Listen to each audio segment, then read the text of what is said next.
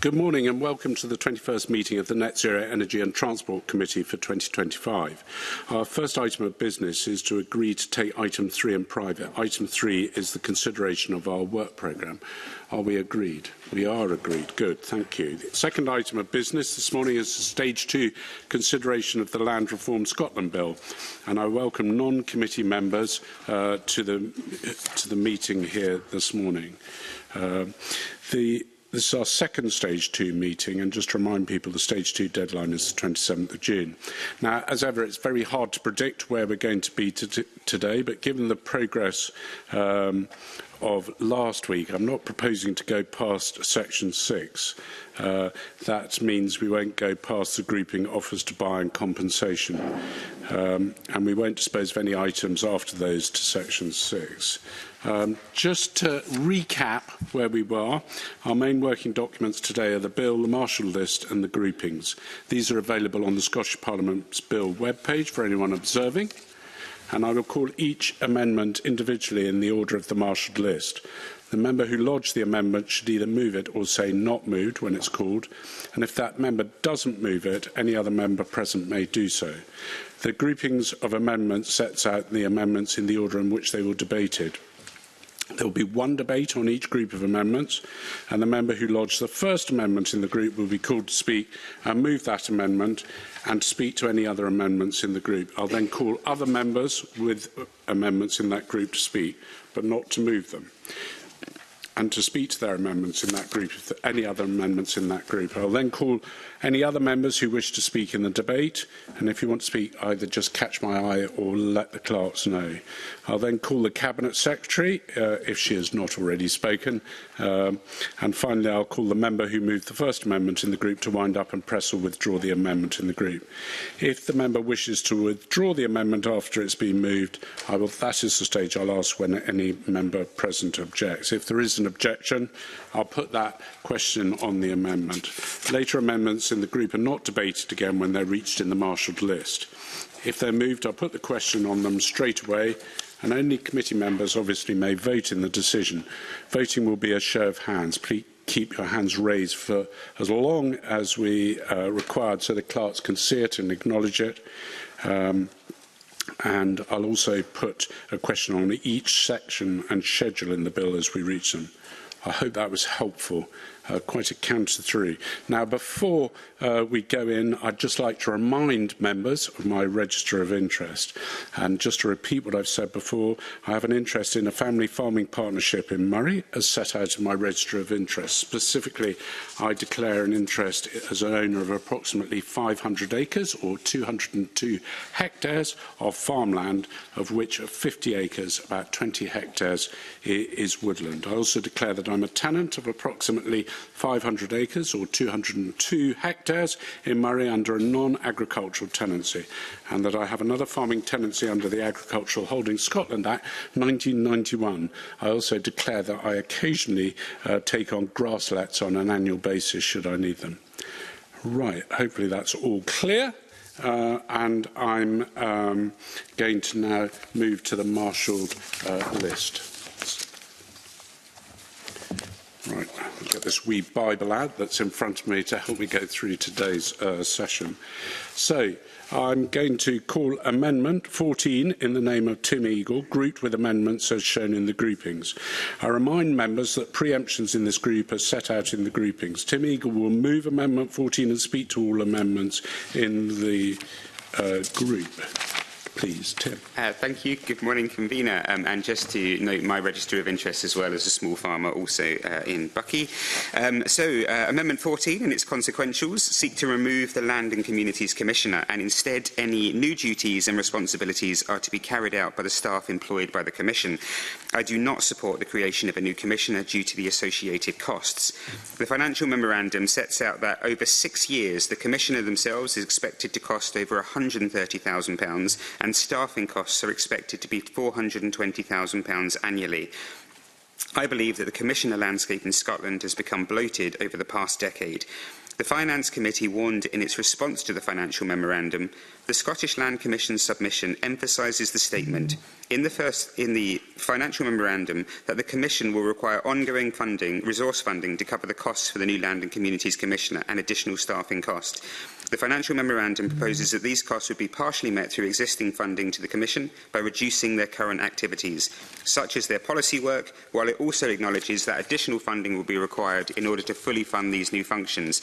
In their submission, the Commission explains that meeting part of the additional costs through their existing budget will mean cutting delivery of policy research and advice, with implications for existing functions. It further states that the staffing assumptions in the financial memorandum represent a minimum requirement, and the Commission expects additional costs in relation to IT and professional advice. Therefore, I do not support the creation of a new Commissioner. I believe it would be more efficient that any new duties and responsibilities are carried out by the staff employed by the Commission. My Amendment 463 adds to the required expertise the person appointed as the new Commissioner should have, adding in agriculture and traditional land management. My Amendment 177 also relates to our package of amendments that seek to delete the role of a new Commissioner. My Amendment 179 seeks to restrict the powers in Section 38B. Newly inserted Section 38B allows for the Commissioner to authorise certain persons to carry out the Commissioner's functions. That includes a committee, an employee of the Commission and any other person. This amendment deletes any other person, as I believe this, as currently drafted, is too wide. My Amendment 180 seeks to delete the entirety of Section 6. For reasons I've already argued, I do not support the inclusion of a new Commissioner. Turning to other amendments in the group, I am interested to hear the policy intent behind Ariane Burgess MSP's Amendment 464 with regard to adding in problems in the operation of natural capital markets, and I would have been content to support Michael Matheson's MSP's Amendment 178 in this group. Thank you, Convener. Thank you very much, Tim. I now call I think, Mark Ruskell, you're going to speak to Ariane Burgess Amendment 464 and any other amendments in the group. Yeah, thanks very much, Convener. Unfortunately, Ariane Burgess is unable to attend the meeting this morning due to her role as Convener of Local Government Housing Committee, so I will be moving her amendments. So I'm just going to speak to 464 in the name of Ariane Burgess. I know that there's a number of amendments that are being lodged and debated today about natural capital, about what kind of framework we need around natural capital markets. In terms of 464, this reflects that there is growing evidence, particularly from the Scottish Land Commission, that demand for carbon and natural capital projects is driving up rural land prices. There is an increasing number of sales which are happening then off-market as a result. There's also been a shift away from valuations based on agricultural and sporting values towards natural capital and forestry potential. And there is a concern that this sort of additional pressure on Scotland's rural land could conflict effectively with the efforts to address the concentration of Scotland's land ownership, and the fact that many of these sales are happening in private, it could be argued also undermines communities' ability to have a say in local land use. So the intention behind this amendment is that there's more that the government could do in this space to get an overview of these markets and ensure any schemes in carbon offsetting natural capital do deliver tangible benefits, not just for the environment but also for the local community as well. So Amendment 464 effectively gives the Land and Communities Commission a responsibility, an explicit responsibility for keeping emerging issues in natural capital markets under review. It pulls this out as a specific area for that Commissioner to look at, ensuring that there's ongoing monitoring there in relation to community justice, and the important land reform principles are at the heart of the bill. And I'll leave it there. Thank you very much, Mark. I'm now going to call the Deputy Convener, Michael Matheson, to speak to Amendment 178 and any other amendments in the group. Michael. Thank you, Convener. The principal purpose behind my amendments 178 and 181 is to try and help to clarify the way in which the Land and Communities Commissioner will interact with the Scottish Land Commission. The powers that have been provided under this piece of legislation for the new provisions very much rest on the individual who will hold the role as the Land and Communities Commissioner as opposed to the Scottish Land Commission itself. Therefore, in my view, that makes the process and the role very dependent upon what would be seen as being the expertise, the experience and the knowledge that that individual commissioner would hold during their term in office. And I can see how the government have sought to shape the role of the commissioner very much in a similar fashion to the way in which they have shaped the Tenant Farmers Commissioner. However, I think a strength in the Tenant Farmers Commissioner has been very much driven by the individual post holder rather than the actual way in which the post has been designed and incorporated into the Scottish Land Commission. Therefore, I'm essentially bringing forward these amendments in a probing fashion in order to try and help to clarify how the Scottish Government intend to codify aspects of the process that will be taken forward through the Land and Communities Commissioner, given their role and how they will be embedded within the Scottish Land Commission. I also, through Amendment 181, recognise that the regulatory function of the Scottish Land Commission is expanding under the bill, and there's an opportunity to update some of these issues on which the Scottish Land Commission may also work, and given its broader new remit, and to look at how we can help to support them in their work around policy development in these areas. But they're essentially probing, and one aspect in particular around 178 is the way in which the Scottish Land and Communities Commissioner would have to consult the Scottish Land Commission prior to issuing guidance, which to me, I'm keen to understand why the government don't feel that the new Commissioner should have to engage with the Scottish Land Commission prior to issuing guidance, given the very close nature of both of their working relationships together. But I'd be keen to hear what the Scottish Government's position is on these matters in order to try to explore the issue further. Thank you very much. I'm just looking around to see if any other members wish to speak in this section of the debate. Douglas, yes, sorry, you were looking perplexed. I was going to talk briefly because 181 I can't actually find in my documentation, so I was a bit confused about that one. I can't see it in the grouping of amendments on the sheet I have, but maybe there has been new amendments that came forward. I just want to pick up on a couple of things. Tim Eagle mentioned the the impact of the Commission just now, and spoke about cutting delivery and advice that they were delivering. So it would be interesting to hear from the Cabinet Secretary whether she feels that there's going to be an impact on that, and if it is stuff that they're doing already that they're having to cut, then it does beg the question, well, why are they doing it just now if it's not actually needed? It does seem a bit strange. And just on 464, spoken to by Mark Roskell, yeah, I think it's something that we can support. The natural capital markets is an emerging issue, and I think it needs somebody to keep a close eye on. So, yeah, we'll be supportive of that one. Thanks, Convener. Thank you. And Douglas, just to clarify, Amendment 181 is under the function and duties of the Scottish Land Commissioner, which is in a later group, which will be debated at that stage. But I'm sure we'll get another crack at that later on. So unless there's any other members wish to speak, and I'm going to turn to the Cabinet Secretary. Cabinet Secretary, good morning. Good morning, Convener, and thanks very much for that. Hopefully I'll try and address some of the points that have been raised in the discussion so far today. But I think on the whole, what we have been listening to the views of stakeholders on the creation of a Land and Communities Commissioner, but I also note that the committee's overall support for the creation of the LCC in the Stage 1 report. Putting the functions relating to community engagement obligations in the transfer test with the LCC allows the expertise of the Scottish Land Commission to be drawn on, while also ensuring that the LCC's functions don't impact the advisory role of the Land Commissioners. I don't think it would be right to impose new obligations on existing commissioners who were recruited for different roles and to do different things compared to what is required of the Land and Communities Commissioner.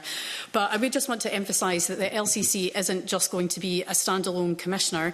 They are going to be a member of the Scottish Land Commission and its Board of Commissioners. So collectively, of course, the Board are responsible for ensuring that there are those appropriate governance procedures and oversight, that that's in place, and that the commissioners are fulfilling their responsibilities and duties appropriately. So it's for those reasons that I would ask the committee not to support Tim Eagle's amendments to remove the position of a Land and Communities Commissioner. On Amendment 463, the bill already requires the Land and Communities Commissioner to have experience of land management and community empowerment, which reflect the role's functions. So I don't think what's proposed in that amendment is necessary given the role's functions, and it would restrict eligibility without any clear justification. So again, I would ask the committee not to support that amendment. And on Amendment 177, now, while conflicts of interest would always be addressed throughout the appointments process, there is precedent for addressing specific conflicts in primary legislation. So an example of that is in the Land Reform Act 2016. That sets out that a person may not be appointed as the Tenant Farming Commissioner if they also own or tenant land subject to relevant tenancy. So because the conflict this time relates to ownership or financial interest in an asset which causes the conflict, I think it is appropriate to address that in the bill, just as was done for the TFC role. And I consider it appropriate to include the disqualification given the nature of the conflict in the existing precedent, and that's why I'd ask committee not to support Amendment 177. Now, Amendment 464 would be a departure from the Land and Communities Commissioner's proposed role to support compliance with obligations and support the transfer test process. So while I do think it is really important, as Mark Ruskell outlined, to monitor the impact of the developing natural capital markets on communities, I don't think the LCC would necessarily be best placed to undertake that function. So I would ask Mark Ruskell, on behalf of Ariane Burgess, not to press that amendment because of that, but I am open to further discussions to see how we can best monitor that going forward. So hopefully we can have those discussions ahead of stage 3. I think turning to Michael Matheson's points and the issues that he raised there, hopefully I'll be able to clarify now that ultimately that amendment puts requirements on the LCC in relation to other commissioners at the Scottish Land Commission and the functions around creating guidance for the community engagement obligations. So I am absolutely supportive of the overall intent behind the amendment. The requirements in relation to the other commissioners doesn't consider existing governance processes which don't necessarily require further legislation. The existing processes require the LCC to collaborate with the Land Commissioners where the LCC's functions relate to the functions of the Land Commissioners, and for the Land Commissioners to collaborate with the LCC and to have regard to their functions too. So ultimately I would ask Michael Matheson not to press this amendment so that I can work with him on the requirements for the development of guidance for the community engagement obligations, and again for us to have those conversations in advance of stage 3. And turning to Amendment 179, the bill allows the LCC to delegate their powers to any committee, employee of the Commission or any other person, and that is ultimately the same as other members of the Scottish Land Commission. Sorry, Convener, would you like to come in? Yes, thank you, Cabinet Secretary. I was trying to wait for an appropriate moment so I didn't interrupt you in mid-flow. One of the requirements in the bill for the Land and Commissioner is that they shouldn't be a large landowner. No amendments have been lodged at that because I think, in my mind anyway, I would quite like to hear your views why you think it's appropriate to bar people because of the fact that they may be a large landowner from carrying out the functions of a land commissioner. I mean, I think I covered that in my response to Amendment 177. As I outlined there, it's because of the nature of the conflict, and I know that this is an area that stakeholders also expressed concern about, which is why we have that disqualification in the bill, and it mirrors what we have in place in relation to the Tenant Farming Commissioner, which is why I think it's appropriate to have that provision in the bill. Cabinet Secretary, I wonder if you'd just be so kind to clarify what you believe the conflict is. Because they own land, that they might not look at these situations with clarity, or because they might know other people that own land? Because I don't think I can't see the connection. if they are a large landowner, I think that brings them into conflict with the measures that we're introducing through the bill, which is why we have this provision in place. Thank you for clarifying that. Sorry, just returning to Amendment 179. And as Tim Eagle outlined, it removes the ability of the Land and Communities Commissioner to delegate to any other person. But I think preventing the Land and Communities Commissioner from delegating work would restrict their ability to carry out their functions. So I think as an example of that, it could prevent them from commissioning a land agent or a third party to provide technical expertise when they're preparing a report to support an investigation in relation to a transfer test. So it's for those reasons I would encourage the committee to reject that amendment. Thank you, Convener. Thank you, Cabinet Secretary. I'm now going to call Tim Eagle to wind up and press or withdraw Amendment 14. Tim. I've got nothing further to add, Convener, but I will press Amendment 14. Thank you. The question is that Amendment 14 be agreed. Are we all agreed? Yes. We're not agreed. There will be a division. Those in favour of the amendment, please raise their hands.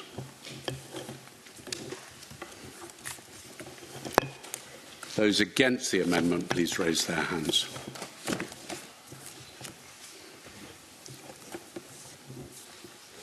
And those who wish to abstain, please raise their hands.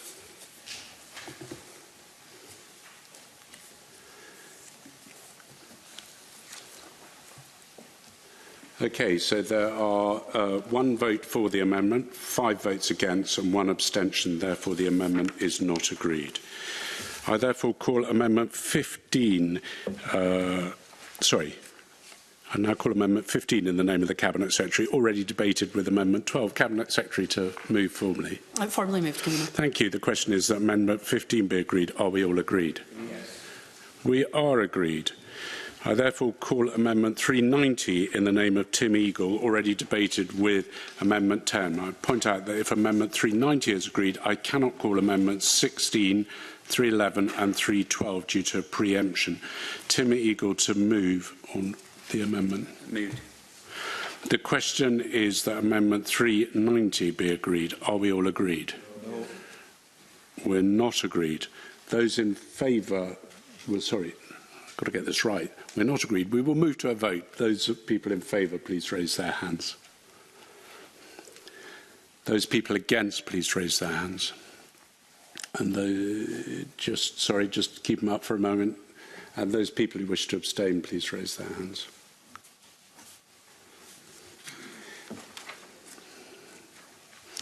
There is 1 vote for the amendment, there's 5 votes against, and there's 1 abstention. Therefore, the amendment is not agreed.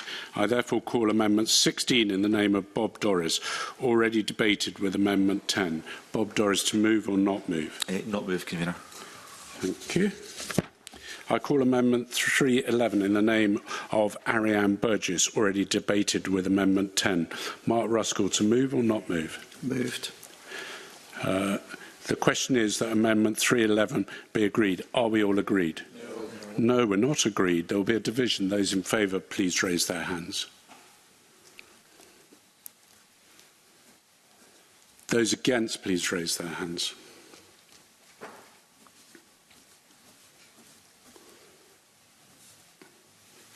And there's no one who wishes to abstain, I believe, by simple mathematics. Therefore, there's 2 votes for, there's 5 votes against, and therefore the amendment is not agreed. I call Amendment 312 in the name of Rhoda Grant, already debated with Amendment 10. Rhoda Grant to move or not move? Not moved. Thank you. I therefore call Amendment 17 in the name of Bob Doris, already debated with Amendment 10. Bob Doris to move or not move? Not moved. Thank you. I call Amendment 18 in the name of Tim Eagle, already debated with Amendment 10. I must point out that if Amendment 18 is agreed, I cannot call Amendments 391, 19 and 313. Tim Eagle to move or not move? Moved. The question is Amendment 18 be agreed. Are we all agreed? Yes. We're not agreed. There will be a division. Those in favour of the amendment, please raise their hands. Those against the amendment, please raise their hands. Those who wish to abstain, please raise their hands.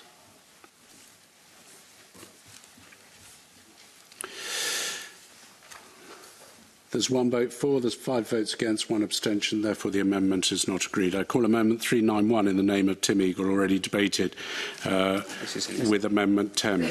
Amendment 10, sorry. Tim Eagle to move or not move? Moved. So the question is that Amendment 391 be agreed. Are we all agreed? No. We're not agreed. There will be a division. Those in favour, please raise their hands. Those against, please raise their hands.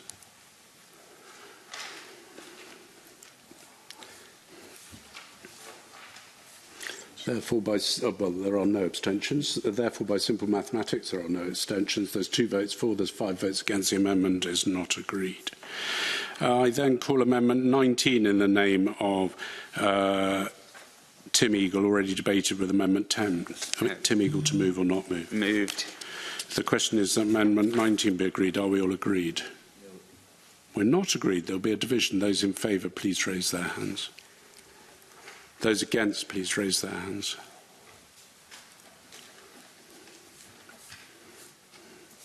Again, by simple mathematics, there can be no abstentions. There are 2 votes for, 5 votes against. Therefore, the amendment is not agreed. I call Amendment 313 in the name of Ariane Burgess, already debated with Amendment 10. Mark Ruskell to move or not move? Moved. The question is that Amendment 313 be agreed. Are we all agreed? No. We're not agreed. There will be a division. Those in favour, please raise their hands. Those against, please raise their hands.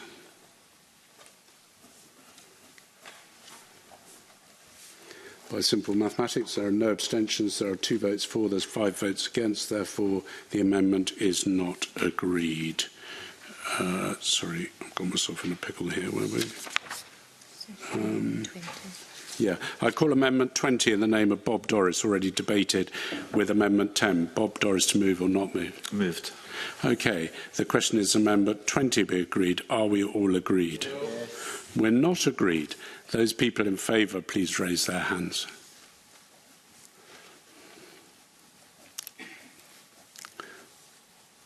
Those people against, please raise their hands. So there are 5 votes for, there's 2 votes against. The amendment is therefore agreed. Now I call Amendment 21 in the name of Tim Eagle, already debated with Amendment 10. I remind members that if Amendments 21 and 315 are direct alternatives, that is, they can be moved and decided on, the text of whichever is last agreed to is what will appear on the bill. Tim Eagle, to move or not move? In light of the discussion, not moved.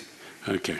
I call Amendment 315 in the name of Rhoda Grant, already debated with Amendment 10. Rhoda Grant to move or not move? Move.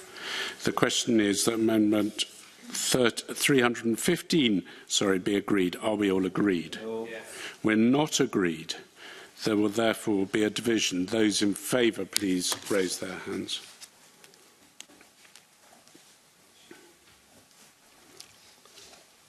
Those against, please raise their hands.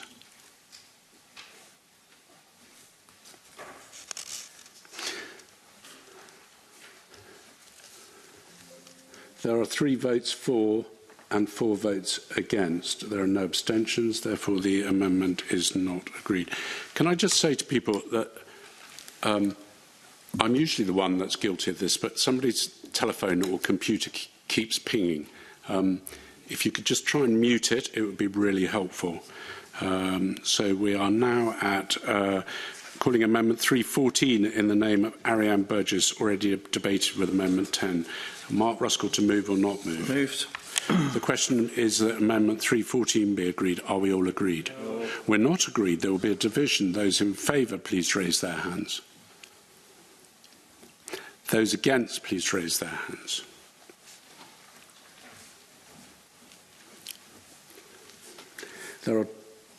There are 2 votes for, there are 5 votes against. The amendment is not agreed. I call Amendment 316 in the name of Ariane Burgess, already debated with Amendment 10. Mark Ruskell to move or not move? Moved. The question is Amendment 316 be agreed. Are we all agreed? No, we're not agreed. There will be a division. Those in favour, please raise their hands. Thank you. Those against, please raise their hands.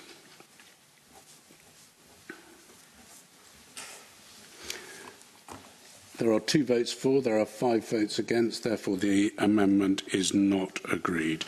I call Amendment 392 in the name of Tim Eagle, already debated with Amendment 10. Tim Eagle to move or not moved? I think it's a consequential of 391, so not moved. Okay. I call Amendment 22 in the name of Bob Doris, already debated with Amendment 11. Bob Doris to move or not move? Moved.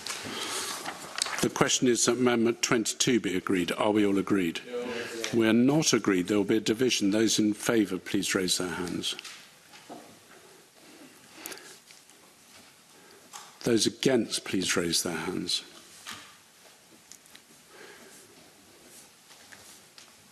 There are 5 votes for, there are 2 votes against, therefore the amendment is agreed. Sorry? Okay, sorry, yeah, you're right. Sorry? No, perfect. No? Okay. Thank you. I call Amendment 23 in the name of Tim Eagle, already debated with Amendment 10. Tim Eagle to move or not move? Moved. The question is Amendment 23 be agreed. Are we all agreed? No. We're not agreed. There will be a division. Those in favour, please raise their hands. Those against, please raise their hands.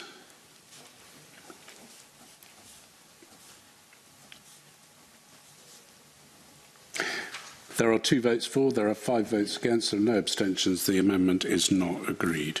I call Amendment 317 in the name of Ariane Burgess, already debated with Amendment 10. Mark Ruskell to move or not move? Not moved. Thank you. The question is Amendment...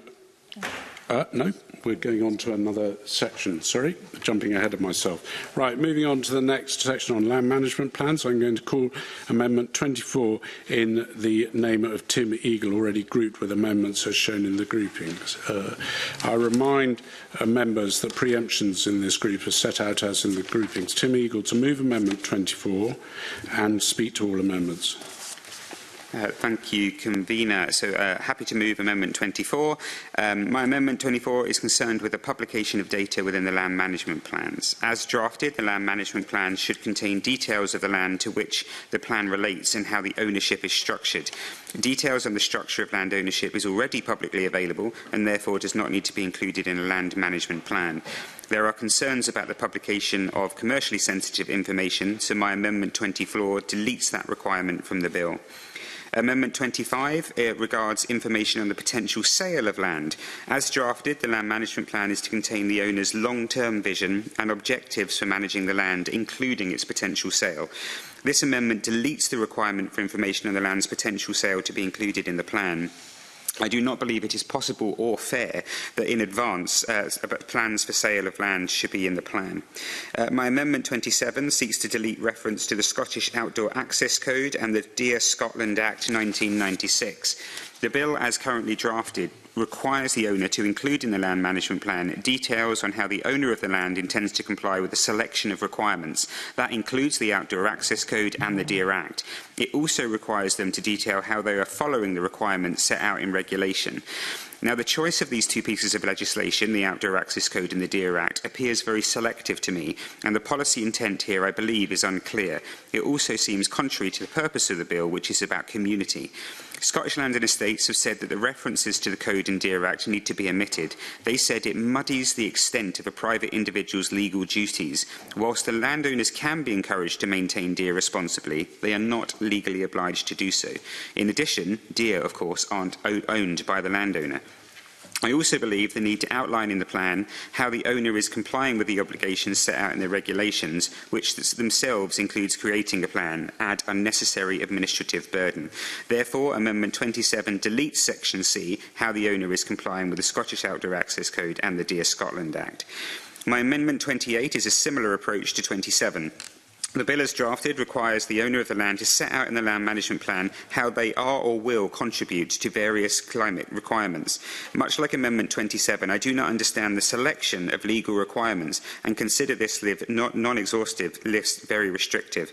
I am also particularly concerned by 1, the achieving net zero emissions target set by Section A1 of the Climate Change Scotland Act 2009. As I understand it, these are obligations imposed on ministers, not private individuals, and are therefore not really within the control of the landowners. Amendment 393, continuing this theme, my Amendment 393 moves the priorities for the land management plan into guidance. As drafted, the bill will require the owner to include in their land management plan information on how they are managing or intend to manage the land in a way that contributes to a selection of legislative requirements. Rather than only list some priorities that should be included in this section, I believe it would be better to move these into guidance. This allows more flexibility and to take into consideration new and emerging national and local priorities, for example, the housing emergency. With regard to other amendments in the group, I would have been happy to support my colleague Douglas Lumsden's MSP amendments in this group. However, I would have been unable to support Ariane Burgess Amendment 26, which adds further requirements on what should be contained in the plan. My aim through these amendments is to simplify the bill and the burden on landowners, not increase the burden, which I consider this amendment would do. Neither could I have supported Ariane Burgess MSP's Amendment 29, which deletes or sustaining biodiversity, preferring the bill as originally drafted. I oppose Ariane Burgess MSP's Amendment 2, which seeks to add another undefined environmental requirement for landowners to prove that they are contributing towards. Amendment 2 cuts across our amendments, which seeks to reduce and simplify the land management plan process. Similarly, I cannot support Ariane Burgess MSP's 320 and 395, which seek to add a further environmental requirement of nature recover to public bodies, as this is undefined. Neither could I have supported Rhoda Grant's MSP's amendment in this group, which seeks to add in new requirements to land management plans, as they are undefined, and as I argued, I do not believe the face of the bill is the correct place for this list. Nor could I have supported Bob Doris Amendment 30, which also seeks to add new requirements to what a land management plan is to contain. Or Amendment 31, which increases publication of the plan and sharing of commercial details in public. I will not be supporting Ariane Burgess MSP's Amendment 334, as I feel that this will make the land management plans more onerous. Finally, with regard to Rhoda Grant's MSP's Amendment 336, I would prefer my amendment that no business operation information be included in the land management plans. Thank you, Convener. Thank you very much, Tim. I'm going to now call Douglas Lumsden to speak to Amendment 318 and any other amendments in the group. Yes, thank you, Convener. And I just intend to talk on the amendments that I am bringing forward in this group. 318 is to simply identify high-quality agricultural land that would then form part of the land management plan. 319 then is about protecting our high-quality farmland from major electricity infrastructure. If we are serious about food security, then we need good farmland. High-quality agricultural land identified in land management plans should not be used for over-industrialisation by energy projects. Because loss of farmland is a real concern for my area. Just today in the front page of the P&J, we have been told of a new substation to the west of Peterhead, 4 times the size of Disneyland Paris. So if there's any ways that we can protect farmland, I think we should be looking at it seriously. Amendment 323 is about increasing openness and awareness of our local communities. If it is a landowner's intention to allow pylons across the land, then it should form part of the land management plan, and I hope that does. 330, where there are pylons intended across land, then the plan should set out how landowner plans to mitigate the impact of pylon construction. Communities are fed up with local roads becoming impassable due to construction traffic or noise and light pollution, so we're calling for that to be identified at the start. 331, if pylons are going to be part of the land management plan, then biosecurity needs to be considered. In the northeast of Scotland, there are concerns of potato cyst nematode, PCN, spread as contractors are digging up and moving from field to field. Amendment 332, if pylons are proposed, then plans should set out why undergrounding of cables not appropriate. Now, we're not saying in this that pylons can't be used, but what we want is the conversation to take place with local communities on why it can't be done, so there's a better understanding for everyone. And finally, Amendment 333 brings into consideration the cumulative impact of energy infrastructure in the area. Cumulative impact is the biggest concern that I hear, and it's not just pylons that appears, but then substations, plural, then battery storage, that all seem to be clustered together. So cumulative impact needs to be taken into consideration, and hopefully everyone can agree on this amendment to make sure that is actually considered. Thank you, Convener. Thank you very much. I now call Mark Ruskell to speak to Ariane Burgess's Amendment 26 and any other amendments in the group. Mark. Yeah, thanks very much, Convener. So Amendment 26 introduces a requirement for land management plans to include information about how the landowners engage with the community on the development of the plan and how that engagement has influenced that plan. So including this information in the plan will support meaningful engagement between communities and the landowner, improve transparency of how engagement has impacted the plan, and it really addresses the committee's recommendation, I think, in our Stage 1 report. So I ask the committee and members here to support Amendment 26. I'm not intending to move Ariane Burgess's Amendment 334, which sought to do a similar thing by another route, and urge members instead to support Amendment 26. I'm going to turn to Amendments 29 and number 2. These both seek to strengthen the obligations on landowners to increase biodiversity on their land and the restoration of beneficial ecosystem processes. So Amendment 29 removes the phrase "or sustaining" from the wording in this section, leaving landowners to manage land in a way that contributes to improving biodiversity only. It doesn't create an inadvertent loophole whereby biodiversity levels are sustained at the current levels, effectively entrenching the status quo and the poor status of Scotland's environment. Removing the words "or sustaining" helps ensure that LMPs are forward-looking and ambitious, encouraging landowners and managers to think about how their actions can improve soil health, restore habitats, bring back native species, and support the dynamic self-willed processes that make ecosystems resilient and productive. It also aligns with Scotland's broader commitments to just transition, biodiversity targets, and nature-based solutions to climate change.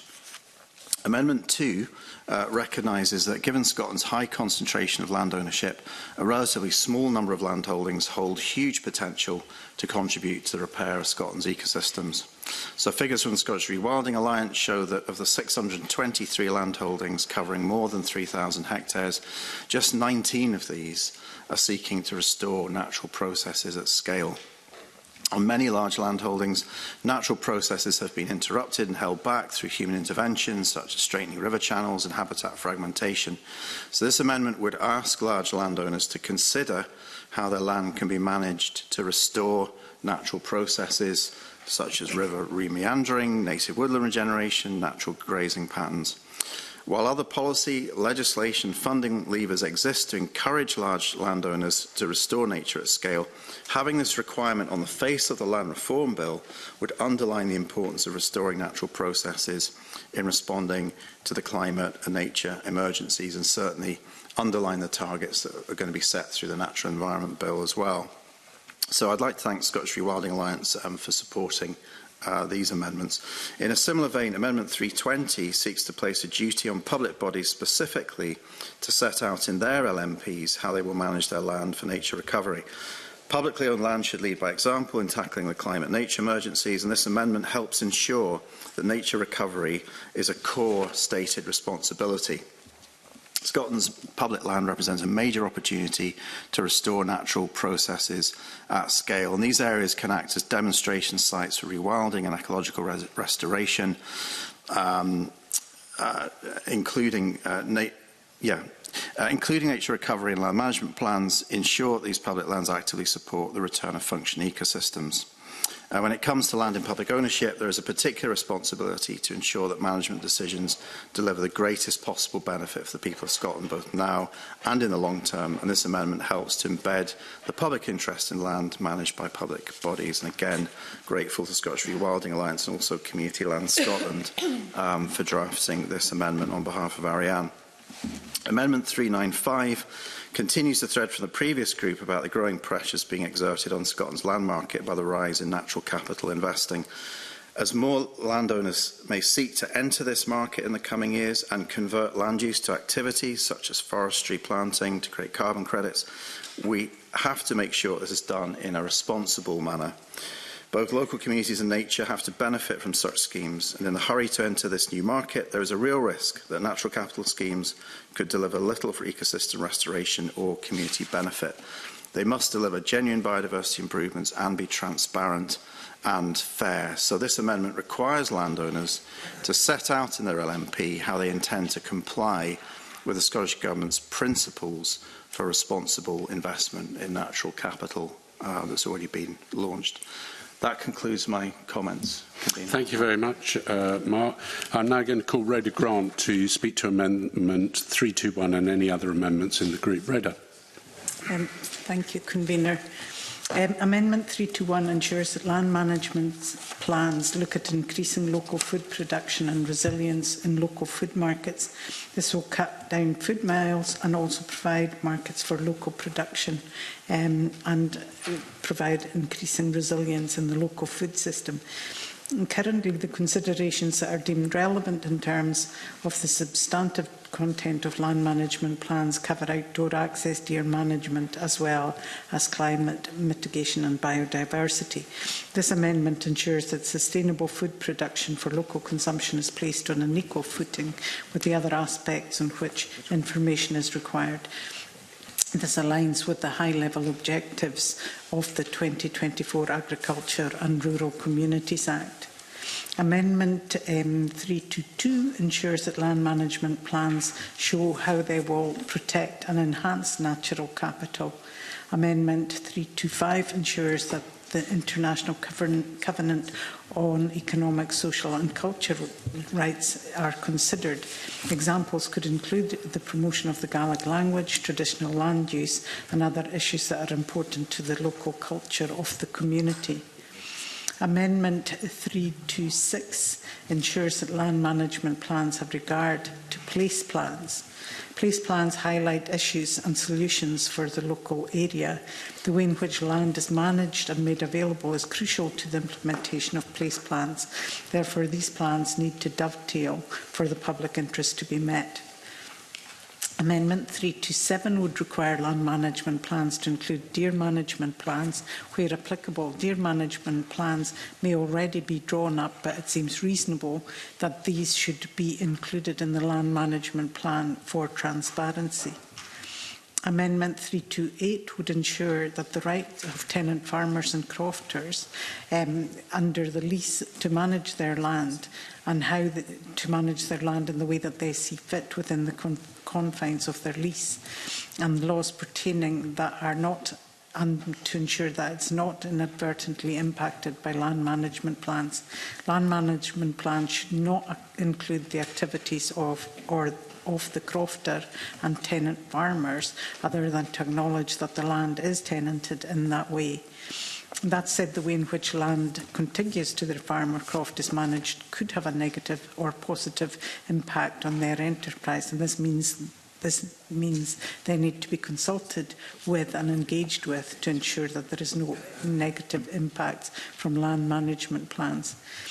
Amendment 329 ensures that farmers and crofters claiming support ensures that farmers and crofters who already develop a whole farm plan to access support could use that for their land management plans. There are very few farms that would fall under this legislation, but it would make sense if they could use their whole farm plan to fulfil their duties under land management plans. It would save them preparing two plans, which would largely hold the same information. There's a drafting error, I acknowledge, in this amendment, but I'm keen to hear the Cabinet Secretary's thoughts on this general approach and maybe bring something similar back at stage 3. Amendment 336 ensures that those who hold tenancies do not have their rights infringed by landlords' land management plans. These plans, of course, must indicate the part of land that is tenanted, but it cannot be used to influence or infringe the tenant's business practice. And I think this amendment seeks to make that clear. Thank you very much, Rhoda. I now call Bob Doris to speak to Amendment 30 and any other amendments in the group. Mr Doris. Thank you, Convener. I'll restrict myself mainly to amendments in my name only, and I'll start with Amendment 30.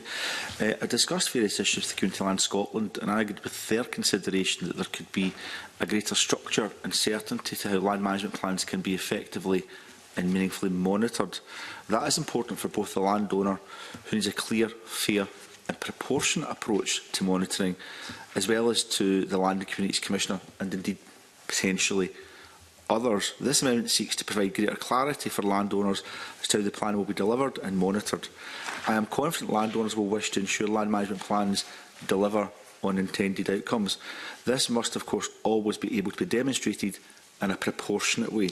Therefore, Amendment 30 would require details on how the plan will be implemented, who is responsible for the implementation of the plan, how the implementation of the plan will be monitored, and how the actions and outcomes of the plan will be reported upon. Now, this amendment is linked to Amendment 33 that we discussed earlier, last week actually in Group 2, which would have allowed the Commission to publish guidance on how owners are to comply with the requirements mentioned in Section 44B(3), which effectively sets out the information that the land management plan must contain.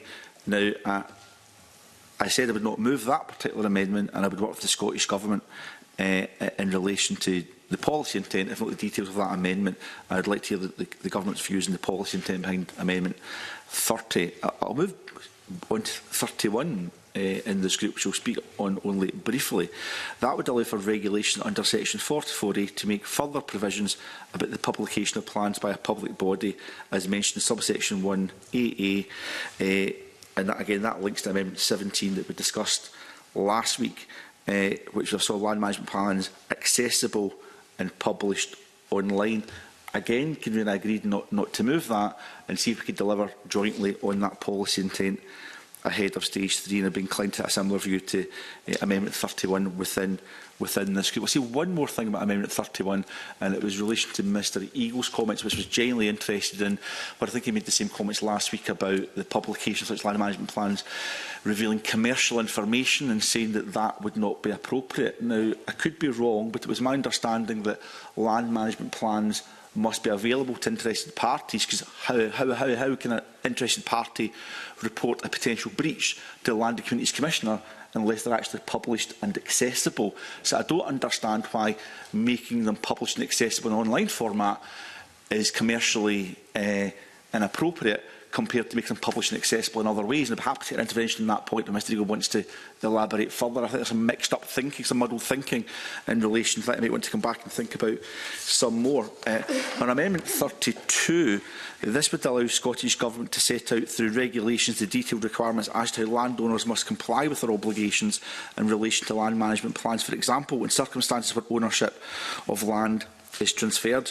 One of the matters which has been discussed by our committee at stage 1 scrutiny is what the status of any land management plan should be if the land is subsequently sold. For instance, do the new owners simply inherit the obligations within the original plan? These regulations would set out the requirements for new owners and could also cover other scenarios. For example, when a landowner who owns land under the threshold purchases an adjacent holding, bringing them into the scope of the Bill's provisions.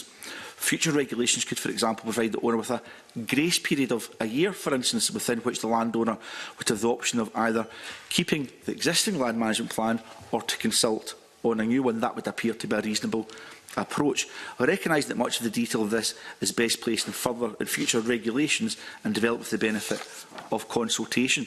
It is appropriate that the Bill does not prescribe the detail of the manner in which the obligations in Section 44B(1) on land management plans must be complied with. Accordingly, I would ask the Committee to support Amendment 32 and give consideration to other amendments within the group in my name. Thank you very much. I'm just looking around to see if any other members wish to speak. If I may then just make a couple of points. I tend to agree with I do agree with Amendment 24 regarding outdoor access code and deer management. The outdoor access code was introduced as a result of the 2003 Land Reform Act and was published in 2005. It's never been updated to this date. So that's 20 years hence. It's probably the only code that I know that has lasted that long without any change. And the problem with, of course, the outdoor access code is it stands as it stands. And when I approached the ministers to see whether it could be reformed, I was told no, it's a matter of fact and there will be no changes. So on that basis, I don't see why it needs to be included within this, because it's a matter of fact and cannot be changed. So the outdoors access code stands as it is. So complying with it is a matter of law, not a matter of some debate that should be within a management plan. Also regarding deer management plans from my experience, and I've drawn up a few, my previous existence as a land management, cover large areas of land. And you may have deer management on a holding that is surrounded by Forestry and Land Scotland, for example, who have a zero tolerance on deer and will shoot every single deer that they see on the basis they're trying to control them, which means that whatever the person does that's surrounded by them will have absolutely zero effect.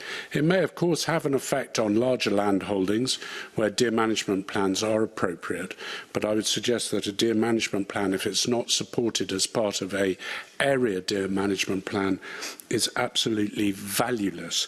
And I'd be grateful to hear what the Minister, or the Cabinet Secretary says in relation to that and her experience of larger scale deer management plans. As far as the amendment on sale is concerned, I don't think my experience has been such that many people plan sales in the future. There usually is some tragic event that happens, maybe a death in the family, a disaster, maybe even divorce or any other thing that causes a land to be sold and to be split up. Therefore, trying to predict that into the future is pretty impossible. Where it is possible to predict it is where there are corporate land owners who have a land management plan for a certain amount of land and wish to turn it over every certain amount of years. Or indeed, for example, has been discussed in the past where Forestry Land Scotland develop forests, work out that the forests are planted and then are prepared to sell it on to allow them to develop further forests. But in most cases, sale is never predicted at the outset of land management. I certainly, on my small holding, would not be in a position to say when I was going to sell it, because I hoped that I never would. But I can't see how the government, therefore, should ask me to include it. And I look forward to the Cabinet Secretary telling me why those reasons should be ignored in her summary, which she's coming to now. Cabinet Secretary, over to you. Thank you very much, Convener. And I'm not intending to cover every single individual amendment in this group or respond to them all individually. But I think, ultimately what we are trying to do here is strike the balance with the detail that we bring forward as part of a land management plan. And it's not intended to be an exhaustive list by any means. These are about the high-level statements that we include on the face of the bill, which, following consultation, are going to be developed into more detail in the subsequent regulations. So I just want to restate that land management plans aren't a requirement for landowners to take specific measures, but it's intended to encourage landowners to consider what steps they may be able to take to provide more transparency on these plans. Turning to the different groups of the amendments that we've just discussed, I think looking at the amendments that Tim Eagle is bringing forward, they would remove most of the high-level statements of content and then leave everything to guidance. Douglas Lumsden, on the other hand, has taken the opposite approach and is instead requiring more detail to be inserted into land management plans. But I do think some of what Douglas Lumsden is proposing here can form part of that consultation and development with stakeholders that I talked about, and consideration of the impact of requirements will be key to ensuring that. So I therefore recommend that amendments from Tim Eagle and Douglas Lumsden aren't supported. Ariane Burgess's Amendment 26 requires information that is, I think, right to be on the face of the bill because... Yes? Thank you for taking the intervention, Cabinet Secretary. I want to go back to the point that the convener raised about potential sale, because I guess if you ask any landowner, everything's potentially for sale if the price is right. So how do you see that working? Do you see if there's a particular, if it's up for sale, or how would it work? Sorry, what do you mean? For a potential sale being included in the land management plan, because I would think everything's potentially for sale if there's a proper price. So are you meaning in here that if there's negotiations taking place for a potential sale, or what would constitute a potential sale? Well, again, if that's something that the landowner is considering, I think it's all very well to be open and transparent about that. And I think ultimately what we hope through land management plans and through the community engagement engagement process as well, is that there's that discussion with communities and that transparency and engagement throughout that process as well, so that we're improving relationships there, which then I think when we look to some of the other measures that are being introduced by the bill, that can help facilitate. Just returning to Amendment 26, including this information in the plan, I think is going to support the meaningful engagement between communities and the landowner and improve transparency of how engagement has impacted the plan. Now, this amendment addresses the committee's recommendation that was made in the Stage 1 report, so that's why I support this amendment. I think on Amendment 2, I'm not too sure how that would add to what we have already set out in relation to this, so I'm happy to have a further conversation with either Mark Ruskell or Ariane Burgess in relation to Amendment 2. And the remainder of Ariane Burgess's amendments add more detail to the face of the bill, so while I acknowledge the approach that's being taken here, I think it is important that certain requirements can be updated in future regulations to ensure that they remain relevant, and so I think they're better placed in secondary legislation. Turning to Bob Doddis's amendments, Mark Russell. So just to be clear then, Cabinet Secretary, your expectation is that the kind of detail that I've laid out in terms of ecological restoration is something that would be expected to be in a land management plan as appropriate to the holding? Again, that could well be. I think what's important is the consultation we undertake in relation to that, right, where I think we get into more of that detail. And as I say, it's about the higher level statements that we have on the face of the bill in relation to what we expect land management plans to contain. Okay. So, returning to Bob Doddis's amendments, I think I just want to provide some reassurance, first of all, in relation to Amendment 30, because monitoring and reporting is, of course, intended, but rather than being done within individual land management plans, that is instead going to be set at a higher level by the Scottish Land Commission. So, I hope that provides some reassurance, and I would ask that he doesn't press his amendment on that basis. For Amendment 31, I do support the intent behind that, ensuring that plans are published in a single and accessible location, but I would ask Bob Doddis not to press this amendment so that I can work with him ahead of Stage 3 to ensure that it's drafted in a way that isn't going to pose any implementation issues further down the line. And turning finally to his last amendment in this group. Yes. Thank you for taking the intervention again. We heard some discussion between Bob Doddis and Tim Eagle about the details of the plan and commercially sensitive information that some people are concerned about being in the plans. How do you think that could be addressed in terms of commercially sensitive stuff? Do you think it could be high enough a level to not go into some of that commercially sensitive detail? I do believe that would be the case. I can't imagine that we would want to be in a position where we are publishing information that is going to be commercially sensitive to a business. So I want to provide assurance on that front. Yes. Just give way for some further clarity in relation to this, because I would not be aware that my amendment, and I'm pleased to work with the Cabinet Secretary head of Stage 3 to make sure it's drafted accurately and appropriately. I wouldn't have thought that my amendment to make it easier to access a land management plan that Parliament has so far agreed should be accessible anyway will have any implication on commercial sensitivity whatsoever. This amendment doesn't require additional information to be published. It simply requires it to be published in an accessible way. So I'm still not sure where commercial confidentiality or sensitivity comes in to this particular amendment, Cabinet Secretary. No, and I would agree with the point that you've made as well. I think the plans need to be accessible, and I think ultimately that's what we are trying to achieve here.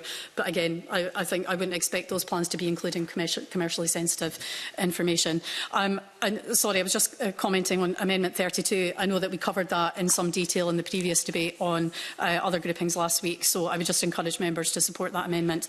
And I think, just finally turning to Rhoda Grant's amendments, I fully recognise the aims of what Rhoda Grant's trying to achieve here, for example, having regards to any local place plans in Amendment 326. However, I can only restate that these would be fully considered as part of the regulations and the consultation we would undertake in relation to that, really to make sure that the content of the plans is fit for purpose, proportionate and deliverable. However, on Amendment 328, I support Rhoda Grant's intention in relation to that amendment, and I would support that. On Amendment 329 specifically, the regulations referred to by the members ceased to have effect in March 1993, so I just wouldn't see value in collecting that information, and I think it would be a burden on island businesses, so I therefore recommend that Rhoda Grant's amendments here are opposed. Thank you, Convener. Cabinet Secretary, I'm now going to ask Tim Eagle to wind up and press or withdraw Amendment 24. Tim. Thank you, Convener. I don't have really much to add there. I think I would just reiterate the points I've made. That what I think I'm trying to do here is I don't support land management plans, as obviously has become obvious. But I think what I'm trying to do is make sure they're as least prescriptive as possible, and just be careful to make sure that there isn't a chance that businesses will have to put commercially sensitive information within them. Saying that, I am happy to press Amendment 24. Thank you very much. Now, I'm just going to say to the committee there is now going to be a fairly lengthy sequence of voting before we move on to the next debating slot. So my plan is, depending on how that goes, maybe to take a short break after this voting section. Depending on how quick or how many amendments are pressed means whether we need that. So, okay, so the Tim Eagles pressed Amendment 24, and the question is that Amendment 24 be agreed. Are we all agreed? No. We are not agreed. There will be a division. Those in favour, please raise their hands. Those against, please raise their hands. There are 2 votes for. There are 5 votes against, and there are no abstentions. Therefore, it is not agreed. I call Amendment 318 in the name of Douglas Lumsden, already debated with Amendment 24. Douglas Lumsden, to move or not move? Moved. Thank you. The question is Amendment 318 be agreed. Are we all agreed? No. We're not agreed. There will be a division. Those in favour, please raise their hands. Those against, please raise their hands. Those who wish to abstain, please raise their hands.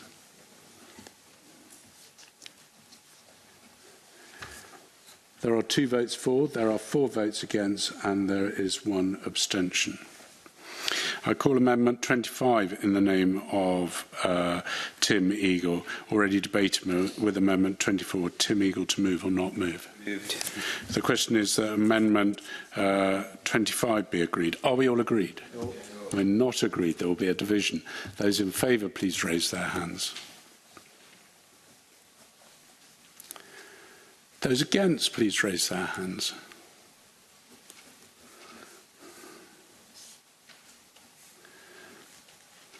There are 2 votes for. There are 5 votes against. The amendment is not agreed. I therefore call Amendment 26 in the name of Ariane Burgess, already debated with Amendment 24. Mark Ruskell, to move or not move? Moved. The question is Amendment 26 be agreed. Are we all agreed? Yes. No, we're not agreed. There'll be a division. Those in favour, please raise their hands. Those against, please raise their hands.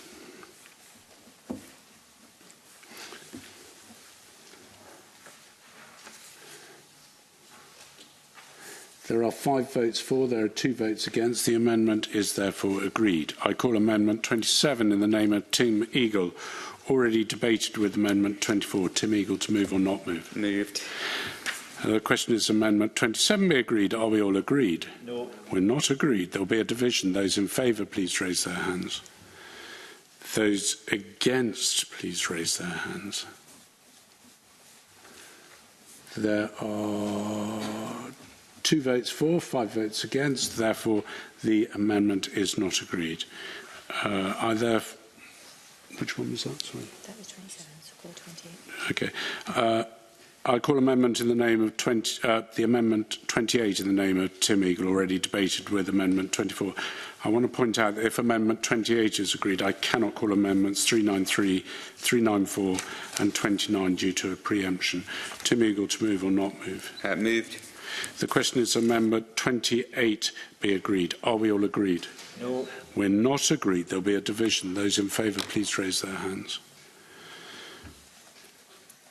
Those against, please raise their hands.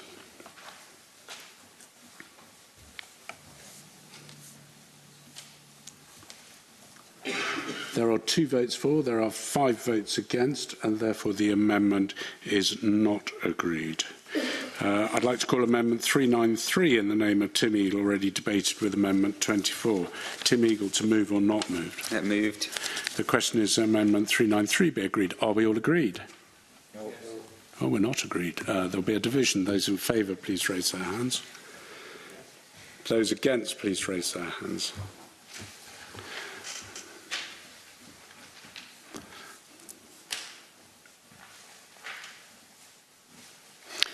There are 2 votes for, there's 5 votes against, there's no abstention. The amendment is not agreed. I call amendment... sorry? Yes, 394 in the name of Tim Eagle, already debated with Amendment 24. Tim Eagle to move or not move? Moved. The question is, the Amendment 394 be agreed? Are we all agreed? Yes. We're not agreed. Those in favour, please raise their hands. Those against, please raise their hands. There are 2 votes for, 5 votes against. There no abstentions, therefore it is not agreed. I call Amendment 29 in the name of Ariane Burgess, already debated with Amendment 24. Mark Ruskell to move or not move? Move. The question is Amendment 29 be agreed. Are we all agreed? No. We're not agreed. There will be a division. Those in favour, please raise their hands. Those against, please raise their hands. Those who wish to abstain. Sorry. I was against. Right. Let's just do the against again. Those against, please raise their hand. Okay. So there are 2 votes for. There's 5 votes against. There are no abstentions. Therefore, it is not agreed. Therefore, call Amendment 2. Yeah. Amendment 2 in the name of Ariane. Sorry. Mr Lumsden, you completely put me off by getting me out of sequence. I'm going to blame you, but I'm going to call Amendment 2 in the name of Ariane Burgess, already debated with Amendment 24. Mark Ruskell to move or not move? Not moved. Not moved. The question, I call Amendment 319 in the name of Douglas Lumsden, already debated with Amendment 24. Douglas Lumsden to move or not moved? Not moved. I call Amendment 320 in the name of Ariane Burgess, already debated with Amendment 24. Mark Ruskell to move or not move? Moved. The question is Amendment 320 in the name of... it be agreed. Are we all agreed? No. We're not agreed. There will be a division. Those in favour, please raise their hands. Those against, please raise their hands.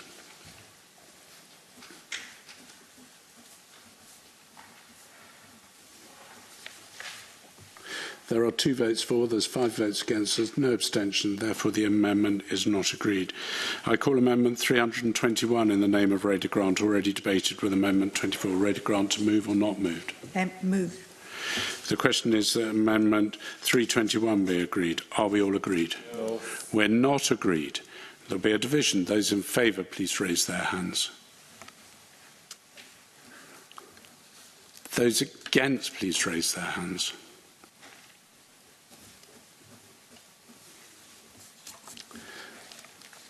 There are 2 votes for, there is 5 votes against, there are no abstentions. The amendment is not agreed.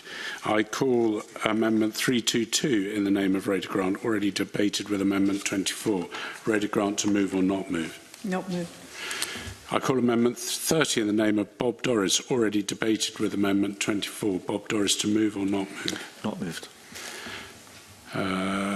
I call Amendment 323 in the name of Douglas Lumsden, already debated with Amendment 24. Douglas Lumsden to move or not move? Moved. The question is Amendment 323 be agreed. Are we all agreed? No. We're not agreed. There'll be a division. Those in favour, please raise their hands. Those against, please raise their hands.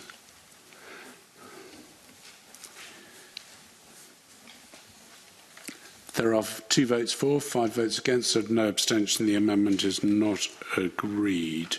I call Amendment 324. What was that one we just did? 324 in the name of Douglas Lumsden, already debated with Amendment 24. Douglas Lumsden to move or not move? Moved. The question is Amendment 324 be agreed. Are we all agreed? No. We're not agreed. There'll be a division. Those in favour, please raise their hands.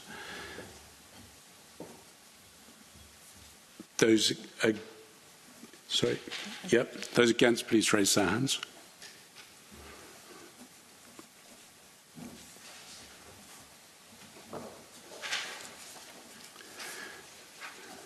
There are 3 votes for, 4 votes against. There are no abstentions, therefore is not agreed. I call Amendment 325 in the name of Ray de Grant, already debated with Amendment 24. Ray de Grant to move or not moved? Moved. The question is Amendment 325 and then be agreed. Are we all agreed? No. No, we're not agreed. Those in favour, please raise their hands. Those against, please raise their hands.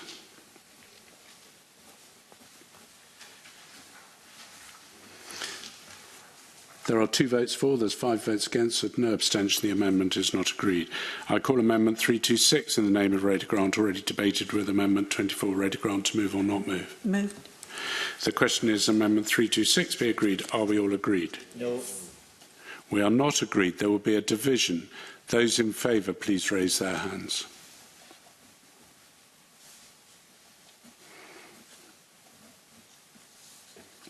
Those against, please raise their hands.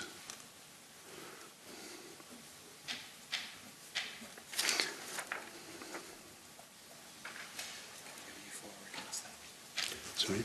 Did you vote for that? I voted for it, yeah. Okay. Yeah.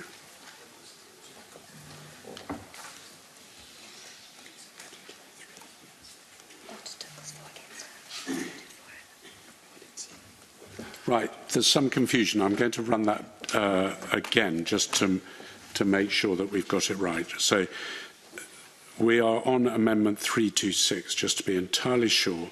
Those in favour, please raise their hands.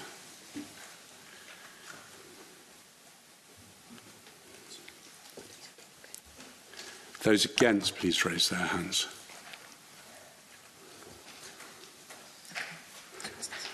Okay, there are 4 votes for, there are 3 votes against, there's no abstention, therefore the amendment is agreed. Sorry about that. I call Amendment 327 in the name of Rhoda Grant, already debated with Amendment 24. Rhoda Grant, to move or not move? Not moved. I call Amendment 328 in the name of Rhoda Grant, already debated with Amendment 24. Rhoda Grant, to move or not moved? Moved. The question is Amendment 328 be agreed. Are we all agreed? Agreed. Sorry, I didn't... 328, are we agreed or not agreed? Agreed. Not agreed. There will be a division. Those in favour, please raise their hands.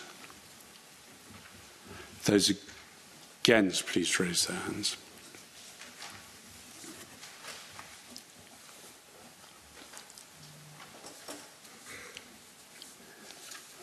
There are 5 votes for, there's 2 votes against, there's no abstentions. Therefore, the amendment is agreed. I call Amendment 329 in the name of Rhoda Grant, already debated with Amendment 24. Rhoda Grant, to move or not move? Not moved. Thank you. I call Amendment 395 in the name of Ariane Burgess, already debated with Amendment 24. Mark Ruskell, to move or not move? Moved.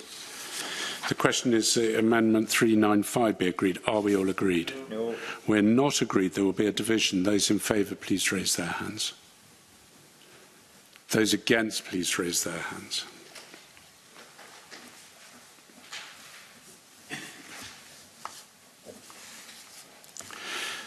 There are 2 votes for, there are 5 votes against, there are no abstentions, therefore the amendment is not agreed. I call Amendment 31 in the name of Bob Doris, already debated with Amendment 24. Bob Doris, to move or not move? Not moved. I call Amendment 332 in the name of Bob Doris, already debated with Amendment 24. Bob Doris, to move or not move? Moved. So the question is Amendment 32 be agreed. Are we all agreed? Agreed. We're not agreed. There'll be a division. Those in favour, please raise their hands.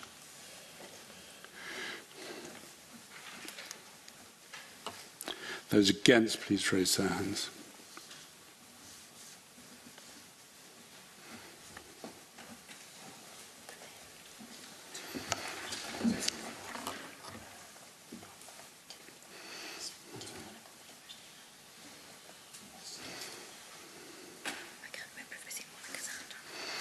Okay.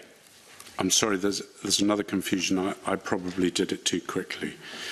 So I'm going to call Amendment 32 again. Those in favour, please raise their hands. Thank you. Those against, please raise their hands.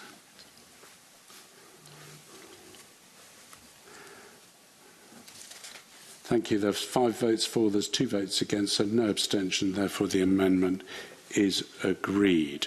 I now call Amendment 330 in the name of Douglas Lumsden, already debated with Amendment 24. Douglas Lumsden, to move or not move? Moved.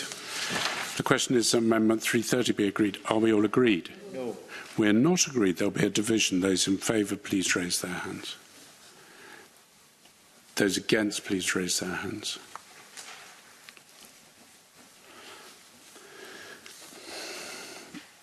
There are 2 votes for, there's 5 votes against, there's no abstention, therefore the amendment is not agreed. I call Amendment 331 in the name of Douglas Lumsden, already debated with Amendment 24. Douglas Lumsden, to move or not move? Moved. The question is, Amendment 331 be agreed? Are we all agreed? No. We're not agreed. There'll be a division. Those in favour, please raise their hands. Those against, please raise their hands.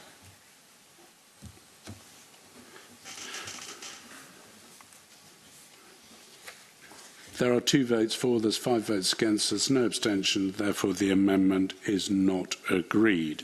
I call Amendment 332 in the name of Douglas Lumsden, already debated with Amendment 24. Douglas Lumsden, to move or not move? Moved. The question is, be Amendment 332 be agreed? Are we all agreed? We are not agreed. There'll be a division. Those in favour, please raise their hands. Those against, please raise their hands.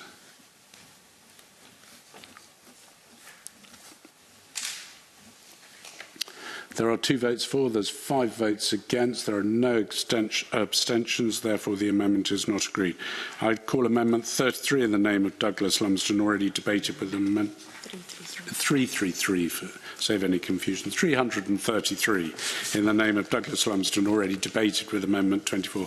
Douglas Lumsden, to move or not move? Moved. The question is that Amendment 333 be agreed. Are we all agreed? No. We are not agreed. There'll be a division. Those in favour, please raise their hands. Those against, please raise their hands.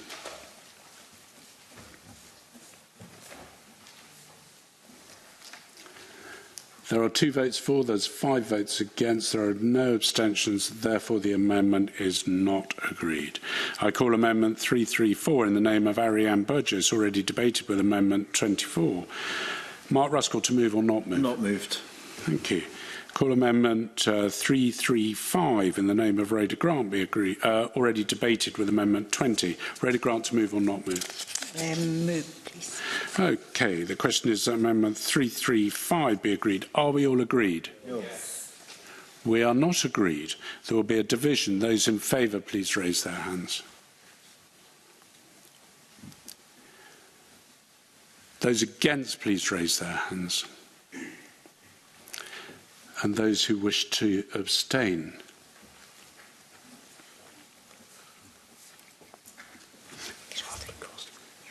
Okay, so there are 3 votes for and the 3 votes against, and there is 1 abstention. Now, having been a convener in the committee for whatever it is, 9 years, I've always followed the same policy that I will cast my casting vote in the way that I voted originally. Therefore, I voted originally in favour of this amendment, so that means that this amendment is carried by majority on my casting vote.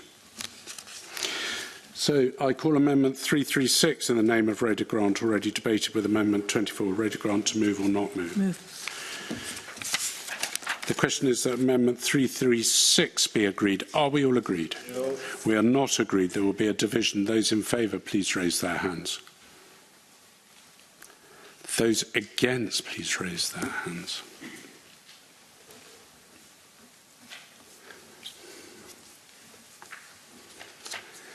Okay, there are 2 votes for, there are 5 votes against, there are no abstention. The amendment is not agreed. I call Amendment 337 in the name of Ariane Burgess, already debated with Amendment 10. Mark Ruskell, to move or not move? Moved. The question is Amendment 337 be agreed. Are we all agreed? No. We're not agreed. There will be a division. Those in favour, please raise their hands. Those against, please raise their hands.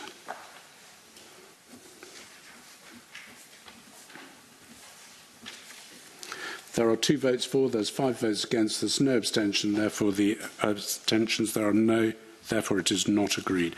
I call Amendment 396 in the name of Tim Eagle, already debated with Amendment 10. Tim Eagle, to move or not move? Moved. The question is that Amendment 396 be agreed. Are we all agreed? No. We're not agreed. Those in favour, please raise their hands. Those against, please raise their hands.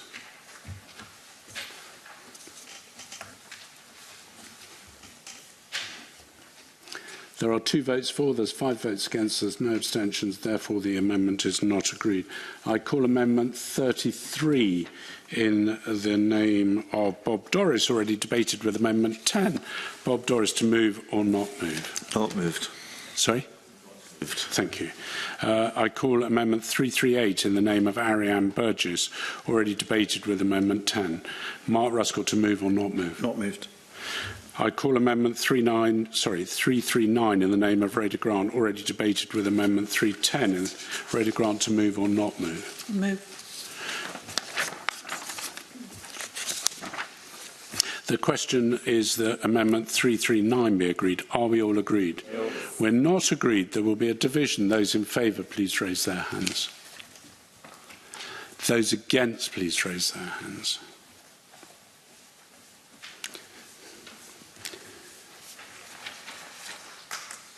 There are 2 votes for, there's 5 votes against, there's no abstentions, therefore the amendment is not agreed.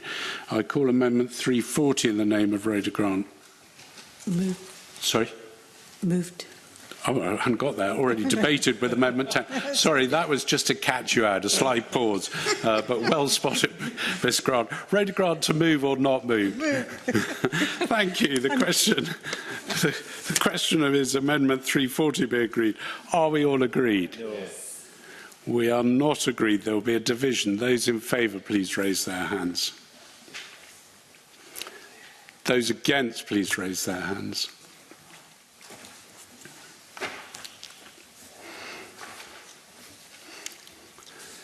There are 4 votes for, there are 3 votes against, and no abstentions. Therefore, the amendment is agreed. I call Amendment 397 in the name of Tim Eagle, already debated with Amendment 389. Tim Eagle, to move or not move? Moved. The question is Amendment 397 be agreed. Are we all agreed?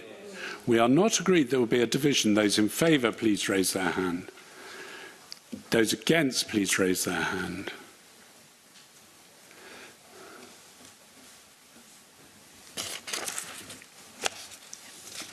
There are 2 votes for, there's 5 votes against, there are no abstentions. The amendment is not agreed. I call Amendment 341 in the name of Rhoda Grant.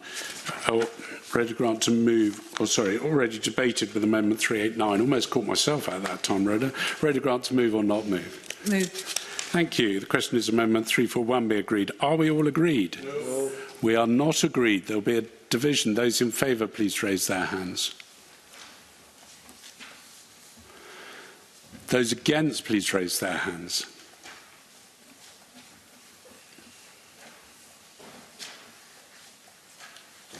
There are 2 votes for, there are 5 votes against, and no abstentions.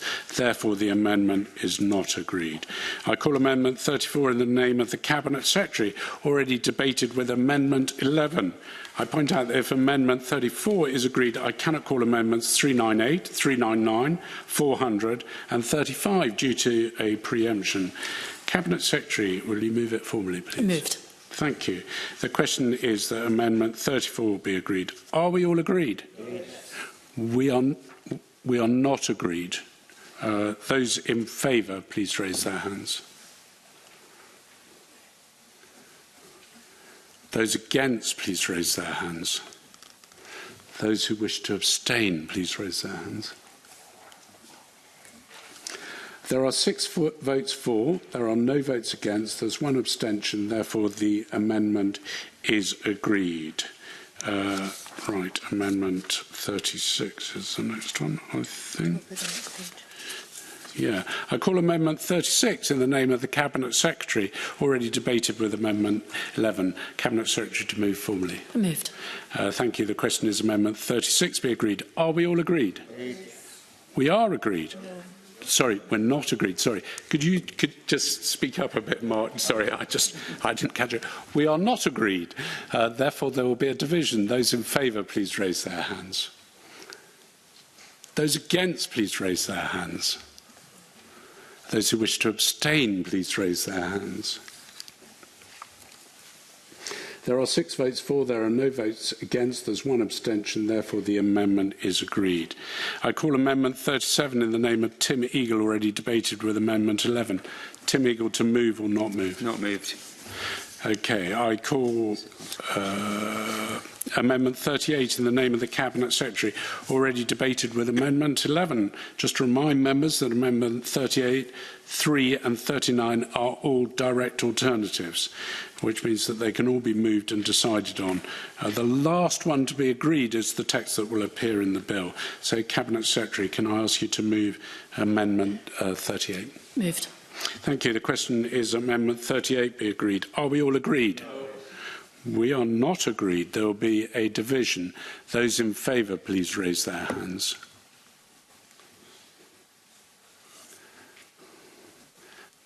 Those against, please raise their hands. Those who wish to abstain, please raise their hands.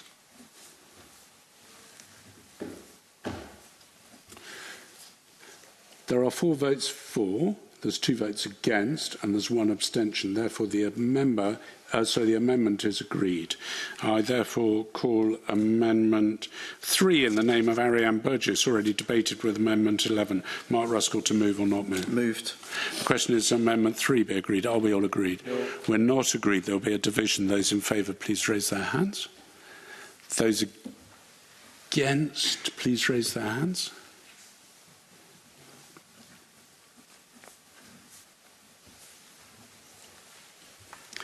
There are 2 votes for, 5 votes against, no abstentions. Therefore, the amendment is not agreed. I call Amendment 39 in the name of Tim Eagle, already debated with Amendment 11. Tim Eagle, to move or not move? Moved. The question is that Amendment 39 be agreed. Are we all agreed? No. We are not agreed. There will be a division. Those in favour, please raise their hands. Those against, please raise their hands.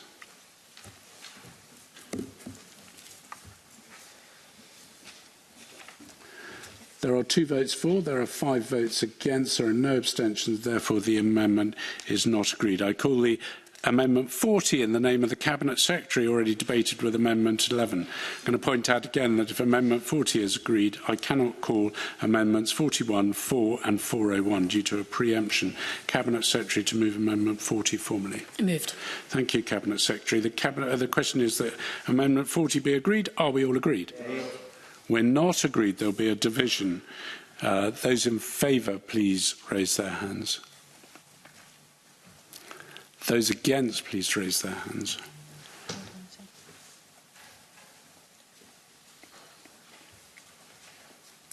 Yeah, and those who wish to abstain, please raise their hands.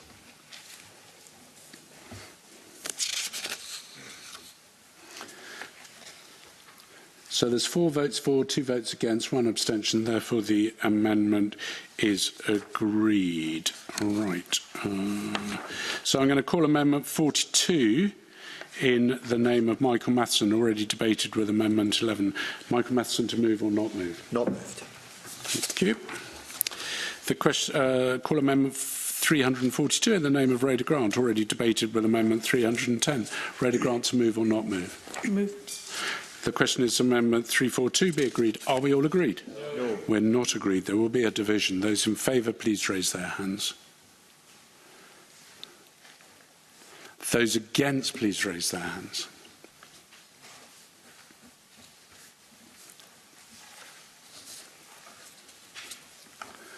There are 2 votes for, there are 5 votes against, there are no abstentions. Therefore, the amendment is not agreed. Can I call Amendment 402 in the name of Tim Eagle, already debated with 11? Tim Eagle, to move or not move? Moved. The question is that Amendment 402 be agreed. Are we all agreed? No. We're not agreed. There will be a division. Those in favour, please raise their hands. Those against, please raise their hands.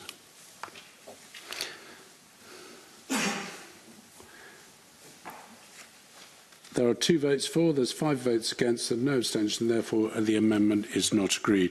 I call Amendment 403 in the name of Tim Eagle, already debated with Amendment 11. Tim Eagle, to move or not move? Moved. The question is Amendment 403 be agreed. Are we all agreed? No. We're not agreed. There'll be a division. Those in favour, please raise their hands. Those against, please raise their hands.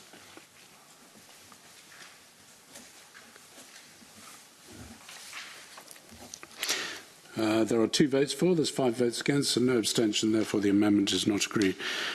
I call Amendment 404 in the name of Rachel Hamilton, already debated with Amendment 11. Douglas Lumsden, to move or not move? Moved. The question is Amendment 404 be agreed. Are we all agreed? No. We're not agreed. There'll be a division. Those in favour, please raise their hands. Those against, please raise their hands.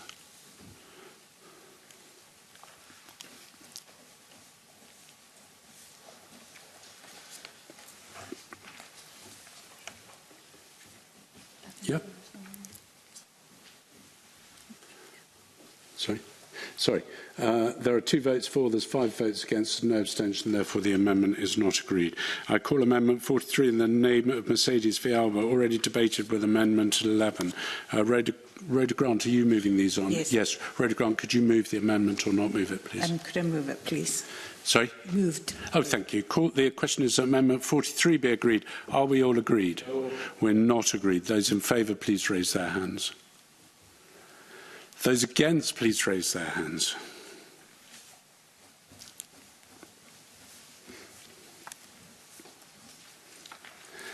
Okay, there's 1 vote for, there's 6 votes against, there's no abstentions, therefore the amendment is not agreed.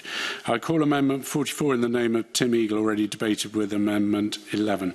Point out that if Amendment 44 is agreed, I cannot call Amendments 45, 343, 46, 47, 48, 49, 49A and 49B due to a preemption. Tim Eagle, to move or not move? Not moved. Okay. Right, so I call Amendment 45 in the name of the Cabinet Secretary, already debated with Amendment 11. Cabinet Secretary, to move formally. Moved. Thank you. The question is Amendment 45 be agreed. Are we all agreed? No. We're not agreed. There'll be a division. Those in favour, please raise their hands. Those against, please raise their hands.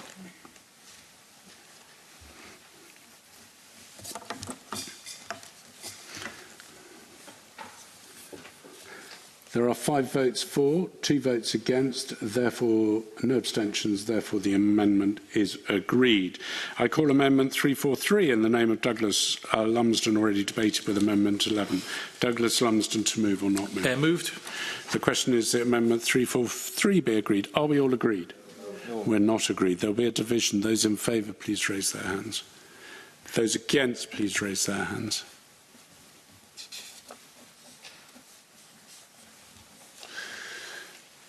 There are 2 votes for, there's 5 votes against and no abstentions, therefore the amendment is not agreed. I call Amendment 46 in the name of the Cabinet Secretary, already debated with Amendment 11. Cabinet Secretary, to move formally. Moved. The question is Amendment 46 be agreed. Are we all agreed? Yes. We are agreed. I call Amendment 47 in the name of Mercedes Villalba, already debated with Amendment 11. Rhoda Grant, to move or not move? Not moved.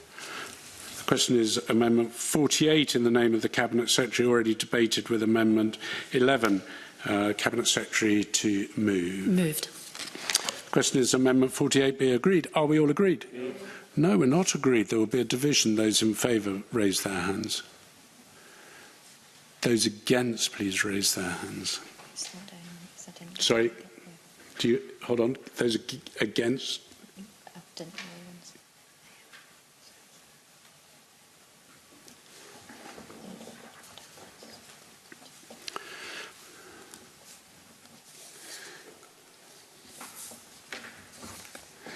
Okay. There are 4 votes for, there's 3 votes against, therefore no abstentions, therefore the amendment is agreed. I call Amendment 49 in the name of the Cabinet Secretary, already debated with Amendment 11. Cabinet Secretary, to move formally. Moved.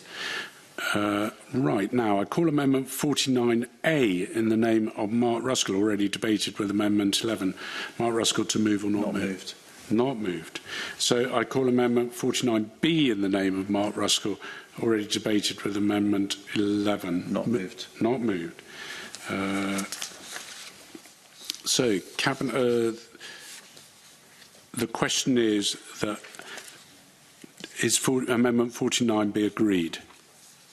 Are we agreed? Yes. No, 49A and 49B have been withdrawn. I confused myself there for a moment. So we are now looking at the original Amendment 49 from the Cabinet Secretary. So we are not agreed. Thank you, Mr Lumsden. Gave you a chance to make your mind up time. So we are not agreed. There will be a division. Those in favour of Amendment 49, please raise their hands. Thank you. Those against Amendment 49, please raise their hands.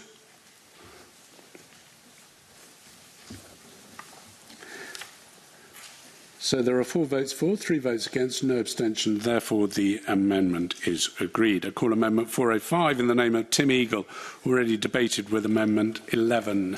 Tim Eagle to move or not move? Moved. The question is Amendment 405 be agreed. Are we all agreed? No. We're not agreed. There will be a division. Those in favour, please raise their hands. Those against, please raise their hands.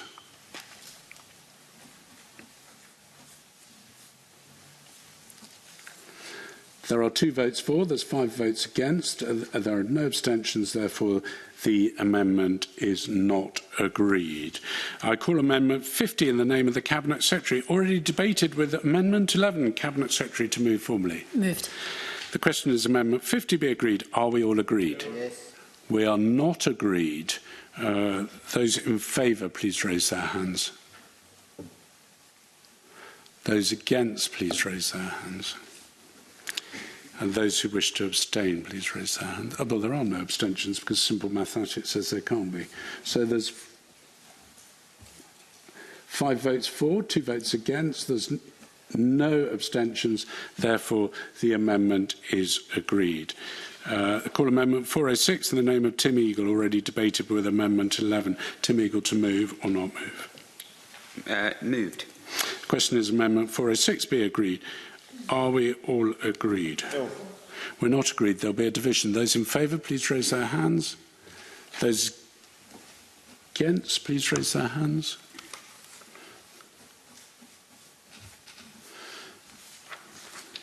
Okay, there's 2 votes for, there's 5 votes against, there's no abstention. The amendment is not agreed. I call Amendment 50 in the name of the Cabinet Secretary. Sorry? 344, you've not called. That was 406. Hold on. Pause. Call amendment 344. I don't know your script is different.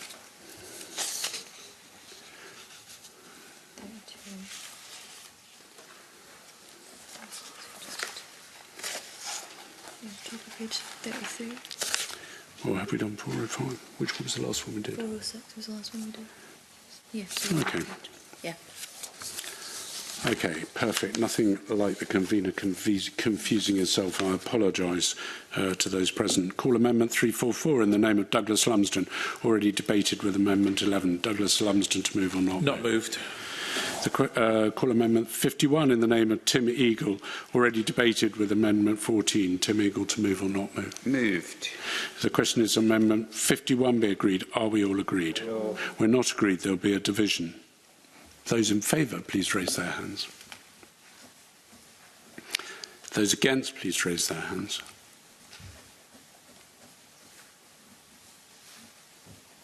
There are 2 votes for, there are 5 votes against, therefore, and no abstention. Therefore, the amendment is not agreed. I call Amendment 52 in the name of Tim Eagle, already debated with Amendment 14. Tim Eagle to move or not move? Not moved. Right, perfect. And as I confused myself, and probably 1 or 2 others, now seems the apposite moment to take a, let's say, a 10-minute break to allow you to stretch your legs. So I'd ask you to be back here by 10:40, just before 10:40. I therefore suspend the meeting. Thank you.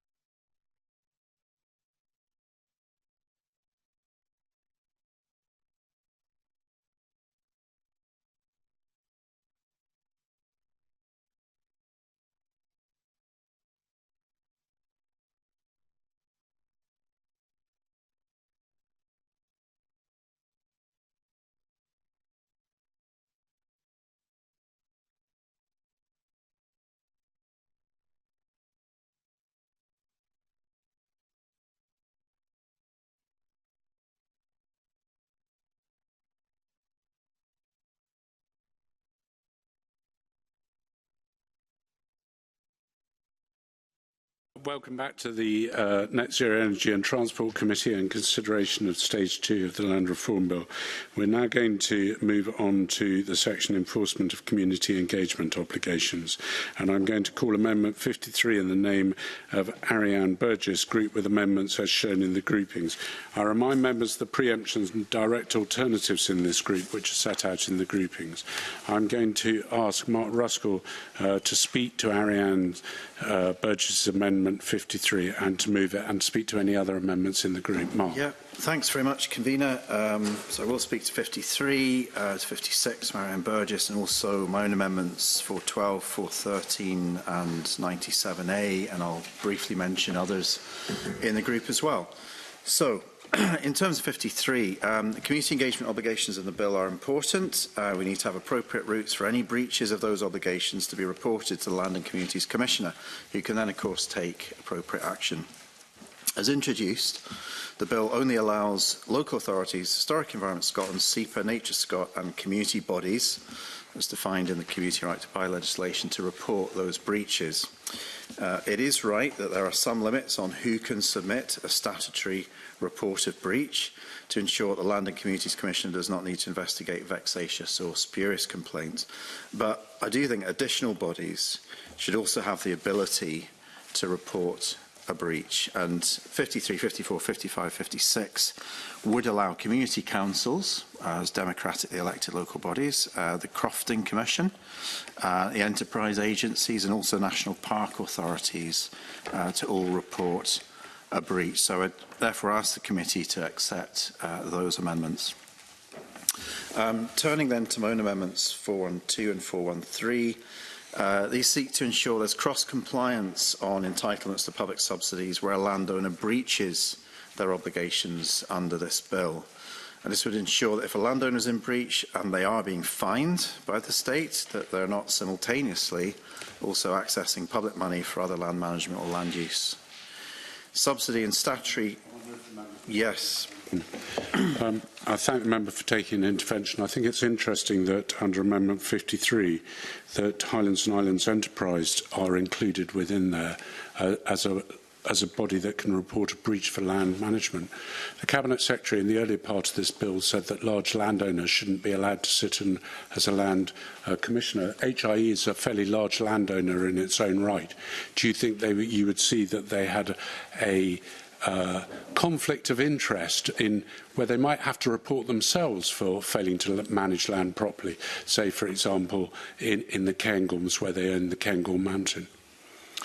Well, that would be an interesting kind of whistleblowing example within the structure of HIE. I mean, I do think that, those bodies do have a role to play in terms of, working with other stakeholders. If they see a potential breach, being able to then report that. Ultimately, it's up to the Land Commissioner, though, Land and Communities Commissioner, to make that judgment. All this is doing really is saying that, that where those bodies perceive there to be a breach, they can make that complaint. It is then really up to the Commissioner to then gather that evidence and to decide. If I could go back to 412 and 413 then. Subsidy and statutory consents cross-compliance is essential. It's something that the Scottish Land Commission has identified in their work. And a fixed penalty of £40,000, as proposed by Bob Doris, is a really useful starting point. But there needs to be meaningful points of escalation to ensure compliance. Landowners frequently access public money for agriculture, forestry, other forms of land management. So granting the Land and Communities Commissioner a means of impacting landowners' access to that funding will be far more impactful than just simply a fixed penalty, certainly in the most egregious cases. So I'd like to thank Community Land Scotland for their support in developing the ideas for these amendments. Moving to my next amendment, I do support Bob Doris's Amendment 97. But my amendment to his amendment, 97A, looks to just strengthen the language used there in one key regard.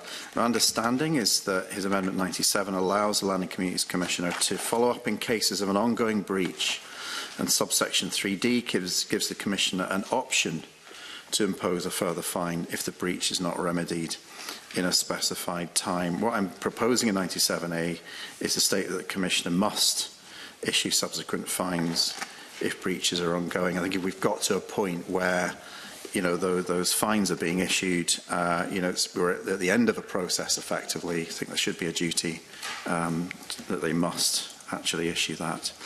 I turn to other amendments in the group.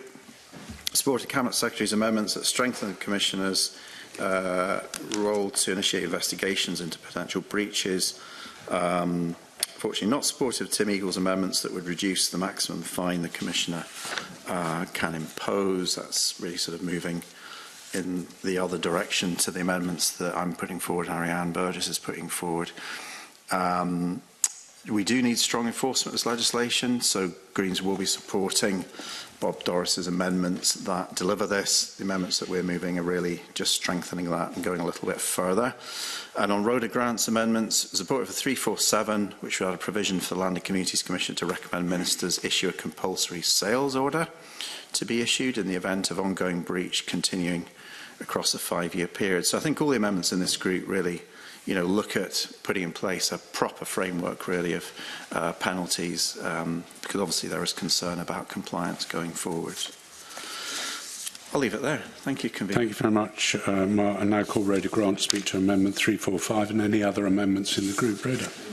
Amendment 345 will expand the bodies that can report breaches to include community bodies, such as community control bodies as defined under the Community Empowerment Act and community councils.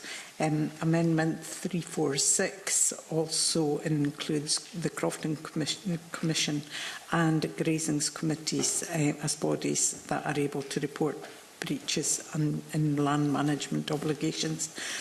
Amendment 347 pertains to breaches in land management plans. The bill allows for fines to be imposed for breaches of obligations. It could be the case that a large landowner chooses to pay the fines and continue to breach the obligations. The bill does not include further sanctions in that situation, and this amendment sets out the parameters for the process of compulsory purchase after 5 years of successive breaches. Would the member take an intervention on? I was finished, but I'm happy. If you're happy to take it, Rhoda, I'm very happy for Douglas to do it. Yeah, I thank the member for taking the intervention. It's just around 347 and the compulsory purchase. I'm just trying to understand that, you know, there may be a bank has standard security over that piece of land. So how would that work when there's a third party involved in you know, maybe they've lent money and they've got the standard security over? How would a compulsory purchase then work in that instance? Well, compulsory purchase always comes with a price. It is a purchase, so there would be money exchanged for that, which would see the rights of whoever held a standard security. So there would be money there to repay the loan that was held over it. Thank you. I'm going to turn to the Cabinet Secretary to speak to Amendment 58 and any other amendments in the group. Cabinet Secretary. I'm going to speak to my own amendments first before I then turn to others in the group. And just to outline that, of course, in the Stage 1 debate, I committed to strengthen the bill and including making sure that enforcement options that were available to the Land and Communities Commissioner would act as a sufficient deterrent. So I believe that through the amendments that I brought forward, together with those that Bob Doris is proposing, as well as the amendments that Mark Russell has talked to on behalf of Ariane Burgess, I think they'll all work together to achieve that. Amendments 58, 60, 61, 67, 72 and 76 enable the Land and Communities Commissioner to investigate a possible breach without first receiving a report where they consider it's appropriate to do so, and that change delivers a recommendation that both the committee had made as well as the Scottish Land Commission at Stage 1. The breach investigation process set out in the bill is designed to support the collaborative and positive environment created by the SLC's long-standing work to support landowners to implement the land rights and responsibilities principles and deliver best practice. And if a breach is found, the focus is on supporting the landowner to remedy that breach, with enforcement used only as last resort. Amendment 77 will allow the Land and Communities Commissioner to redact personal information before sharing a breach with the landowner. I've listened to some of the concerns that have been expressed by stakeholders and expressed directly to the committee and the committee's recommendation on this issue, and I recognise that there might well be circumstances where it would be appropriate to remove certain identifying details from reports before they're shared to try and mitigate the risks to individuals. And I think the approach that we've taken here balances addressing these risks with the need to have a fair and transparent process. So I would ask the committee to support the amendments in my name in this group. Turning to others in the group, I welcome the intention of the amendments from Ariane Burgess, as well as some of the amendments from Rhoda Grant, particularly 345 and 346, because all of these aim to expand further the bodies that can report a breach. Now, the list of bodies that would be added by Ariane Burgess amendments, the Community Councils, National Park Authorities, Crofting Commission and Enterprise Agencies were all recommended to be added by the SLC in their advice at stage 1, and the bill as drafted still includes that power anyway to modify the list by regulations to ensure that it remains fit for purpose. But I think widening the list at this point ensures that it is going to be fit for purpose from the point that it's enacted. So I recommend the committee support the amendments from Ariane Burgess. I think Rhoda Grant's amendments 345 and 346 overlap with Ariane Burgess's amendments, particularly in relation to community councils and the Crofting Commission. However, they do also include grazing committees, community-controlled bodies and development trusts. So I'm open to the possibility of further bodies being able to report breaches.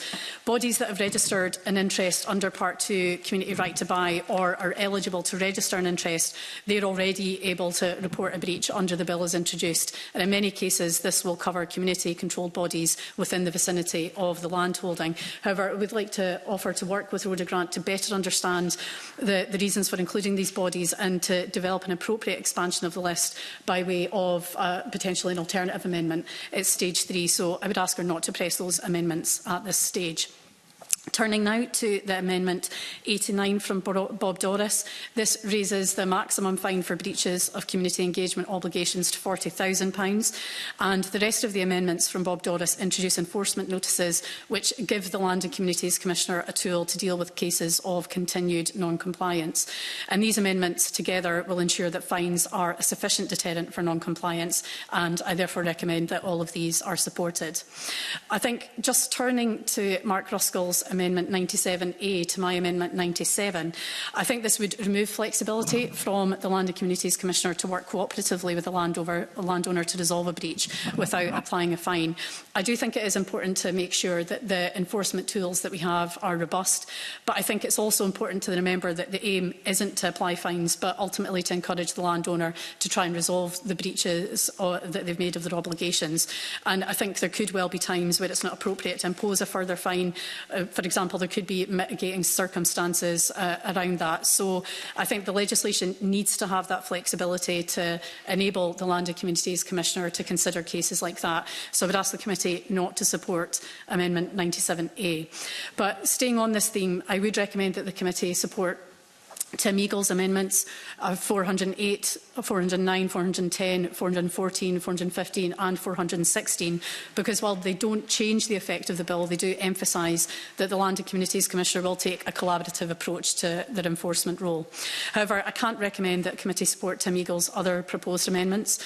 82 and 90 would reduce fines to just £500, and I think these amendments are contrary to the recommendations in the committee's report and also by the evidence that was provided by a number of different stakeholders. Yes. Thank you, Cabinet Secretary, for taking the intervention.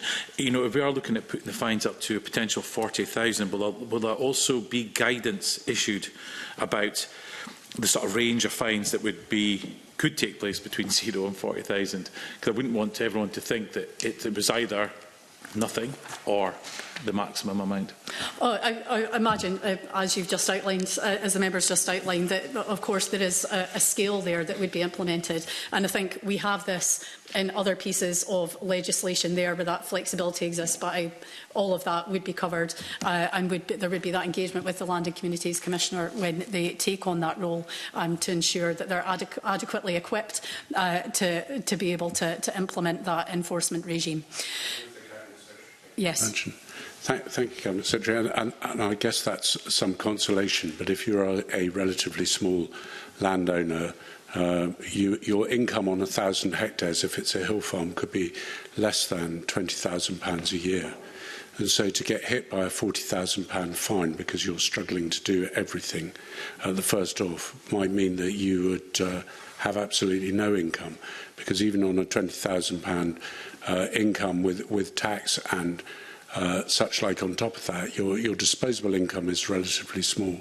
So would the Cabinet Secretary, if she's going to support this amendment, consider putting a bit more information in the bill regarding these fines at stage 3 to include whether repayment options should be done over a period of time rather than a one-off fine, as there are indeed in court cases when fines are imposed? I mean, I don't think that would be for me to set out on the face of any legislation. And I appreciate the example that the convener raises, but we've also had examples at the opposite end of the scale, which is why we've decided to introduce the ability for fines of up to £40,000 to be imposed. But of course, I'm happy to have further engagement ahead of stage 3 to see what more detail could be provided.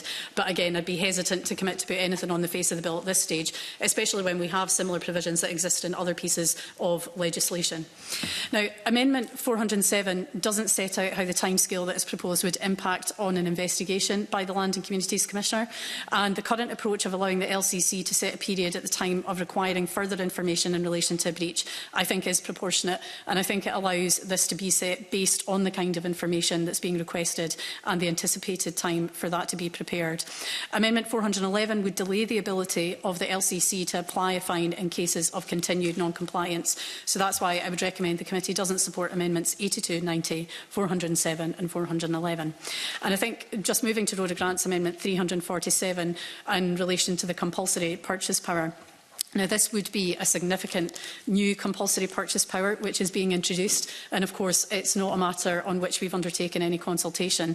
I don't think this bill is the right vehicle for new compulsory purchase powers, particularly when a substantial consultation on proposed reforms to Scotland's compulsory purchase system is planned in the coming months. So on that basis, I would ask committee not to support that amendment. And turning lastly to Amendments 412 and 13 from Mark Ruskell, I just want to be clear overall that I absolutely support the intent behind these amendments, that we shouldn't be paying public money to those that aren't living up to their obligations.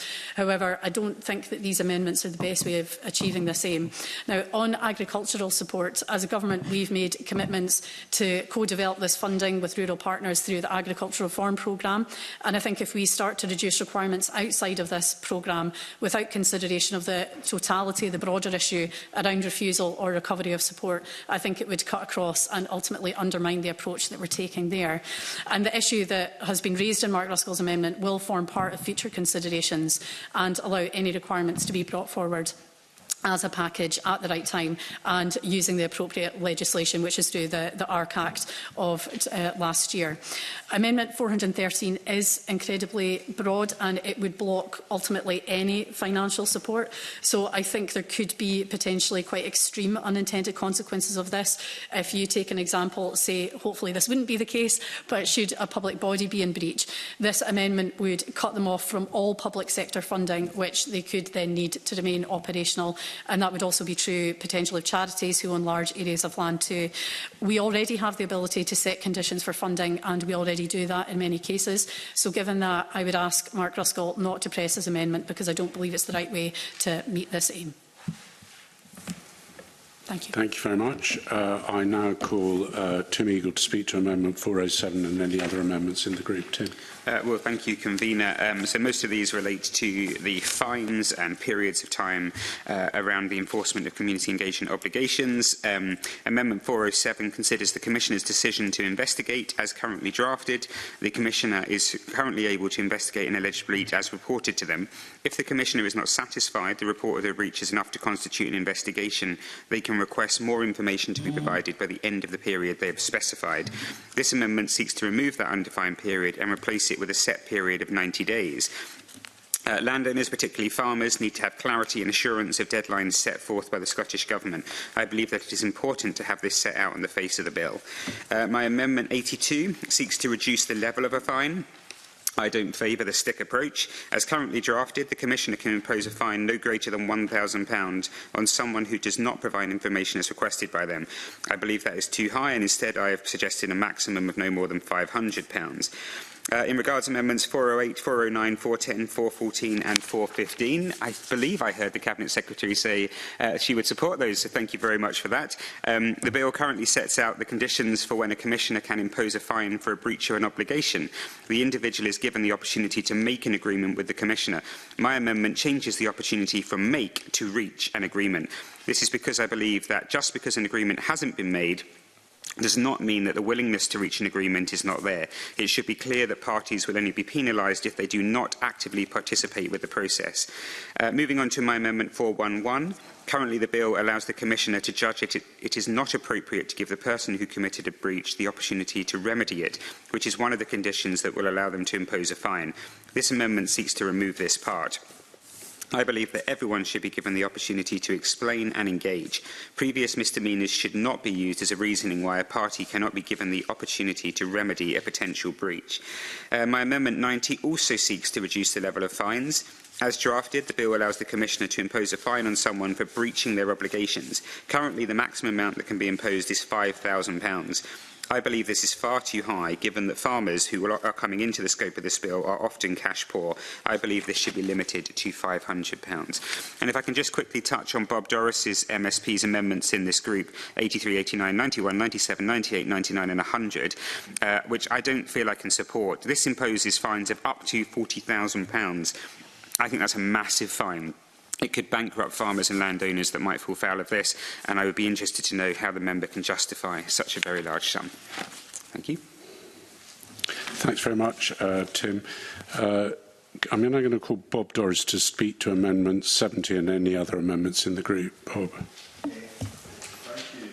Thank you, Convener. Can I start off by saying these amendments, the policy intent around them, followed on from the committee evidence that we had very strongly at stage one, but also discussion with the Scottish Government and Community Land Scotland. And I think the Scottish Government working with me, they put in the expertise with their Bills team to draft this suite of amendments. So thank you for their efforts in relation to that. But I absolutely agree with the policy intent, and our discussions around that were quite clear. There was a feeling among several committee members during our scrutiny at stage one of the bill that the penalty for non-compliance in relation to land management plans, a maximum penalty of £5,000, was woefully insufficient. That is why I am bringing forward amendments to strengthen these provisions. It is important that fines imposed for breaches are meaningful and that the cost of a fine is not a cheaper alternative to fulfilling obligations under the bill.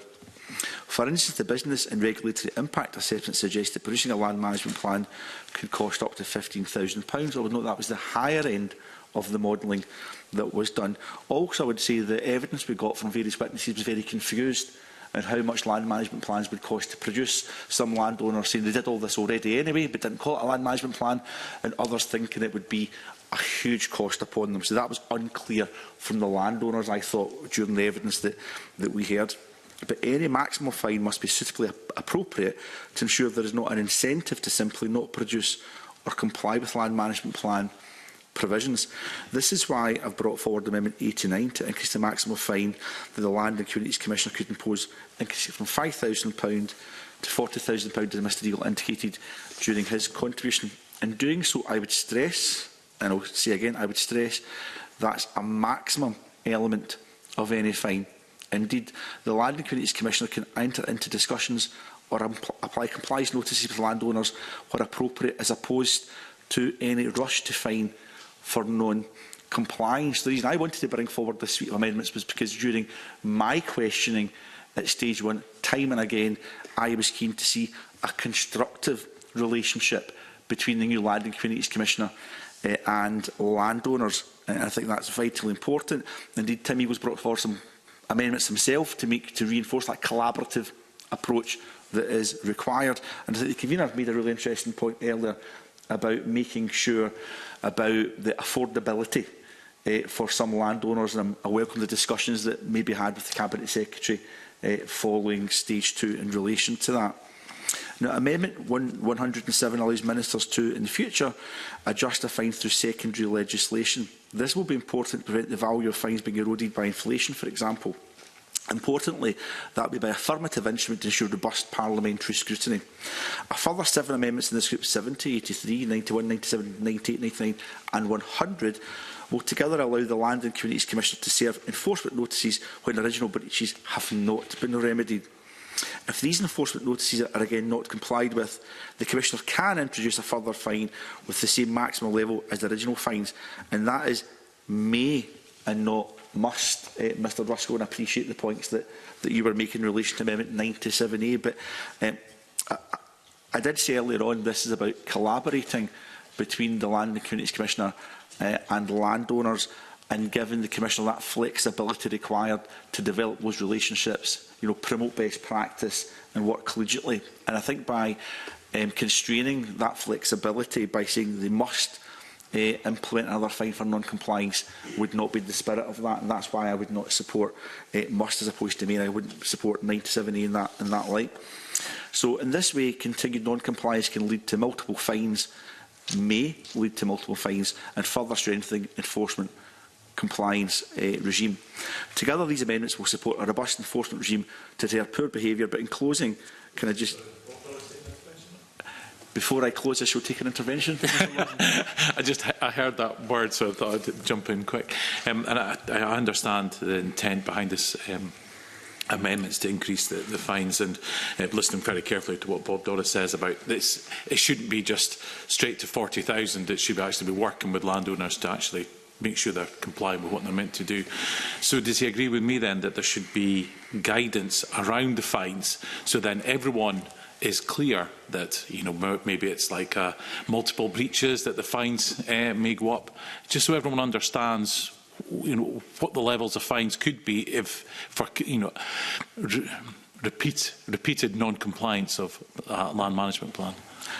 I think, Mr Lumsden, the idea of guidance in relation to when fines may be imposed or escalate is an interesting one. I'm just conscious that we also want to give the new Commissioner as much flexibility as possible. I wouldn't want to constrain them either. I think it's also important to note that a £40,000 may never ever be imposed on some landowners for repeated non-compliance. That flexibility sits with the Commissioner, but I'm open-minded to the suggestion that Mr Lumsden makes, even if I'm not wholly convinced by it, but thank him for putting that on the record. So in closing, Convener, can I say that whilst my group of amendments is about ensuring compliance to deter poor behaviour, I am genuinely confident that the vast majority of landowners will strike up a positive relationship with the new Commissioner.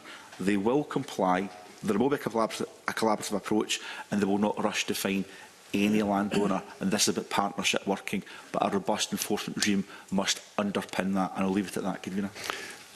Thank you very much, Bob. It appears, Mark Ruskell, you're going to get another bite of the cherry to speak to your Amendment 412 at this stage.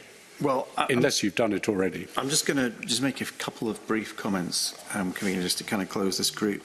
I mean, firstly, on kind of who can report a breach, there is a danger here that if it's drawn too wide, that you do end up with vexatious complaints being lodged by individuals. So I think having, a list there is important. Appreciate the point that Cabinet just made to Rhoda Grant about the list that Ariane Burgess has put forward, and perhaps there's a way to expand that slightly further, particularly for those bodies that are genuinely representative of a community. And I think Rhoda Grant mentioned grazing committees. There might be some tweaks there that are possible for stage 3, but yeah, certainly I'd be concerned about individuals, individuals that may have a particular, view on something, pylons, for example, then just putting in endless vexatious complaints or whatever. So I think there's a balance to be struck there. Just in terms of enforcement, I mean, listening to contribution from members, it feels like what most people are saying in this debate is that they expect fines to be pretty regular, apart from Bob. I don't really see that's the case. I mean, this is ultimately about a deterrent. So when I moved 97A, it's about saying this is a strong deterrent. Like, if you don't comply with this, then you will get a fine at some point eventually. Would the member give? Yeah, let me just continue this a little bit further. So I think yes, there's a need for flexibility. Yes, there's a need for that upfront collaborative working. So I think, it's good that Tim Eagles kind of reflected on that with some of his amendments. But ultimately, this is a backstop. This is about saying, like, the law is the law. And I think we've seen with Register of Controlling Interests a very mild, requirement on landowners that's been brought forward several years ago now. There are issues there with compliance, and we'll come back to that with later amendments. So, having the right deterrent in place, as well as the right collaborative work with the Commissioner and individual landowners is important. But, let's be clear here. This isn't about, crofters with 5 hectares of in-buy land here. This is sizable holdings. These are businesses with, I think we've just agreed, 1,000 hectares plus. So these are major businesses, and if they cannot meet the requirements in this bill, with all the supporters available, there should be a hefty deterrent there and a requirement for obligation. In terms of cross-compliance, well, yeah, I mean, that was something that I wanted to move forward and bring into the debate, but happy to, accept the Cabinet Secretary's reasoning here that if you look at it from the subsidy point of view, requiring the subsidy, a cross-compliance with the subsidy from the subsidy regulations, to have compliance with the land management plans and all the other obligations within this bill is probably the right way to do it. And the fact that you've got that on the record, Cabinet Secretary, I think gives me confidence that this is another thing that farmers will have to do before they get subsidy and support. So I think I'm going to leave it there at that point. Does somebody want to come in? Was that... Yes. Oh, it was you, wasn't it? Yeah. It's been a long... It's a long... Mr. Doris, if you'd like to... Bob, come on. So, in you come. I wasn't going to bother, but I shall now, Mr. Russell. Oh, yeah, go on, give me a best shot. I did write down during your contribution, Mark, that you said that everyone expects repeated fines. For me, that's not the best starting point. The £40,000 maximum fine is a backstop for non-compliance, not a first course of action. It may be that there are repeated fines, and through the passage of time we'll establish that. But would Mr. Ruskell not agree with me? It's about that positive, correct initial relationship with the new Commissioner, in much the same way as the Tenant Farming Commissioner has built up an excellent relationship with everyone that they've got responsibility in relation to regulation with, and that if we get that right at the outset, then yes, we may end up having fines for some very large businesses and large land holdings, but for many, that positive relationship will mean that fines don't have to be regular, and to say that fines do have to be regular sets the wrong tone in relation to the collegiate relationship we're trying to build with landowners in Scotland. Yeah, no, I agree with that. I think it was the tone of that discussion. It seemed to be through contributions that people were expecting fines to be a fairly regular occurrence. I hope they're not. I hope it's a last resort. I hope there are never any fines, because that relationship is good. And I think, the existing Tenant Farming Commissioner, Bob McIntosh, has really set the tone there. So this has to be about... very briefly, yeah. I think I just wanted to make that. I agree with what Bob Doris, MSP, just said there. I think this is all about collaboration, but I think the problem I've got with the £40,000 figure is it's just. Do you agree with me? I think that's disproportionate. I worry that might be against Article 6 of ECHR, but also it's quite a big sum, isn't it, to put on one individual person, a commissioner, to have that sort of power. Do you not agree that that's maybe pushing it? I get your point about collaboration you shouldn't have to use. Sorry, this is addressed to Mark Ruskell, MSP. But do you agree with me that actually that 40,000 figure is maybe just a little bit too high? I think it depends on the nature of the business. But, ultimately, I'll go back to this point. It is about a deterrent here. It is about a deterrent. And I think, you've also moved an amendment to suggest it should be £500. Well, I mean, 500 quid, I mean, cost of producing a land management plan. So I think it's within that context. We did take evidence in the committee to suggest that, some land management plans may cost several £1,000s to produce, could be upwards of £10,000, £15,000. It depends on the guidance. We don't have the guidance yet, so we're not exactly sure what an LMP is going to look like for a large estate or a smaller estate.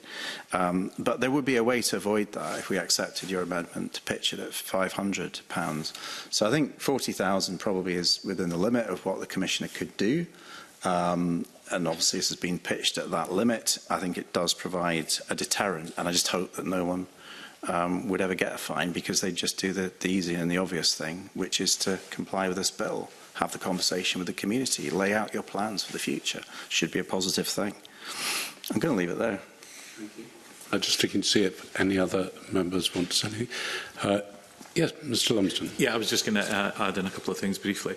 Interesting discussion around the 40k fine, and I think we all agree that this is, it should be a last resort. We don't actually want to see anyone getting fined 40,000, and that's why I was making the point that I think we need to have guidance around the fines, whether some sort of sliding scale or something, and hopefully that might be something that comes through in stage 3 if this is agreed on today, because the move from 5,000 to 40,000 is significant. So I do think it requires something else, so people know exactly what they may be or may not be hit with.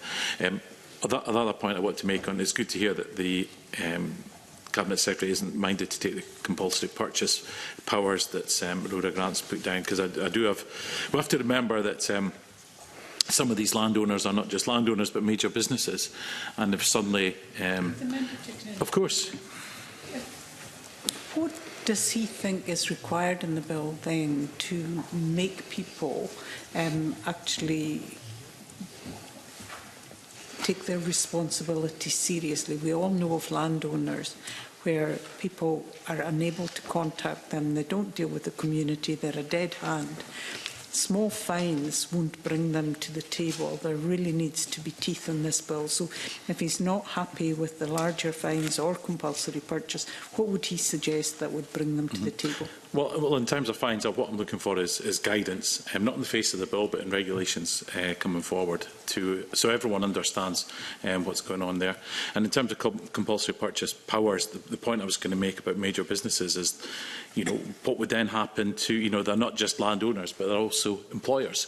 So what would happen to all those people that were employed on an estate, for example? Would they then be paid across to the government, or so there's real sort of concerns around that. And at the end of the day, it is actually the Commission working with landowners to make sure that everyone works together and the land management plans are in place. And on that, I will leave it, Convener. Any other members? If I may just make a couple of comments. I think that the committee, when they heard about the fine levels originally, when we took evidence, I think it was generally felt that £5,000 was quite light for some of the bigger businesses.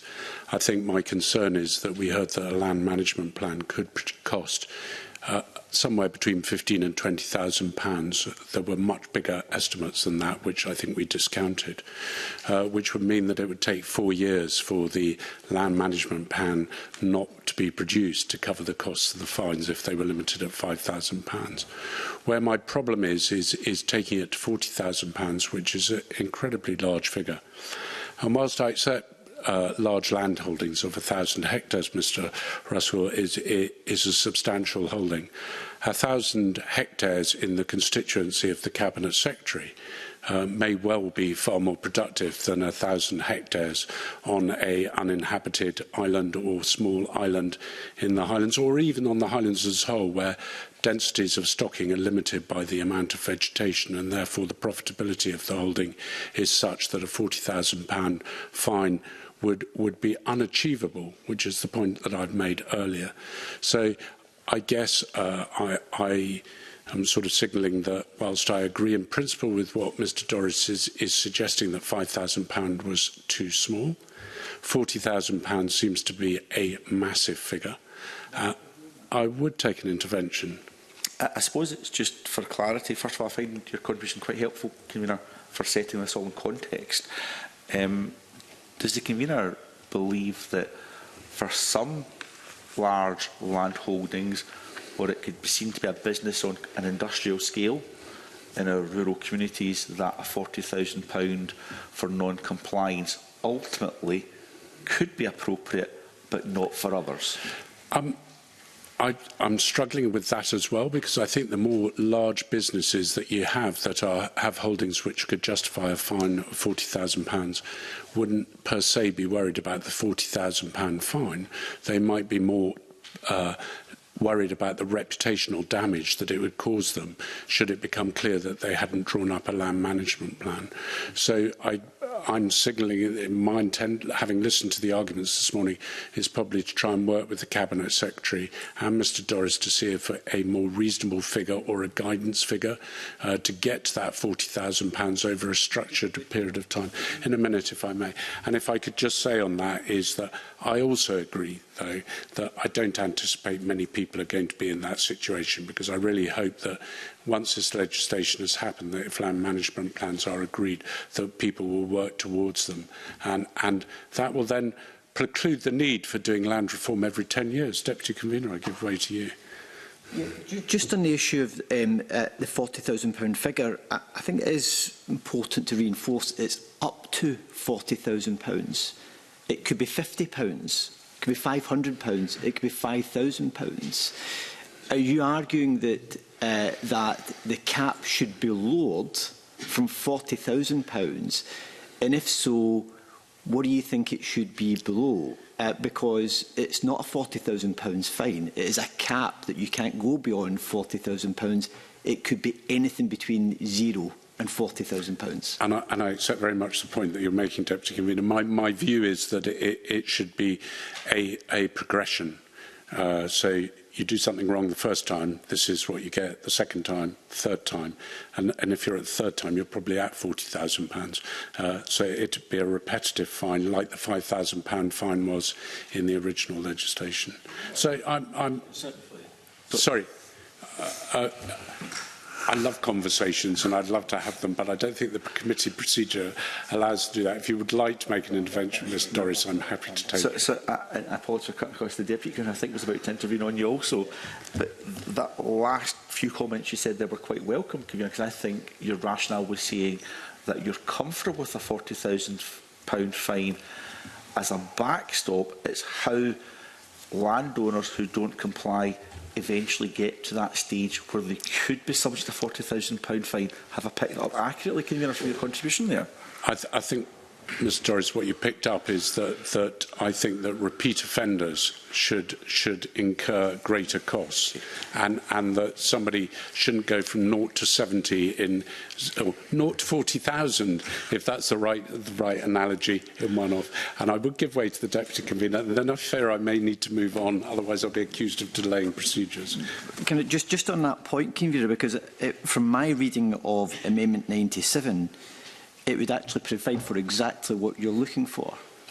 And that is that they can have multiple consecutive enforcement notices where a fine could be imposed if the breach remains unremedied. Therefore, it would be perfectly within reason for those imposing the fine to start off at a lower level and to progress it to a higher level for multiple breaches through enforcement. So I think what you're looking for is actually provided for by Amendment 97, but it sets the cap at you cannot go any higher than £40,000.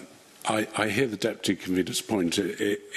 Whilst well made, it doesn't mean that it can't be £40,000 each time, and that gives me a huge concern.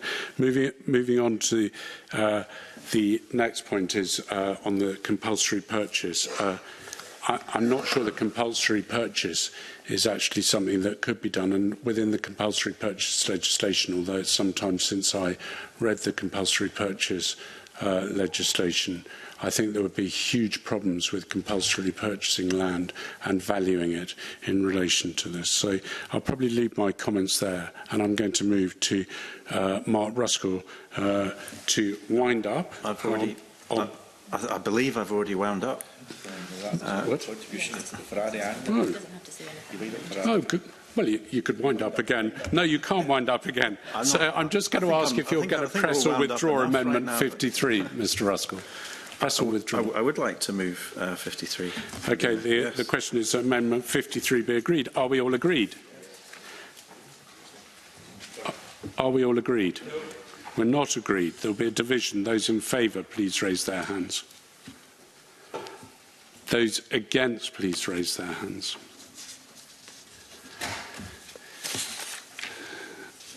There are 5 votes for, 2 votes against, no abstention. Therefore, the amendment is agreed. I therefore call Amendment 345 in the name of Rhoda Grant, already debated, with Amendment 53. Rhoda Grant to move or not move? Not moved. I therefore call Amendment 346 in the name of Rhoda Grant, already debated, with Amendment 53. Rhoda Grant to move or not move? Not moved. I therefore call Amendment 54 in the name of Ariane Burgess, already debated, with Amendment 53. Mark Ruskell to move or not move? Moved. The question is Amendment 54 be agreed. Are we all agreed? We are not agreed. There will be a division. Those in favour, please raise their hands. Those against, please raise their hands.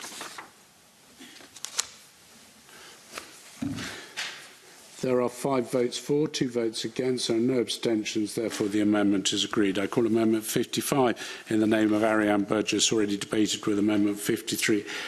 Mark Ruskell to move or not move? Move. The question is Amendment 55 be agreed. Are we all agreed? No, we're not agreed. There will be a division. Those in favour, please raise their hands. Those against, please raise their hands. There are 5 votes for, 2 votes against, no abstention. Therefore, the amendment is agreed. I call Amendment 56 in the name of Ariane Burgess, already debated, with Amendment 53. Mark Ruskell to move or not move? Moved. The question is Amendment 56 be agreed. Are we all agreed? No, we're not agreed. There will be a division. Those in favour, please raise their hands. Those against, please raise their hands. There are 5 votes for, 2 votes against, no abstentions. The amendment is therefore agreed. I call Amendment 57 in the name of Tim Eagle, already debated, with Amendment 14. Yep. Tim Eagle to move? Not moved. Not moved. The question is, the call Amendment 58 in the name of the Cabinet Secretary, already debated, with Amendment 53. Cabinet Secretary to move formally. Moved. Thank you. The question is Amendment 58 be agreed. Are we all agreed? Yes. We are agreed. I call Amendment 59 in the name of Tim Eagle, already debated, with Amendment 14. Tim Eagle to move or not move? Not moved. I call Amendment 60 in the name of the Cabinet Secretary, already debated, with Amendment 53. Cabinet Secretary to move formally. Moved. The question is Amendment 60 be agreed. Are we all agreed? Yes. We are agreed. I call Amendment 61 in the name of the Cabinet Secretary, already debated, with Amendment 53. Cabinet Secretary to move formally. Moved. The question is Amendment 61 be agreed. Are we all agreed? Yes. We are agreed. I call Amendment 62 in the name of Tim Eagle, already debated, with Amendment 14. Tim Eagle to move or not moved?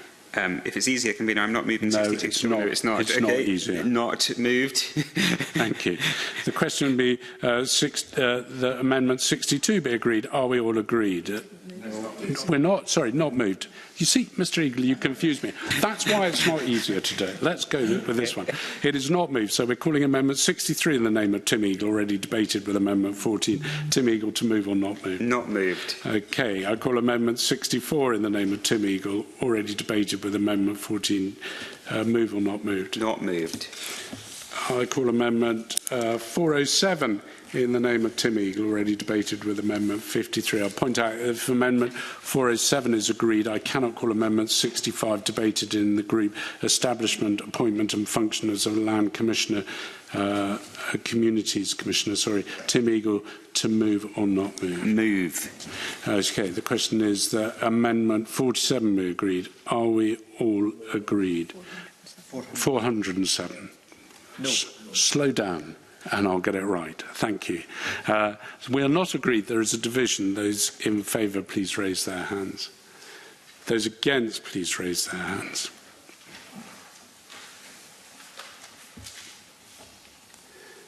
Okay, there are 2 votes for, 5 votes against, no abstentions. Therefore, the amendment is not agreed.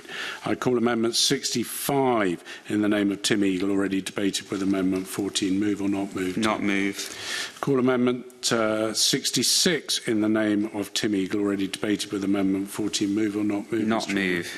I call Amendment 67 in the name of the Cabinet Secretary, already debated, with Amendment 63. Cabinet Secretary to move formally. Moved. The question is Amendment 67 be agreed. Are we all agreed? We are agreed. I call Amendment 68 in the name of Tim Eagle, already debated with Amendment 14. Tim Eagle to move. Not move. Not moved. I call Amendment 69 in the name of Tim Eagle, already debated with Amendment 14. Move or not move? Not move. I call Amendment 70 in the name of Bob Doris, already debated with Amendment 53. Bob Doris to move or not move? Moved. Okay, the question is Amendment 70 be agreed. Are we all agreed? Yes. We are agreed. I call Amendment 71 in the name of Tim Eagle, already debated with Amendment 14. Tim Eagle to move or not move? Not move. I call Amendment 72 in the name of the Cabinet Secretary, already debated with Amendment 53. Cabinet Secretary to move formally. Moved. The question is Amendment 72 be agreed. Are we all agreed? Agreed. We are agreed.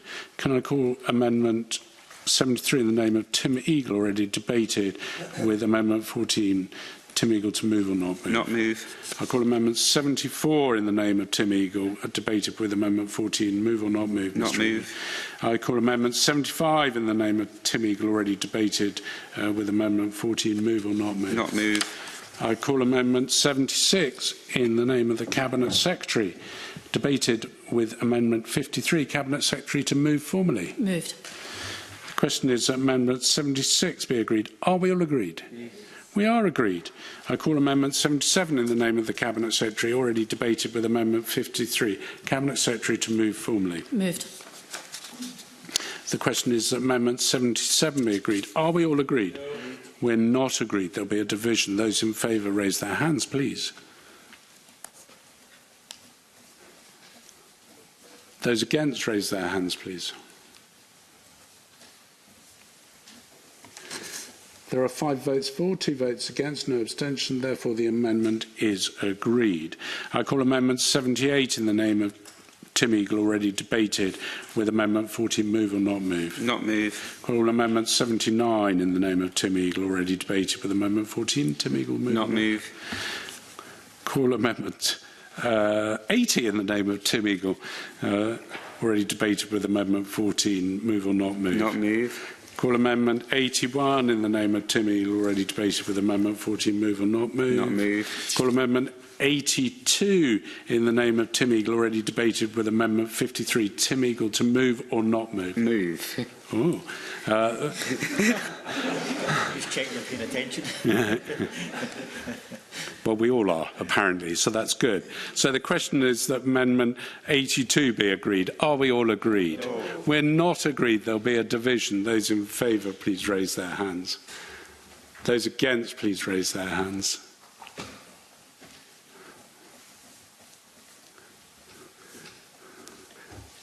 There are 2 votes for, 5 votes against, no abstention. Therefore, the amendment is not agreed.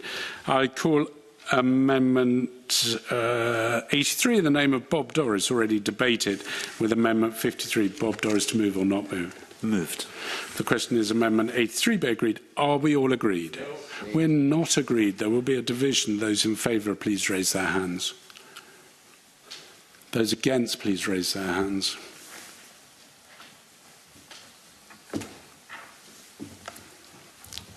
There are 5 votes for, 2 votes against, no abstention. Therefore, the amendment is agreed.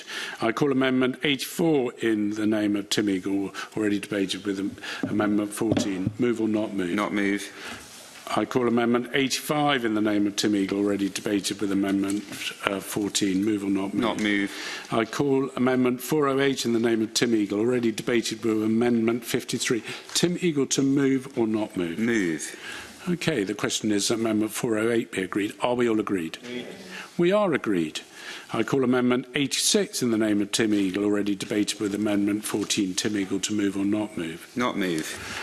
I call Amendment 409 in the name of Tim Eagle, already debated with Amendment 53. Tim Eagle to move or not move? Move. The question is Amendment 409 be agreed. Are we all agreed? Agreed. We are agreed. I call Amendment 410 in the name of Tim Eagle, already debated with Amendment 53. Tim Eagle to move or not move? Move. The question is Amendment 410 be agreed. Are we all agreed? We are agreed. I call Amendment 411 in the name of Tim Eagle, already debated with Amendment 53. And I need to point out that if Amendment 411 is agreed to, I cannot call Amendment 87, already debated in Group Establishment, Appointment and Functions of the Land Communities Commissioners section, as it's a preemption. Tim Eagle to move or not move? Move. The question is Amendment 411 be agreed. Are we all agreed? No. We are not agreed. There will be a division. Those in favour, please raise their hands. Those against, please raise their hands.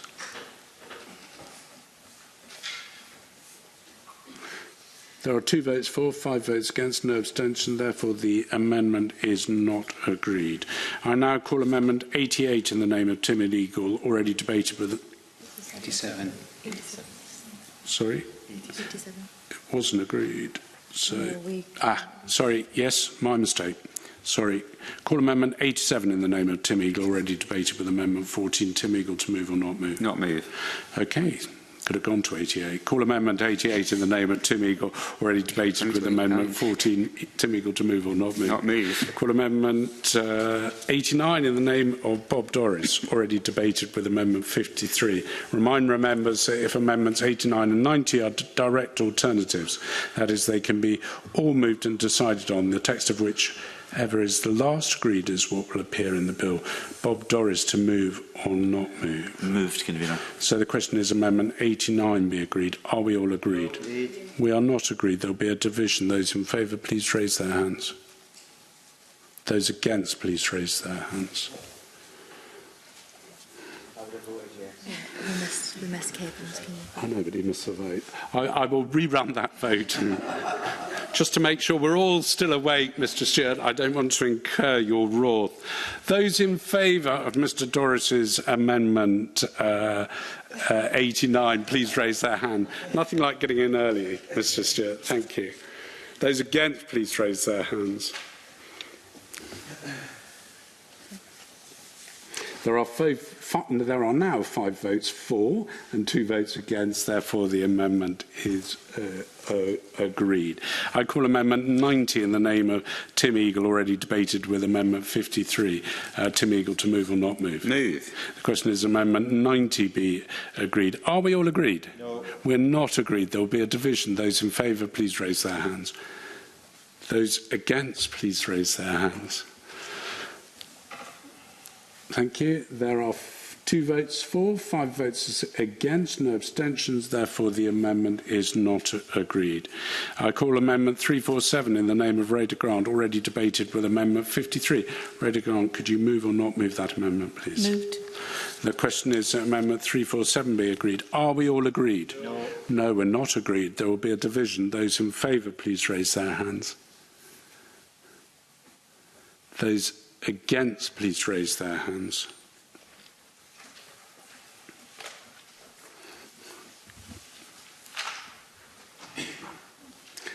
There are 2 votes for, 5 votes against, no abstention. Therefore, the amendment is not agreed. I call Amendment 4112 in the name of Mark Ruskell, already debated with Amendment 53. Mark Ruskell to move or not move? Not moved. Okay.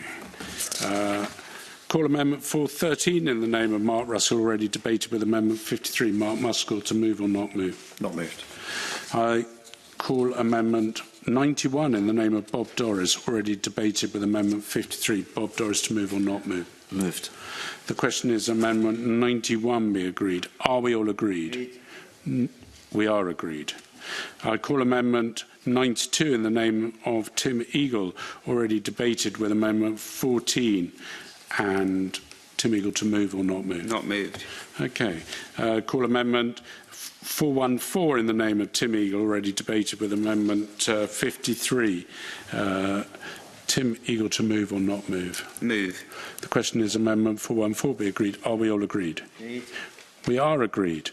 I therefore call Amendment 93 in the name of Tim Eagle, already debated with Amendment 14. Tim Eagle to move or not move? Not move. Okay. I call Amendment 94 in the name of Tim Eagle, already debated with Amendment 14. Tim Eagle to move or not move? Not move. Okay. I call Amendment 415 in the name of Tim Eagle, already debated with Amendment 53. Tim Eagle to move or not move? Move. The question is, Amendment 415 be agreed? Are we all agreed? We are agreed. I call Amendment 95 in the name of Tim Eagle, already debated with Amendment 14. Tim Eagle to move or not move? Not move. The call Amendment 416 in the name of Tim Eagle, already debated with Amendment 53. Tim Eagle to move or not move? Move. The question is, Amendment 416 be agreed? Are we all agreed? I call Amendment 96 in the name of Tim Eagle, already debated with Amendment 14.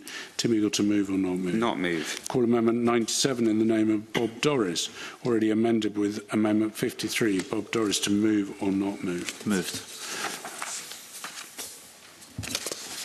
The question...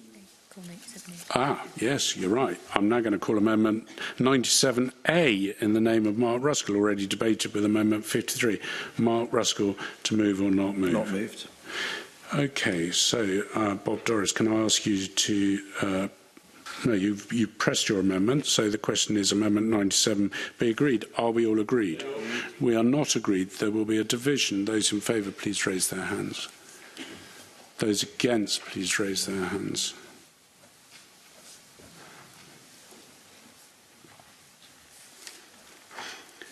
There are 5 votes for, 2 votes against. Therefore, Amendment 97 is agreed. I call Amendment 98 in the name of Bob Doris, already debated with Amendment 53. Bob Doris to move or not move? Moved.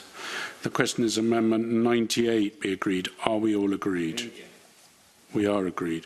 I therefore call Amendment 99 in the name of Bob Doris, already debated with Amendment 53. Bob Doris to move or not move? Moved. The question is Amendment 99 be agreed. Are we all agreed? We are agreed. I call Amendment 100 in the name of Bob Doris, already debated with Amendment 53. Bob Doris to move or not move? Moved. The question is Amendment 100 be agreed. Are we all agreed? No, sorry. We're not agreed. Therefore, there will be a division. Those in favour, please raise their hands. Those against, please raise their hands.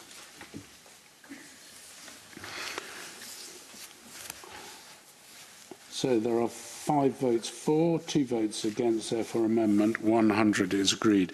I call Amendment 101 in the name of Tim Eagle, already debated with Amendment 14. Tim Eagle to move or not move? Not move. I call Amendment 102 in the name of Tim Eagle, already debated with Amendment 14. Move or not move? Not move. I call Amendment 103 in the name of Tim Eagle, already debated with Amendment 14. Move or not move? Not move. Gosh, there's a lot of these. Call Amendment 104 in the name of Tim Eagle, already debated with Amendment 11. I point out that if Amendment 104 is agreed, I cannot call Amendments 105 and 106. Tim Eagle to move or not move? Move. OK, so the question is Amendment 104 be agreed. Are we all agreed? No, we're not agreed. There'll be a division. Those in favour, please raise their hands. Those against, please raise their hands.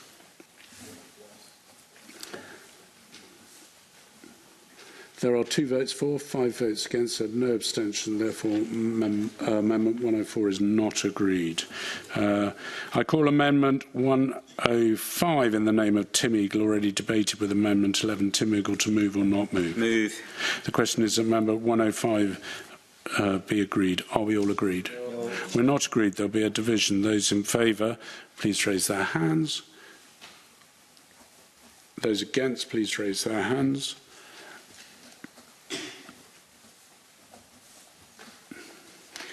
OK, so there are 2 votes for, 5 votes against. Therefore, Amendment 105 is not agreed. I call Amendment 106 in the name of Michael Matheson, already debated with Amendment 11. Michael Matheson to move or not move? Not moved. OK, I call Amendment 107 in the name of Bob Doris, already debated with Amendment 53. Bob Doris to move or not move? Moved. The question is 107 be agreed. Are we all agreed? No, we're not agreed. There will be a division. Those in favour, please raise their hands. Those against, please raise their hands.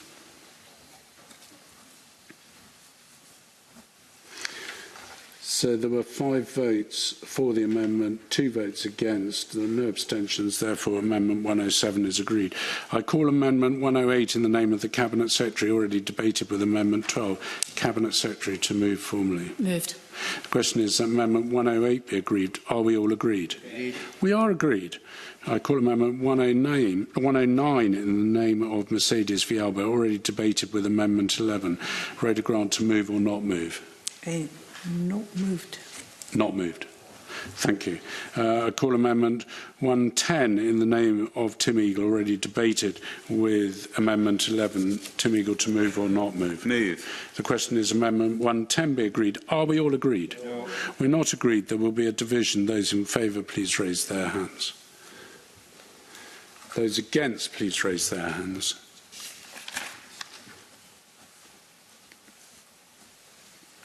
There were 2 votes for, 5 votes against. Therefore, Amendment 110 is not agreed. I call Amendment 417 in the name of Tim Eagle, already debated with Amendment 12. Tim Eagle to move or not move? Move. The question is Amendment 417 be agreed. Are we all agreed? No. We're not agreed. There will be a division. Those in favour, please raise their hands. Those against, please raise their hands.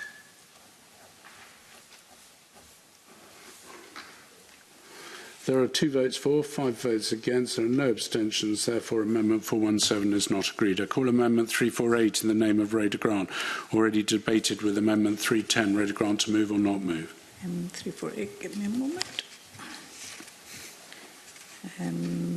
Not moved. Not moved. Okay, so we're going to move on to the next section, which is about Part 1. I call Amendment 111 in the name of Tim Eagle, grouped with Amendments 136, 425, 173 and 176. I ask Tim Eagle to move Amendment 11 and speak to all amendments in the group. Mr Eagle. Well, thank you, Convener. I'm not going to labour on this point, you'll be pleased to know, because there's been a lot of discussion on Part 1 and we've just agreed to an awful lot of stuff. And what I'm seeking to do here is remove the entirety of it. It's no great surprise that I'm trying to do that. I don't agree. I laid this out in my Stage 1 argument, to be fair. I don't agree with this, but I don't agree with the premise of what we're trying to do with the land management plans. And I think my own experience is actually have brought that about. I think we've got, and I think it's right to put on record, we've got some amazing work that goes on out in rural Scotland amongst our estates. We've got estates that are actively participating in community societies. We've got estates that are giving ground to communities. We've got estates, I know estate owners that are giving housing plots to local young people and key workers in areas. We've got estates that are doing everything possible for agri-environment schemes. We've got farmers that are trying new methods like mob grazing and things, exactly what we want to see. And I am worried that community plans will just destroy some of that. Now, I take on board Rhoda's point. I think Rhoda mentioned earlier on that we all know of those landlords that don't obey, and I think I would agree with that. I think there are situations in Scotland, particularly with absentee landlords, where there isn't that involvement, there isn't that collaboration with the community that was brought up earlier on, and I think there was other ways we could have addressed that. But what we didn't need to do is impose land management plans on everybody when already there is so much great work going on. We are already meeting obligations. I say we. There are already large estates, over 1,000 hectares out there, that are meeting obligations around nature restoration, agriculture, outdoor access, and so on. I would point out, we looked up some figures, actually. We had some figures from a parliamentary question that Ariane Burgess put in over a couple of years ago, actually. And just if it was a cost of £15,000 per land management plan, and I realise that's the upper end, but if it was, then at 500 hectares, we would have been looking at something like £27 million of a cost to the rural communities for putting these land management plans in place. At 1,000 hectares, we're still looking at £13.1 million. So actually, there is a significant cost of the introduction of these land management plans, where I don't think everyone... Absolutely. I'm sure the member followed very closely the evidence we received at Stage 1. Well, the member recognised that when large landowners came to our committee, they were telling us, the large landowners, that all the things contained within the plan was by and large best practice and was by and large taking place anyway. If that was true, where would the additional cost be? My understanding of this is, so I think a lot of, that's what I tried to lay out. there is already a lot of great work that goes on in our communities across Scotland. That doesn't necessarily mean that it's all written down in a plan. So if we look at something like deer management plans, I think they're present. If we look around sometimes where there has been an application for a grant around outdoor access, then that might be written down and you might be able to lay out very easily. Agri-environmental schemes would be the same. But what we're asking is that extra imposition of writing everything into this plan. I don't agree that everyone's going to be running to their local library to look at this, because I think for actually much of Scotland, this is already occurring on the ground. And what we would have been better focusing on is where it doesn't occur, as opposed to putting this obligation on everybody where it does occur. And I think there are ways, if you look at the new deer management changes that we're looking at under the Natural Environment Bill at the moment, that doesn't impose obligations on everybody. It just says where things go wrong, we will look at what we can do. Nature Scot can come in. And that's the sort of approach I think, I'm not sure everyone would agree with me, but I think might have been better under this bill. So I just wanted to point out, I think that, I wanted to reiterate the importance of the many good things that are going on out there in rural Scotland, and that I am worried that ultimately this will be a burden, not a help. Thank you, Convener. I'm looking around to see if any other members want to contribute. If not, Douglas, yeah. Just briefly, Convener, I just want to pick up on a point that Tim Meagle was making. You know, when we think about landowners, we're maybe thinking of huge estates, but actually what we're seeing with this bill now is actually more and more agricultural holdings being brought into having to produce a land management plan. Now, if things had stayed as they were initially intended, there would have only been 285 agricultural holdings having to produce a land management plan. But with the amendments that we've already seen coming through, that is now going to increase to 874 agricultural holdings across Scotland now having to produce a land management plan. And when you look at what's happening within the farming industry just now, I think that's going a bit too far, and I think it will have a huge impact on many of our farmers. So I completely support Tim Eagle in this, in what he's been saying, what he's doing, and I think the changes that we've made to this has gone much further than was intended, and I think that is a negative. Okay. Just before I come to you, Cabinet Secretary, just on, if I may just say on land management plans, I'm not frightened of producing a land management plan. I'm very happy to do it. As a farmer, I would just say some of the problems facing farmers to drawing up land management plan. I have no idea as a farmer what I'll be doing in 2 years' time.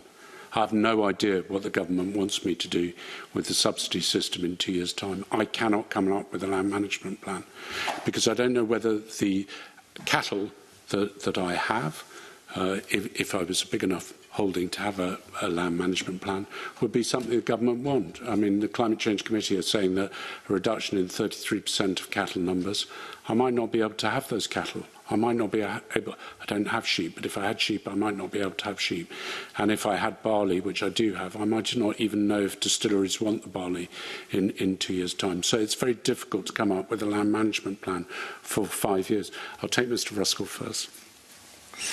I mean, I find myself agreeing with much of what Tim Eagle says in relation to positive things happening in rural Scotland. I mean, the committee had a number of visits. We went to Athol Estates, for example, which is well bedded in with the community, already have active plans around nature restoration, already are doing, work around housing and management of the villages and everything else. So, where that works, it does work. I don't see it as a massive imposition to then take that information and compile it in a way that communities can engage with it, because ultimately this is about a conversation. There's nothing in land management plans that will compel landowners to make a certain decision. All they're being asked to do is to engage with communities, and that could be a very positive conversation. It could be about the community thinking itself about how it can support an estate or a larger farm in its business enterprises, where there might be, business opportunities that members of the community could come in and say, well, have you thought about a small-scale horticulture? Have you thought about a business doing, mountain bike guiding or tuition? There could be opportunities in there. So it's a way of creating a conversation. Hold on. Sorry, let's try and keep this in sequence. I accepted an intervention from Mr. Ruskell. That doesn't mean you can take an intervention on Mr. Ruskell to intervene on me, Mr. Eagle. So, Mr. Ruskell, if you could finish, and I'll then allow Monica's intervention on me to. I thought this was my opportunity to. No, you intervened on me. If you want to speak individually, I'll bring you in afterwards. But by all means, intervene on me. I will hurry up my intervention then, and perhaps forego my opportunity later on to come in again. But I would merely say, convener, that I think Mr. Eagle's points are well made around the positivity, but I'm wondering then, if to turn this into a question, whether you would agree that actually this does come down to guidance, and perhaps what is appropriate for an estate that has well-developed forestry plans, you know, well-developed land management plans already, and it's more about translating that into a community conversation that is meaningful and supportive for that estate and the community. That's at the heart of it. We don't know what that looks like yet because we haven't done it yet. We haven't got the guidance. But the guidance needs to show a way forward that is proportionate, genuinely useful for everybody. And the kind of figure of 15,000 I don't recognise, but it could be that if it was incredibly onerous. It doesn't have to be. If you take the essence of what in this bill, which is a positive conversation, positive community planning, iterative thinking between communities and landowners, partnership, that's what I'm taking out of it. Wouldn't you agree, convener? And I'll pass back to you, and then you can respond. I'm not always going to agree question. with you, Mr. Ruskell, but the point I was trying to make is, if it was a fairly light touch plan that was being asked for when it came to an agricultural estate, that their long-term objective was to continue agricultural and food production in line with government guidelines, that might be something that I personally could sign up to, and many farmers could.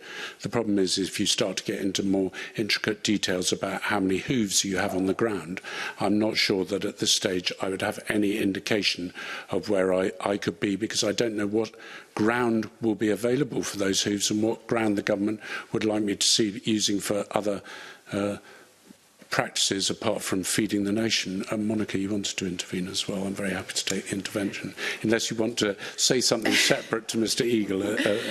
I'll come in now, convener. I mean, I'm not surprised people want to contribute it as part of our scrutiny, because the land management plans are clearly an important part of the bill. We took a lot of evidence at stage 1. I do take issue with the way Tim Eagle has framed this, because on the one hand we're hearing about the benefits of land management plans, the fact that many landowners, especially larger landowners, already do it, but then we're also hearing that it's burdensome and could be very expensive. And our stage 1 evidence, we didn't really get evidence to back up those suggested higher costs of £15,000. We didn't really get evidence to back that up. So I think there is a contradiction in Tim Eagle's arguments, that on the one hand are really good, lots of people do them, but we don't want this to be in the legislation. Would I agree, convener, with you is that I think we have to take care that land management plans don't become overly prescriptive. I don't think that is the intention of the Scottish Government, but I'll leave that to the Cabinet Secretary.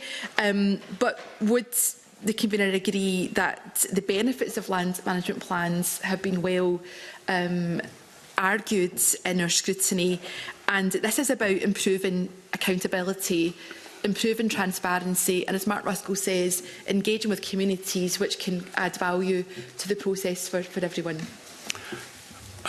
Experience has taught me in the past that where you have land management plans, that when owners of land sign up to a land management plan, that if there is then criticism of the landowner's objectives and actions, that bodies such as Nature Scot, or as they were Scottish Natural Heritage, ran for the hills rather than supporting the land management plan that they'd signed up to.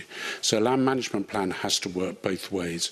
So once it's signed up and agreed to, then my view is that it must be supported not only by the landowner, who's developed it in conjunction with the community, but also by the community that signed up to it by taking part in it, and the government bodies that have asked for that land management plan. So I think it needs to be progressive. On the particular point of costings, I would just say I think that the committee heard views on costings of land management plans. I think that we heard views from one particular witness who suggested they may be £60,000 to produce a land management plan, which I think we thought was particular to a specific area, and that land management plans would be graduated in cost. And I think the evidence that we heard from two of the land agents that came forward suggested that £10,000 to £15,000 for a 1,000-hectare estate farm would be relevant. I think my concern is that I'm still not bottomed out in my mind, and maybe it's something for stage 3, what level of community engagement is required. Because community engagement can take a considerable amount of time, and I think the example I gave was Glen Prasen, that 3 years after we purchased it, or the Scottish Government purchased it for the people of Scotland, we still don't have a land management plan for it because community engagement is occurring. No doubt it will appear as a result of this conversation probably in the next week, but no, I doubt it. It's going to take a considerable amount of time. So I would like to see more bottoming out, and I'd like to work with the Cabinet Secretary what community engagement means, because if we can get community engagement right and the issue of the depth and requirements in the land management plan, I don't think they should be anything that necessarily should frighten people who are taking part in them. And I'd be grateful if the Cabinet Secretary could wind up and perhaps agree with everything I've said, but maybe she won't.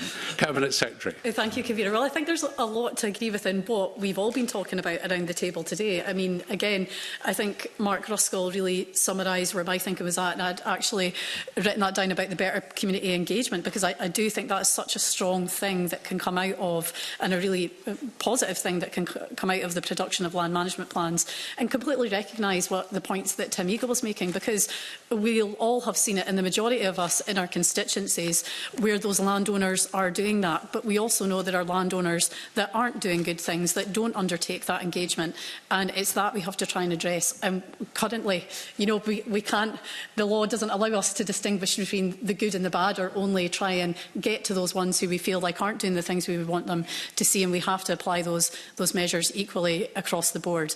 So I think with the proposals we brought forward, I think it really enables us to do that. I'm more than happy to have further engagement with you, Convener. Yes. I just want to, because you mentioned the proposals you brought forward. Obviously, the proposals that were brought forward was in terms of the size, 3,000 hectares. You know, when we spoke about agricultural holdings now being in scope, as we've reduced it from 3,000 to 1,000, we went from 285 potentially in scope to 874. We've tripled that number. So, can I ask Cabinet Secretary, has there been any discussions with the NFUS on what that impact will have on our farming communities? Well, I would say that with the lowering of the thresholds and aligning the thresholds at 1,000 hectares, I think it's the 1.4% of the largest agricultural businesses would now be caught by those measures. I don't think that's too unreasonable, and it comes back to the detail that we expect. Now, I completely understand we've had lots of discussion today about the level of detail to be in land management plans. And I've quite clearly set out, I would like to think in some of the previous discussions that we've had too, that we have the overarching objectives of what we want to achieve, but of course the detail and what's contained within that will be subject to wider consultation, because we need to make sure we get that balance right. And I think broadly around the table, people don't want that to be too prescriptive or necessarily too onerous on people. And as I've already heard from Bob Doris and from Mark Ruskell as well, a lot of people are already doing that work. So it's really just to ensure that everybody is adhering to that, because I do think with owning land in Scotland comes those obligations. So I think... yes, yeah, and thank the Cabinet Secretary for allowing me to come back in. It's really the number of holdings that really concerns me. When I look at agricultural holdings, yeah, they may not all be in scope, but it looks like 285 up to 874, tripling. It's not. I guess it's not just the pressure on our sort of farming communities, but also the pressure on the Commissioner, who has to review all of these plans. Do you think that they have got the capacity to actually look at all these plans when we consider that we've lowered the threshold and the amount now of plans that there will be coming forward? Oh, we'll obviously have to work closely with the Commission and make sure they've got the resources that they need to undertake this work. So I don't have particular concerns in that regard, because I think what's more important to me is why we are doing this, what we are trying to achieve and the overall objectives of it. So with that, Convener, I don't intend to say much more other than, of course, I completely reject the amendments that have been put forward by Tim Eagle in this group, because I think it undermines recognise the fact that the majority of us here want to make sure this bill works and it's effective. And I think with the discussions that we've had so far and the amendments we've discussed, it really brings us a step forward to achieving that. Thank you, Cabinet Secretary. And I'm going to ask Tim Eagle to wind up and press or withdraw Amendment 111. Thank you. I won't take long, but I just want to come back on a couple of wee points. Monica Lennon talked about a contradiction. I don't think there is a contradiction in what I am saying here. I think what I'm trying to point out is, I mean, I'm not the Cabinet Secretary. In my dreams, I could be, but I think that I cannot believe that this building, this Scottish Parliament, could not have found another way of putting a law in place that would have targeted those who don't do what you are seeking to do, but rather than implement a land management plan. Because what I think I see from this government more often than not is, and you can take an example of the whole farm plans in agriculture as well, is more and more administrative burden. And that is putting pressure on rural businesses, pressure that they don't need at this time. And I know Mark Ruskell made the point that actually, is it much more difficult to bring all of this together? Well, estate offices, agricultural, the desk in the shed, these are not quiet places. They are already busy. It will be burdensome to pull this information together and to get that out there. And the community engagement part will definitely be. Monica Lennon. Yeah, I mean, I'm really interested in the points that Tim Eagle is making. He said a moment ago that perhaps government should have targeted those who don't do land management plans. How would... Did I say that? Yes. So how would government know who has done a plan, who hasn't done a plan? My enthusiasm, apologies, Monica Lennon, is getting the better of me. I will retract the land management plans. I think what I'm talking about is targeting those who are not engaging with communities, who are absentee landlords, in the sense that we would probably all know what that means, in the sense that they're not present. There are issues potentially with tenants on their estate. They might not be working with any of the communities. There might be problems in place. I actually don't know many examples, but I know there will be those cases across Scotland, as opposed to estates where, I wrote down a few examples of some estates. There are estates in the Deeside area where you can go and do sauna and swims and fishing tours and picnic on the hills. And this is happening without a land management plan in place. These are community individuals that are coming forward and asking the estate owner, can I set up this business? And they're being allowed to go and do it. Yes, I'm happy. If the convener is happy, I'm happy to take another intervention. Well, it's up to you, Mr. Eagle, take an intervention or not. Your enthusiasm may preclude it. But thank Mr. Eagle for giving way. Can I maybe point out that the SPA activities in Deeside is much more what I would dream about, Mr. Eagle, than what you apparently are dreaming about, but we'll leave that hanging. I was wanting to ask about the amendments you've had throughout Part 1 of this bill. Some of them were just simple deletions, but some of them were to amend Part 1 on the basis that Mr. Eagle would have thought it was improved Part 1. So I suppose that my question would be, had Mr. Eagle got his amendments passed here today, not the deletions, the amendments passed here today, would Mr. Eagle still be moving to delete Part 1 in its entirety? What I'm trying to get behind is whether your presence here last week and today, which is always very welcome, was a destructive one or a constructive one. Was there any shape, size or form where Mr. Eagle would ever have agreed to Part 1? I think the simple answer is no, actually, because I just don't think that a burden of land management plans on all of rural Scotland above now 1,000 hectares, which is 2,000 hectares less than the original proposals in the bill, is actually a helpful one. I think that second point I must pick up on. I can't believe we all don't dream about being Cabinet Secretary for Rural Affairs. I think that's an important thing to do. So I think what my original amendments were trying to do, it's all about how we take them here, isn't it? And I'm still learning this process, but I think what I was trying to do is try and make a bad thing better, but ultimately I just don't support the bill. And I did, in fairness, lay that out very clearly in the Stage 1 debate. I don't think that this is the right way to go. Do agree, actually, with the principle that we probably need some... yes. I find all of this conversation very interesting in the fact that you put forward amendments to try and improve the bill, and yet you want to take out of an entire section of the bill.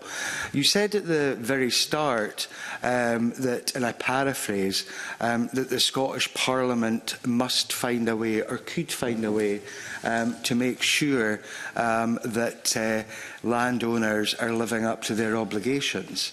That is legislation, and that's what we're doing. If you were unhappy with this legislation, surely you should have tried to amend that legislation to shape it into what you would rather have seen. But that is something that you seem to have failed to do. So now we're in a situation where you are putting forward an amendment to wreck the bill. That's not good legislation, not good legislating at all. I appreciate that point. I think it's quite an interesting one, isn't it? Now, my understanding of being in opposition in this government is that I'm here to scrutinise and question the government. That seems fair. The Cabinet Secretary has a wealth of advisers behind her that support her in creating and bringing forward a piece of legislation. I have to be honest, I do not have that. I have a couple of people who help me do this. So I think the point you raised actually was an early discussion that I had with some of my colleagues about how we could bring forward a completely different proposal within this bill that would reach some of the things I am saying. But it became very apparent that we just literally didn't have the time or ability to bring that forward. So what I'm trying to do now is to question the government and scrutinise the government and say, actually, I don't think what you are proposing here will work. And I'm happy to say that on record here, and I already said it at stage 1, and I will say it again at stage 3. And to some extent, I hope for rural Scotland, who I think we would all agree we are passionate for, maybe it does work, but I don't think it will. I think it will be burdensome, and actually I don't see it particularly improving the relationships, the good relationships that are already out there. I thought this section would be slightly quicker than it has been. There are... absolutely, I've got all the time. Just a quick one, and it's just a reflection. I'm just wondering if you see any situation where a larger landholding, a larger estate has to produce a land management plan, but then, surrounding smaller landholdings, farmers, typically, would actually benefit from that because they won't have to produce a land management plan, but the transparency of a nearby estate will be there, so they can perhaps see more clearly what the future is for the area and how they might fit into that. Do you not think that this, requirement to have this transparency and this discussion with the bigger landholders would potentially benefit smaller landholders like yourself and even potentially maybe the convener, who would clearly not be, captured by the threshold that's currently set in the bill as 1,000? It's a really interesting question, actually, and I want to be slightly careful how I answer this, because I'm not suggesting for one moment that I have all the answers here, and I don't. I would never profess to be that. If I could use an example of where I stay myself, so I'm surrounded by 2 very large estates, the Crown Estate to my west and Seafield Estate to my east. Now, there has never been a moment in the small farm that I have up there that I have not been in contact with those estates, never felt that I couldn't pick up the phone to the farm manager or the estate manager and have a conversation with them, ask questions about whether there might be land or opportunities for renting land or whatever it might be. So I guess my point is, I would hope, I think, that for the vast majority of areas, that probably is already possible. And whether this administrative need of the land management plans is really necessary. Where I accept your point, and I accept the Cabinet Secretary's point, is that I suspect there are examples across Scotland where that doesn't happen.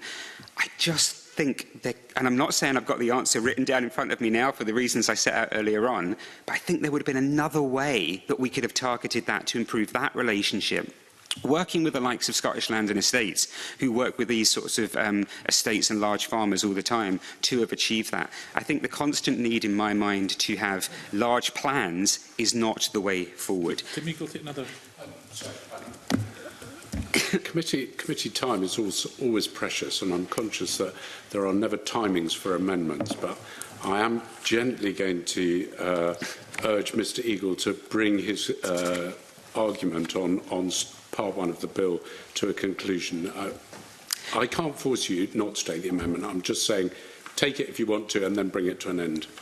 Can I take one final one, Convener, and then I will promise I will stop. Thank you for your compromise. I thank Tim Eagle for taking the intervention, and I will be quick. And does he not feel that part of the problem where we are now is that the scope has increased from where we started? And, you spoke about large estates, having a land management plan and working well with them. But now we've increased the scope of the bill to actually include many farms instead. As I said to the Cabinet Secretary, we've tripled that from 285 agricultural holdings up to 874. So we've actually included a lot more people than where we started, and that's part of the problem with the legislation and the process that we followed to get here. I completely agree, and actually, Convener, that neatly ties me into my last bullet point in front of me. That was the point. You know, we have come down from 3,000 to 1,000 hectares. There was a proposal to bring that down to 500. I'm glad that hasn't gone forward, but this is pulling. We're not just talking about these massive, multifaceted estates anymore. We're talking about potentially just an upland sheep farm and how they can do that. So I will bring. I think that's been a helpful discussion. I'm not saying, as I've said before, that I am perfect in this, but I just feel that we need to support Rural Scotland as much as we can, recognise the great work that's going on, and unfortunately I am concerned by much of, in fact all of Part 1. So I move Amendment 111 in my name. Okay, the question is that Amendment 111 be agreed. Are we all agreed? No, we're not agreed. There'll be a division. Those in favour, please raise their hands. Those against, please raise their hands.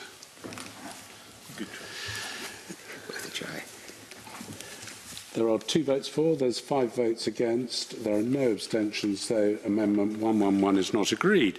Right, we're going to move on to the next section now, which is community right to buy registration of interests. Convener, do you not agree Section 1?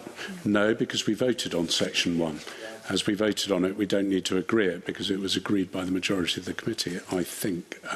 I'm just looking. Yes, correct. Thank you. Therefore, I'm going to move on to the next section, which is community right to buy registration of interest.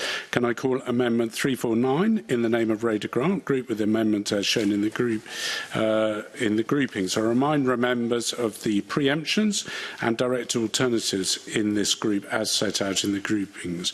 Rhoda Grant, can you move Amendment 349 and speak to all the amendments in the group as you wish? Yes, Convener, I'm also speaking to Mercedes Villalba's amendments. Do you want me to do that at the same time, or do you want me to leave it as to the point when Mercedes would have come in to... I think it would be helpful, Rhoda, if you could speak to your amendments and the rest of the amendments in the group and then speak purely to Mercedes Villalba's amendment when I call it slightly later on. That's fine. If that's all right with you, that's Ms. Grant. fine. Thank you. Thank you, Convener. Steps need to be taken to simplify and clarify the pre-notification of sale. A longer time frame for prohibition of sale, introducing de minimis considerations and setting in statute a time frame for Section 34 letters will be crucial changes to the bill, and my amendments in this section aim to achieve this. Prior notification mechanism The prior notification mechanism is based upon communities using the late application process in the 2003 Land Reform Act. This has not been successfully used since 2017, since the introduction of additional criteria in the 2015 Community Empowerment Act. This has led to the Scottish Government interpreting late applications as only applicable when a community body is already in possession of a Section 34 letter and actively working on a community right to buy application. This is simply unrealistic. The proposed mechanism within the bill appears to circumvent these issues. However, it may be helpful for Scottish Government to issue guidance that they will accept applications from community bodies who do not meet this unrealistically high criteria. If the prior notification mechanism is going to be agile and effective, it needs to accept that interested community groups are unlikely to be community right to buy compliant ahead of time, and that they may or may not have a clear public record of interest in the land. This is especially problematic when there is a monopoly landowner who has held the land for many years and there seems to be little likelihood that it will come on the market. Amendments 350, 352, 353 and 354 simply create a single universal 120-day prohibition on sale rather than the 70 days. Community right to buy processes currently take many months and communities need a reasonable period of time in order to progress their applications. Amendment 349 inserts a 28-day time frame for Scottish Government issuing Section 34 letters, and this will be of assistance, but communities need a longer prohibition of sale that will allow time for communities to do the administrative and fundraising work necessary. Amendment 351. There should be an expanded list of organisations who will be notified to include community councils, development trusts and other community-focused bodies of which ministers are aware. I support Mercedes Villalba's amendments 120, 122, 125, 133, and I also support amendments put forward by Michael Matheson and from Mark Russell. I cannot, however, support Tim Eagle's amendments in this group. Thank you very much, Rhoda, for that. Tim Eagle, can I ask you to speak to Amendment 418 and any other amendments in the group you wish to? Thank you, Convener. My Amendment 418 seeks to define community body. Section 2 of the bill adds in procedures for applications to register an interest in the land. This amendment seeks to ensure that those who can make such an application are within the legally recognised definition of community body. That definition is found in Section 34(4) of the 2003 Act. The 2003 Act at Section 34(4) states, "A body is not a community body unless ministers have given it written confirmation that they are satisfied that the main purpose of the body is consistent with furthering the achievements of sustainable development." Turning now to my Amendment 113. As drafted, the bill allows the prohibition of sale under newly inserted Section 46B to be lifted after 30 days. That 30-day period begins when ministers publicise that an owner intends to transfer land and that a community body can register an interest in some or all of that land. This amendment allows for the prohibition to be lifted following 30 days. However, that 30-day period begins when ministers receive a request for the prohibition to be lifted under Section 46C, or the owner of the land proposes to transfer that land under the 2016 Act, Section 48. I am concerned that if the lifting of the prohibition is based on ministers fulfilling duties under 46D, there could be scope for delay, which would unfairly prevent the landowner from delaying selling their land. My amendment seeks to prevent that. Following on from that is my Amendment 114. Currently as drafted, ministers are required to give notice to a person who has notified their intention under 46C or 48 to transfer land that the prohibition on transferring land is lifted after a period of 30 days after ministers fulfilled their duty under 46D. This amendment proposes that ministers should be required to publish the notice given under this part. My Amendment 116 is regarding the registering of community interest. Currently, Section 46F allows for ministers to prohibit the owner of land from transferring land under a number of circumstances.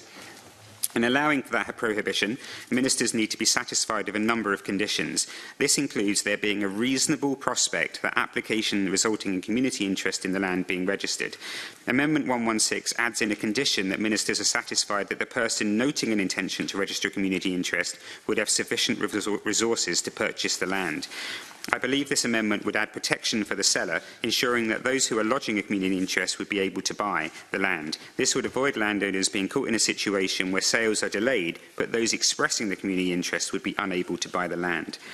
My Amendment 419 allows ministers to add, by regulations, to the short list of land that could be excluded from prohibitions as cases are thrown up after the implementation of the bill.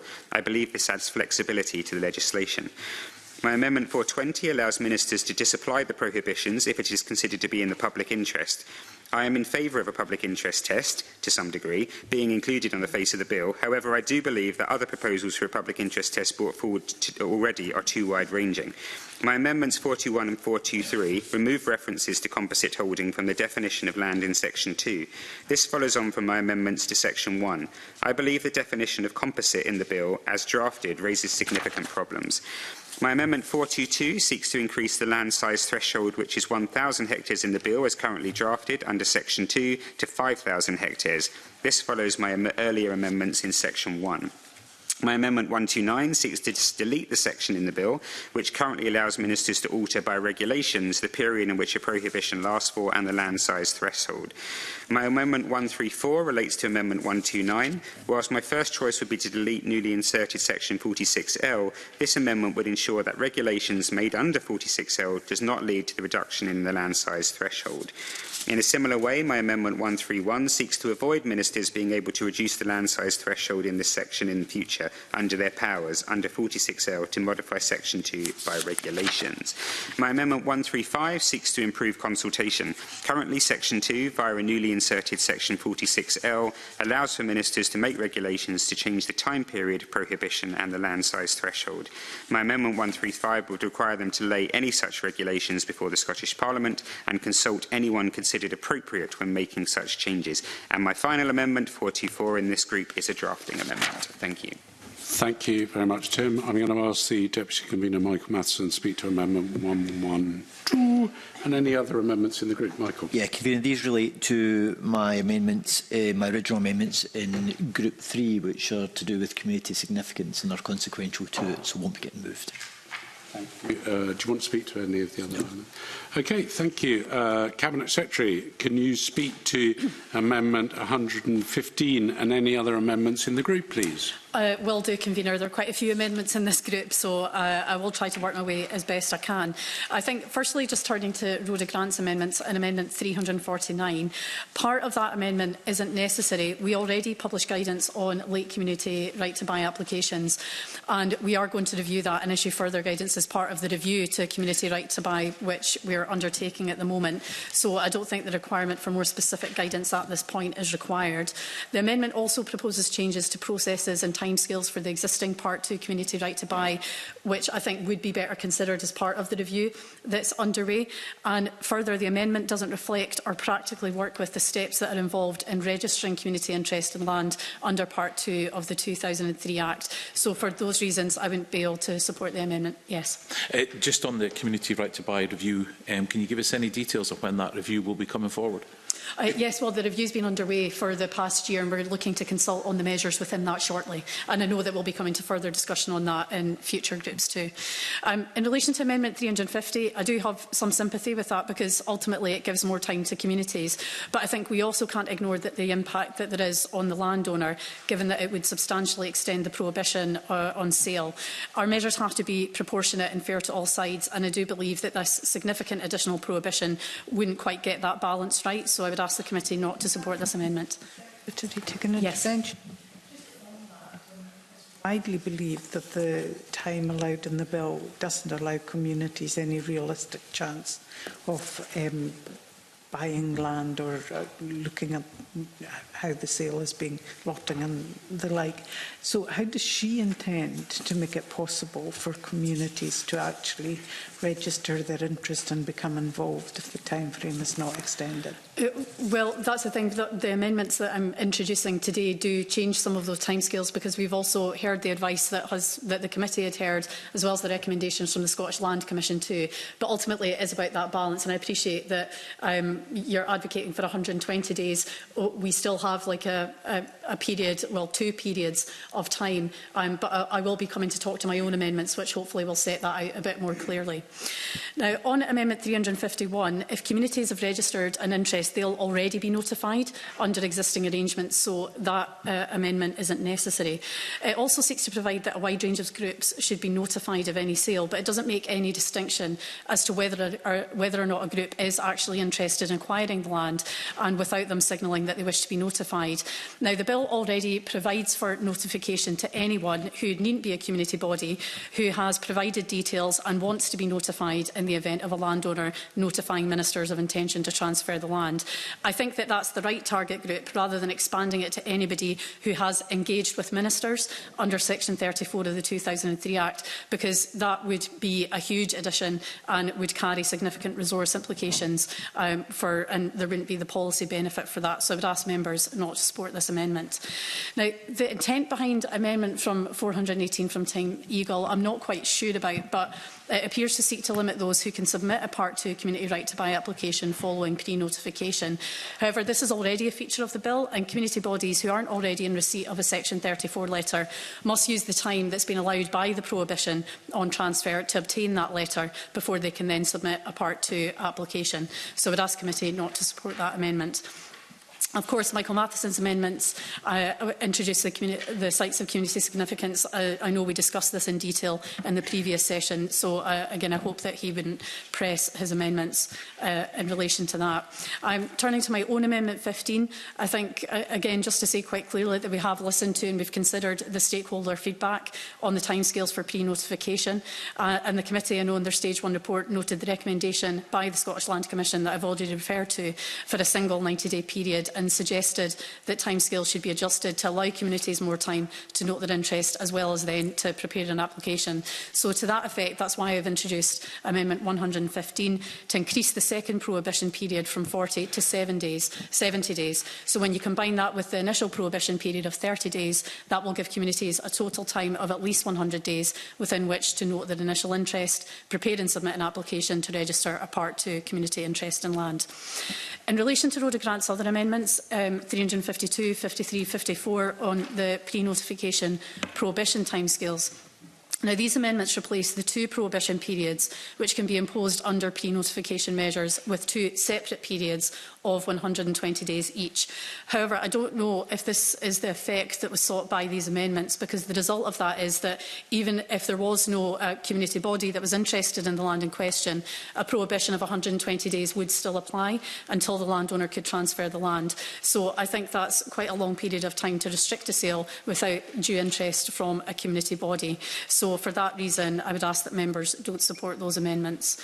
On Tim Eagle's amendments, 113, 114 and 116, I understand that Tim Eagle wants to encourage ministers to act quickly once they've received notification of a potential transfer, and therefore for the prohibition period to start running from that point.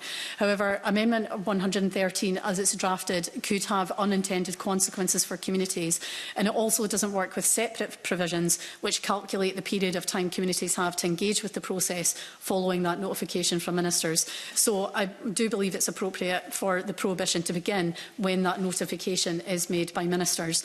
But I do acknowledge the desire for greater clarity of timescales from a landowner's perspective, and I would just want to assure Tim Eagle that these matters can be addressed through guidance. And on Amendment 114, this looks to place a duty on ministers to publish a notice which is provided to landowners to notify them that the prohibition on transfer has been lifted. I think ultimately it could have cost implications for the Scottish Government, but I would welcome further engagement with Tim Eagle to understand for the reasoning behind this amendment a bit better. And on 116, this places even more stringent conditions on communities than they would be subject to if they were submitting a regular late right-to-buy application, so turning pre-notification from a gateway into community ownership into something that would become a financial and bureaucratic hurdle too. So I would oppose the amendment on that basis. Now, proposals for inclusion of a de minimis threshold, I know, were discussed quite extensively during Stage 1, and I think it's clear that stakeholders on all sides agree that those non-controversial small sales shouldn't be included in the pre-notification provisions. So we've considered all the evidence that's been provided around that. We've also engaged extensively with stakeholders on these issues too, on the introduction of a de minimis threshold below which pre-notification will not apply.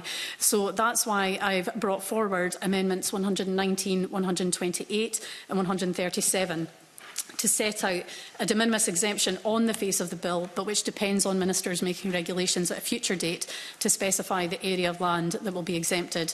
This will enable the exempted area and related rules to be identified and agreed on through appropriate engagement and consultation, and I would hope that members could support that approach that I'm setting out today.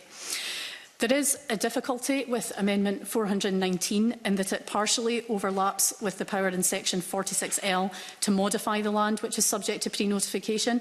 And if the intention behind it is to allow for something like a de minimis exemption to be introduced, I think that the outcome is better served by the amendments that I'm proposing to introduce and bringing forward to that end. Amendment 424 is related because it would make those regulations subject to affirmative procedure. So again, I wouldn't support those amendments. 420 would widen the circumstances in which ministers could lift the pre-notification requirements on request from the owner to do so.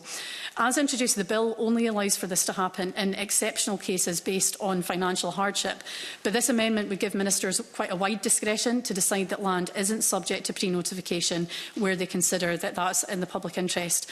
I have to say that I disagree with the premise of that amendment, because I think it's fair that pre-notification applies generally to all transfers of land within the scope of the bill, except where financial hardship is in play. The amendment also risks creating administrative burden at cost to government or processing requests to lift the pre-notification rules on grounds other than financial hardship. I also can't support Amendment 421, which seeks to remove composite holdings from land affected by pre-notification, because that would reduce the scope of the measures and would ask members not to support those amendments. In a similar vein, and I understand that Rachel Hamilton is still to speak to her amendment, and Amendment 128A amends my own amendment, which seeks to introduce the de minimis exemption. Now, the purpose of it appears to narrow the scope of the measures that ministers can make in future regulations to avoid misuse of the de minimis rule as a means of avoiding the pre-notification requirements. So I would want to avoid transfers being artificially designed to avoid the need to pre-notify, and it's therefore right that ministers have appropriate powers under Section 46KA to provide for scenarios which will not benefit from the de minimis exemption. And I think Rachel Hamilton's amendment would make it difficult to close down any potential loopholes for those who have the time and resources to design schemes to avoid pre-notification measures and fly under the radar, which is why I'm unable to support this amendment. Amendment 422. Of course, as Tim Eagle has outlined, intends to raise the threshold from 1,000 hectares to 5,000 hectares, and Amendment 423 removes the connected persons definition, and both amendments would reduce the number of landholdings caught by pre-notification measures, and that's why I wouldn't support them. Secretary, take an intervention. Sorry, again, it's very difficult to work out the appropriate time to do this, but when you talk about de minimis land, I just want to, i.e., areas which are considered de minimis as far as sales are concerned. I wondered if you considered the evidence that was heard by the committee that suggested that if areas had been identified within the land management plan as important to the community, if there was an undertaking for those to be excluded from the sale and sold to the community, whether the land would continue to, the rest of the land would still be held under an exemption from sale till you'd ruled on it.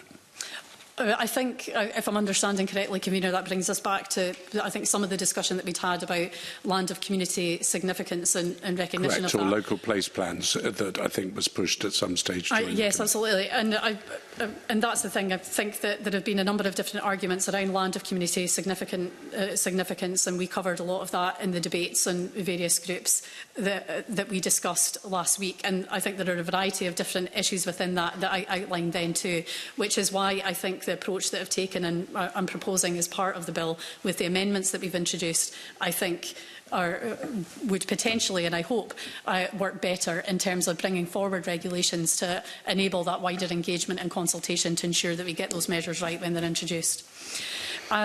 Just turning back to, I talked about Amendment 422 from Tim Eagle and Amendment 423. There's also amendments, Amendment 120 from Mercedes Villalba, which aims to bring within the scope of pre-notification any holding forming part of an inhabited island that constitutes more than 25% of land forming the island.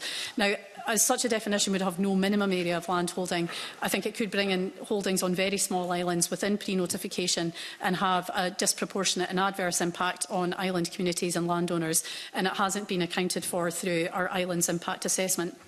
But I would say, in saying that though, and considering some of the other amendments that have come forward, not just in this group, but in other parts of the bill too, there have been a variety of different amendments looking at, including a variety of different thresholds in relation to our islands. Now, we had removed that condition, first of all, so as not to disadvantage island communities, but I appreciate that there is still a lot of interest in that area, and I think there's still some work to be done there in order for us all to get that right. So I would encourage, I know Mercedes Villalba isn't here today, but I think members who are interested in having that discussion with me, I think Mark Ruskell, Ariane Burgess had similar amendments, other points in various debates and other groups too, that we can have a further conversation in relation to that to make sure that we are getting that right. In Amendments 122 and 125, both remove the requirement for single landholdings to be contiguous. Again, we discussed this at the previous session, and as I'd stated last week, we're unable to support those amendments because of the lack of the evidence base to justify it. Ariane Burgess Amendment 5 would lower the threshold from 1,000 hectares to 500 hectares. Again, we discussed that last week, so I'm not going to rehearse the arguments against that we made then, but would ask that the amendment is not supported. And my further amendments 123, 124, 126 seek to strengthen the definitions of composite holding as defined in section 46K in relation to land affected by the pre-notification prohibitions. Now, these are similar to amendments 41, 46 and 48, which we debated in Group 3, and similar to my amendment 49 in relation to another part of the bill which was previously debated. Amendment 127 allows for non-contiguous area of land to form a holding, providing that they are within 250 metres of each other. So I would ask the committee to support these.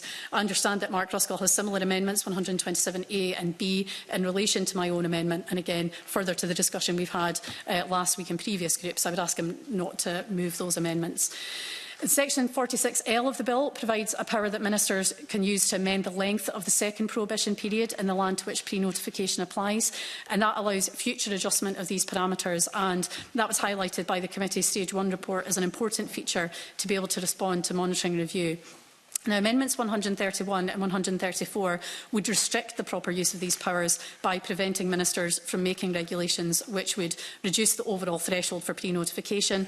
Amendment 133 also seeks to amend section 46L, but in contrast specifies that ministers may not make regulations to increase the overall threshold for pre-notification. And Tim Eagle's amendment 129 looks to entirely remove section 46L and all the powers within it. I think that between them, these amendments unduly restrict the ability of future governments to alter thresholds, even if the evidence overwhelmingly suggests otherwise, which is why I'm not able to support those. And Amendment 135 requires ministers to consult before laying draft regulations under section 46L to Parliament for approval and to prepare and publish a report on the consultation. Again, we've brought forward a comprehensive government amendment to require consultation with appropriate people before draft regulations through Part 1 of the bill. So for these reasons, I don't think it's necessary, and I would urge members to also oppose this amendment. Thank you. Thank you, Cabinet Secretary. Now, if Ariane Burgess was here, she'd speak to her amendment 5 and the other amendments in the group. But Mark Ruskell's going to speak to Ariane Burgess's amendments only, because he had a chance to speak to the other members of the group, other amendments in the group slightly later. So if you could speak to Ariane Burgess. Gosh, I could pretend to be Ariane talking about Mark Ruskell's amendments if you want. No, you can't. I can't do that. Oh, confusing. Okay. Well, in relation to Amendment 5, that's 500 hectare threshold. We've already debated that in Group 3, I think, last week. So I won't be moving that on behalf of Ariane. Thank you. Now, Rhoda Grant, you are going to move Mercedes Villalba's Amendment 120 and any other amendments that Mercedes has in this group, because you've already spoken to the other amendments. Okay. Rhoda. Thank you. The purpose of Amendment 122 and 125, as with Amendments 43 and 47 previously, is to remove loopholes with contiguous land holdings and include aggregated land holdings. The issue we face is land concentration at a national scale, and is therefore only right aggregation nationwide is considered.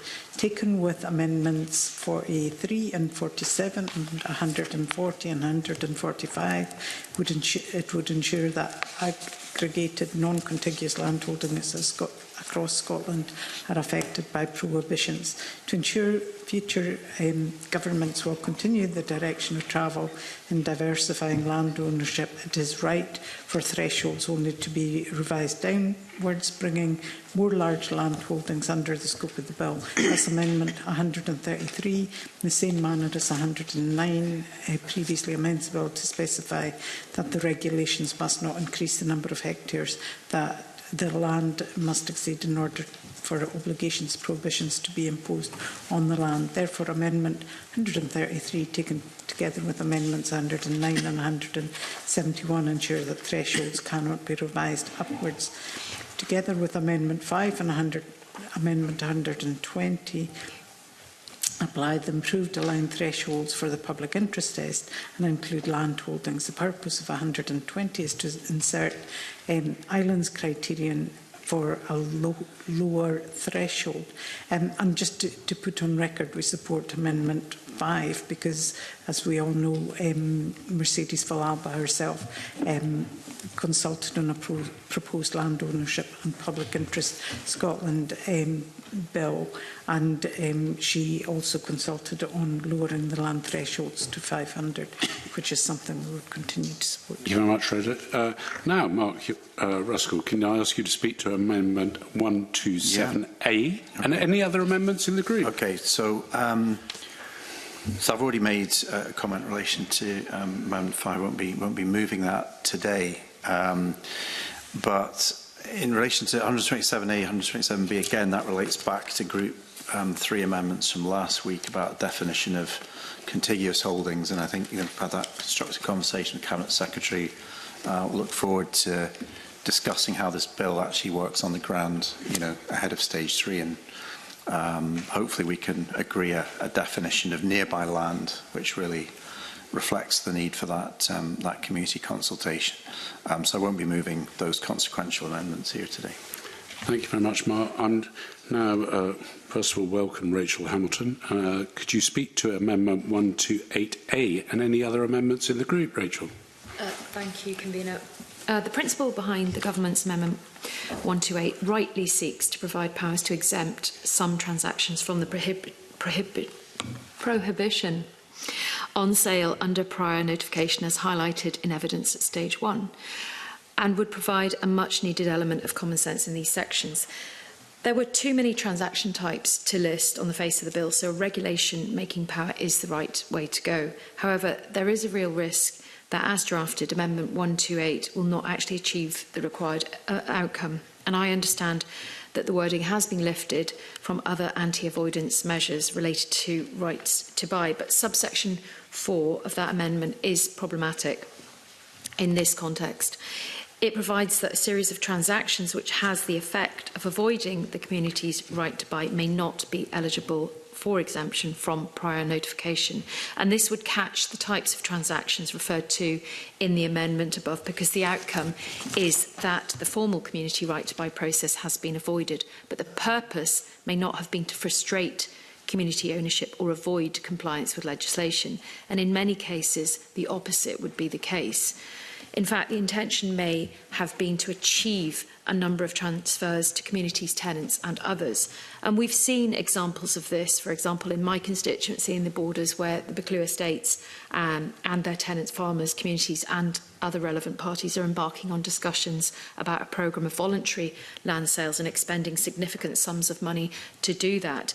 These, I believe, are positive steps towards greater community ownership, and that could be frustrated by the inclusion of the words effect in this context, and removing them from the government's amendment would provide comfort that the transfers to communities or sitting tenants would not be open to delay or challenge. And I've only been dipping in and out of this committee to move amendments, but however, I have the feeling from some of the comments made by the Cabinet Secretary, as there has been with other legislation in the rural context, that there is an element of mistrust, because saying that it's difficult to close down loopholes by my amendment is actually going against the grain of what I'm trying to achieve here, which is ensuring that there isn't a delay for sitting tenants or communities in that context. Thank you, Rachel. I'm looking around to see if any other members want to make a contribution. Just reflecting on the words personally that the Cabinet Secretary said relating to her Amendment 115, increasing the 40-day period to 70 days, which gives an overall 100-day standstill, effectively. Well, what I'm unclear about looking at the Act and the legislation, and I'm very happy to take an intervention from the Cabinet Secretary if I've missed something here, is that if it becomes blatantly obvious during that 100-day standstill that nothing is going to be achieved, does the standstill become mandatory and remain mandatory for 100 days, or can it be closed off if there is no community interest in it, or the community are clear that they are unlikely to get the ability to achieve it?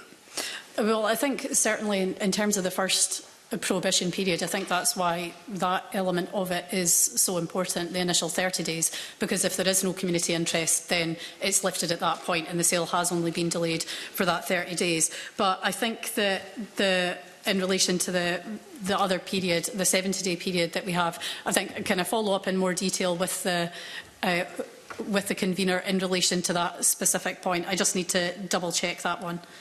That would be helpful for me before stage 3 on the grounds that knowing that if the community, if they did have an interest, were unable to raise the funding for it, whether the 70 days remains extant, if it's clear after, say, 35 days of that 70-day period that they weren't going to get their funding. So it would be helpful at some stage, just clarity for equity to both parties. So I'll maybe leave that hanging before stage 3 and thank the Cabinet Secretary for her offer to engage with that. Rhoda Grant, can I ask you to wind up, please, and press your amendment 349? Thank you, Convener.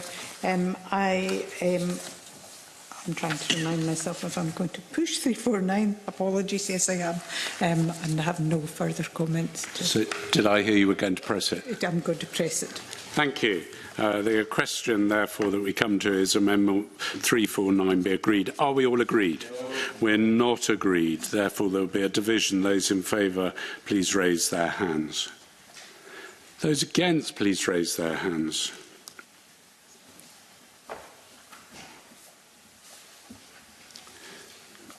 So there were 2 votes in favour, 5 votes against, no abstentions. So Amendment 349 is not agreed. I call Amendment 418 in the name of Tim Eagle, already debated with Amendment 349. Tim Eagle, to move or not move? Move. The question is Amendment 418 be agreed. Are we all agreed? No, we're not agreed. There will be a division. Those in favour, please raise their hands. Those against, please raise their hands.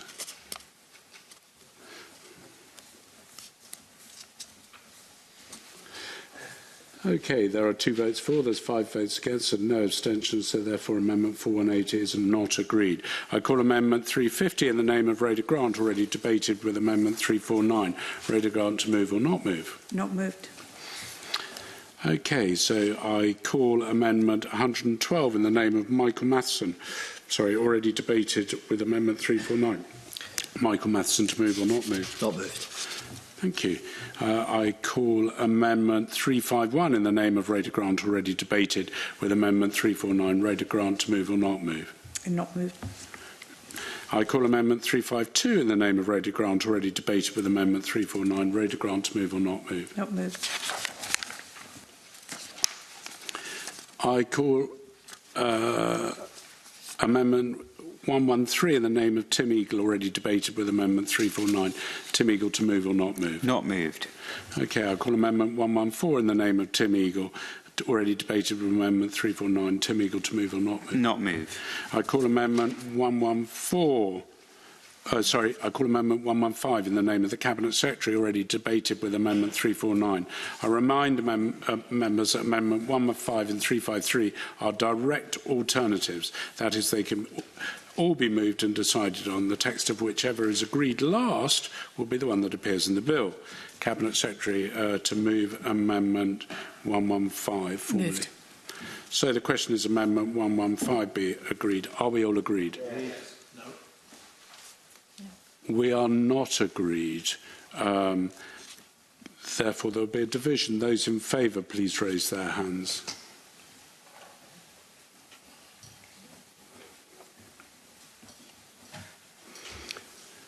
Those against, please raise their hands. And those who wish to abstain, please raise their hands.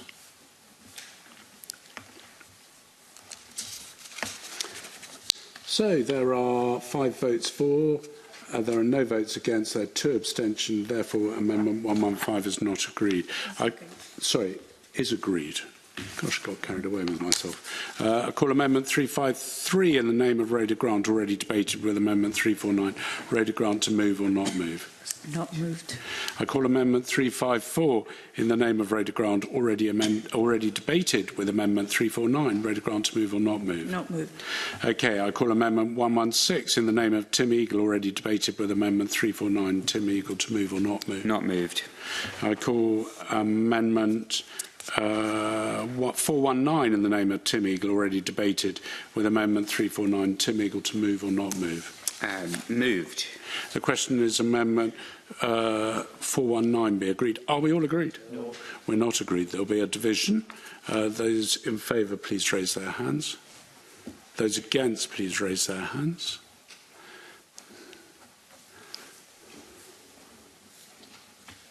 So there were 2 votes for the amendment, 5 votes against, no abstentions. Therefore, Amendment 419 is not agreed. I call Amendment 420 in the name of Tim Eagle, already debated with Amendment 349. Tim Eagle, to move or not move? Not moved. Okay. I call Amendment 117 in the name of Michael Matheson, already debated with Amendment 349. Move or not move? Not moved. Okay. I call Amendment 118 in the name of Michael Matheson, already debated with 349. Move or not move? Michael? Not moved. Okay, I call Amendment 119 in the name of the Cabinet Secretary, already debated with Amendment 349. Cabinet Secretary to move formally. Moved. The question is Amendment 119 be agreed. Are we all agreed? Yes. We are agreed. I call Amendment 421 in the name of Tim Eagle, already debated with Amendment 349. Tim Eagle to move or not move? Not move. I call Amendment 5 in the name of Ariane Burgess, already debated with Amendment 349. Reminder members, Amendment 5 and 422 are direct alternatives. They can both be moved on. Last one agreed is the one that will appear in the bill. So, Mark Ruskell, move or not move Amendment 5? Sorry? Not moved. Okay. So 422 then, in the name of Tim Eagle, already debated with Amendment 349, move or not move? Move. The question is Amendment 422 be agreed. Are we all agreed? No. We're not agreed. Therefore, there will be a division. Those in favour, please raise their hands. Those against, please raise their hands.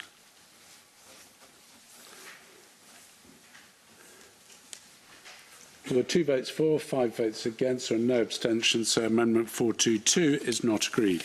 I call Amendment 120 in the name of Mercedes Vialba, already debated with Amendment 349.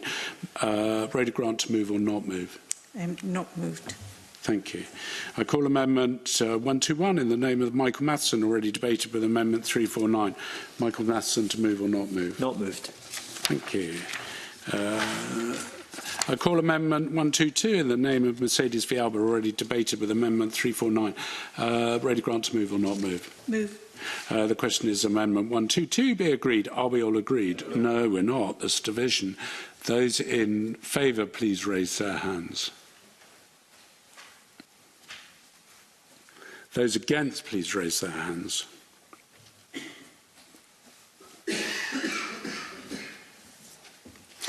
There's 1 vote for and 6 votes against and no abstentions, so Amendment 122 is not agreed.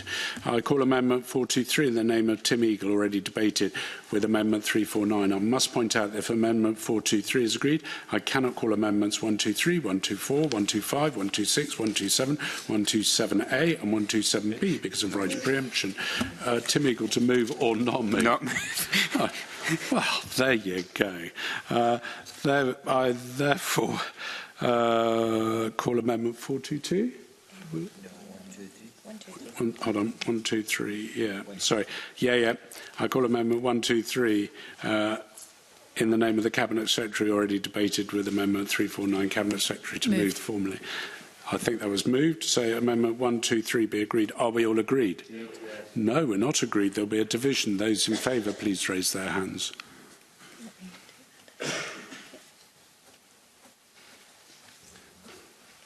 Those against, please raise their hands.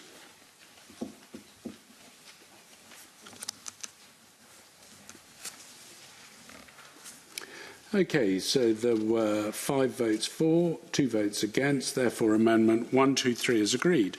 I call Amendment 124 in the name of the Cabinet Secretary, already debated with Amendment 349.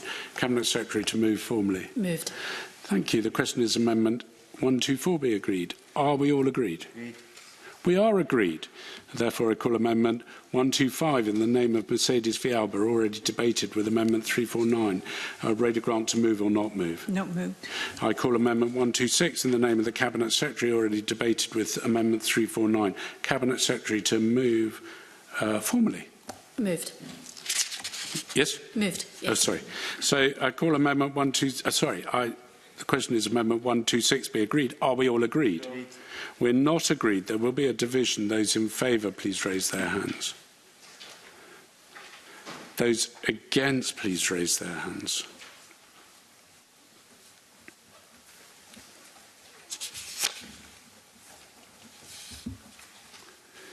So there were 4 votes for, 3 votes against. There were no abstentions. Therefore, Amendment 126 be agreed.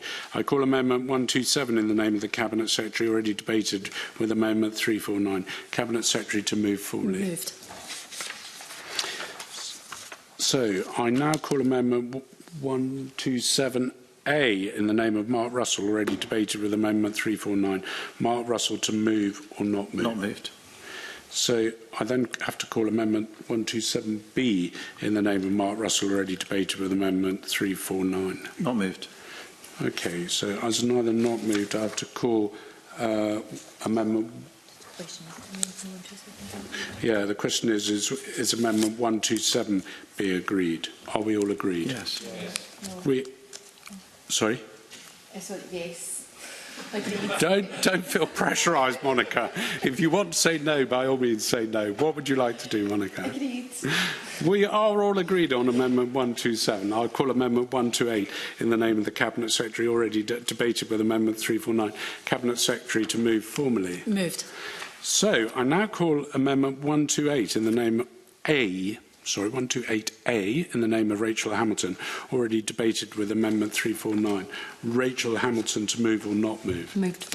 So the question is Amendment 128A be agreed. Are we all agreed? No. We are not agreed. There will be a division. Those in favour, please raise their hands. Those against, please raise their hands.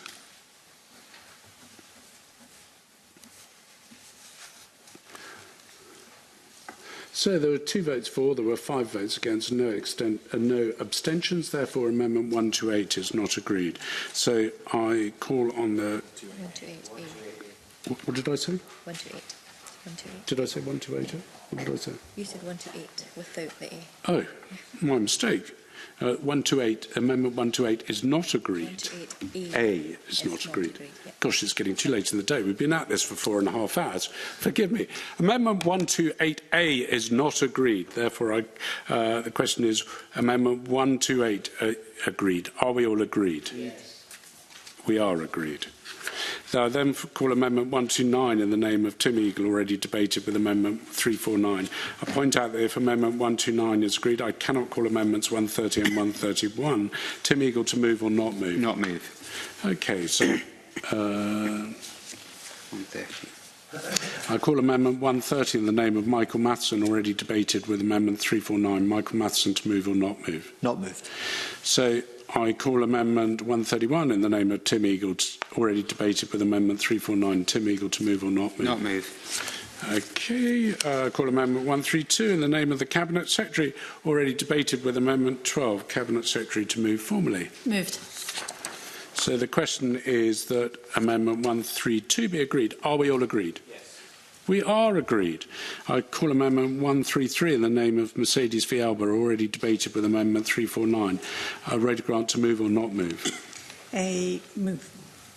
Moved? Moved. Thank you. The question is Amendment 133 be agreed. Are we all agreed? No, we're not agreed. There will be a division. Those in favour, please raise their hands. Those against, please raise their hands.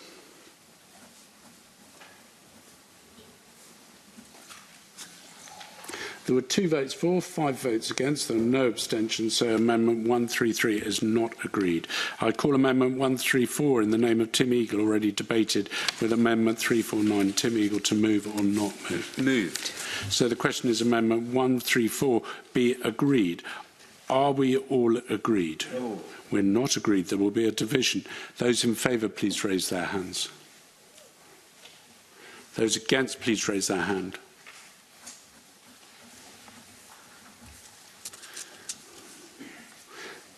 So there were 2 votes for, there were 5 votes against, so no abstentions, so Amendment 134 is not agreed. I call Amendment 135 in the name of Tim Eagle, already debated with Amendment 349. Tim Eagle to move or not move? Moved. Sorry, moved. Thank you. So the question is Amendment 135 be agreed. Are we all agreed? No. We're not agreed. There will be a division. Those in favour, please raise their hands. Those against, please raise their hand.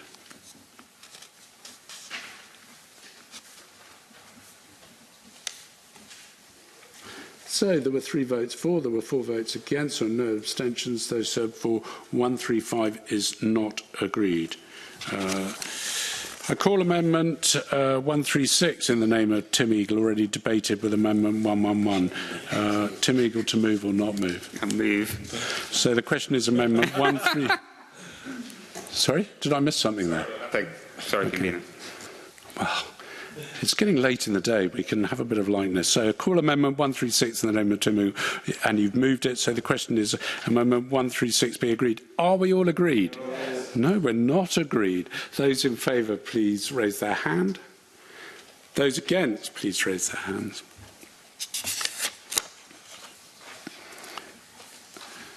Right. I call I'll give the results on that. So there were 2 votes for, there were 5 votes against, so Amendment 136 is not agreed. So I call Amendment 137 in the name of the Cabinet Secretary, already debated with Amendment 349. I point out that if Amendment 137 is agreed, I cannot call Amendment 424. Cabinet Secretary to move formally. Moved. Thank you. The question is Amendment 137 be agreed. Are we all agreed? We are agreed. So we will move to Amendment 425. Oh, sorry, that was agreed. Sorry. 425, yeah. This one right here. Yes? Yep, 425, yeah. Yeah, good. I got it right. Doubted myself there for a moment. I call Amendment 425 in the name of Tim Eagle, already debated with Amendment 111. Tim Eagle to move or not move? Move. So the question is Amendment 425 be agreed. Are we all agreed? No. We're not agreed. There'll be a division. Those in favour, please raise their hands. Those against, please raise their hands.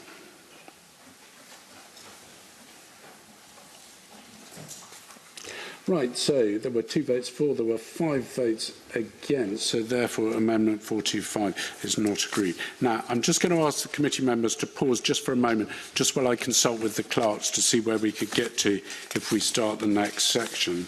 I think if we have a quick 5-minute break, we could get through the next section. I'm in the hands of the committee. We have got another item of business. Mr. Ruskell, do you want to say something? I've got a fair bit to say in the next section, and also I think others will want to contribute as well. I'm also aware that we'll be starting a stage 3 in the chamber at the back of 2. Okay, so leave it there. Along with most things in politics, that's a majority decision. So on that basis, I'm going to pause stage 2 proceedings for today, and then we'll consider our consideration next week. I'll remind you the deadline for new amendments to be considered next week is noon tomorrow. And just to say to committee members and the Cabinet Secretary, there is more than likely to be a secondary meeting next week. I'm waiting on the announcement from the Bureau to the committee's request as to timings. So I thank everyone for their attendance this morning, and we're now going to move into private session. Could I ask committee members to remain, 5 minutes to stretch their legs, and then we'll go straight into the next bit. Thank you.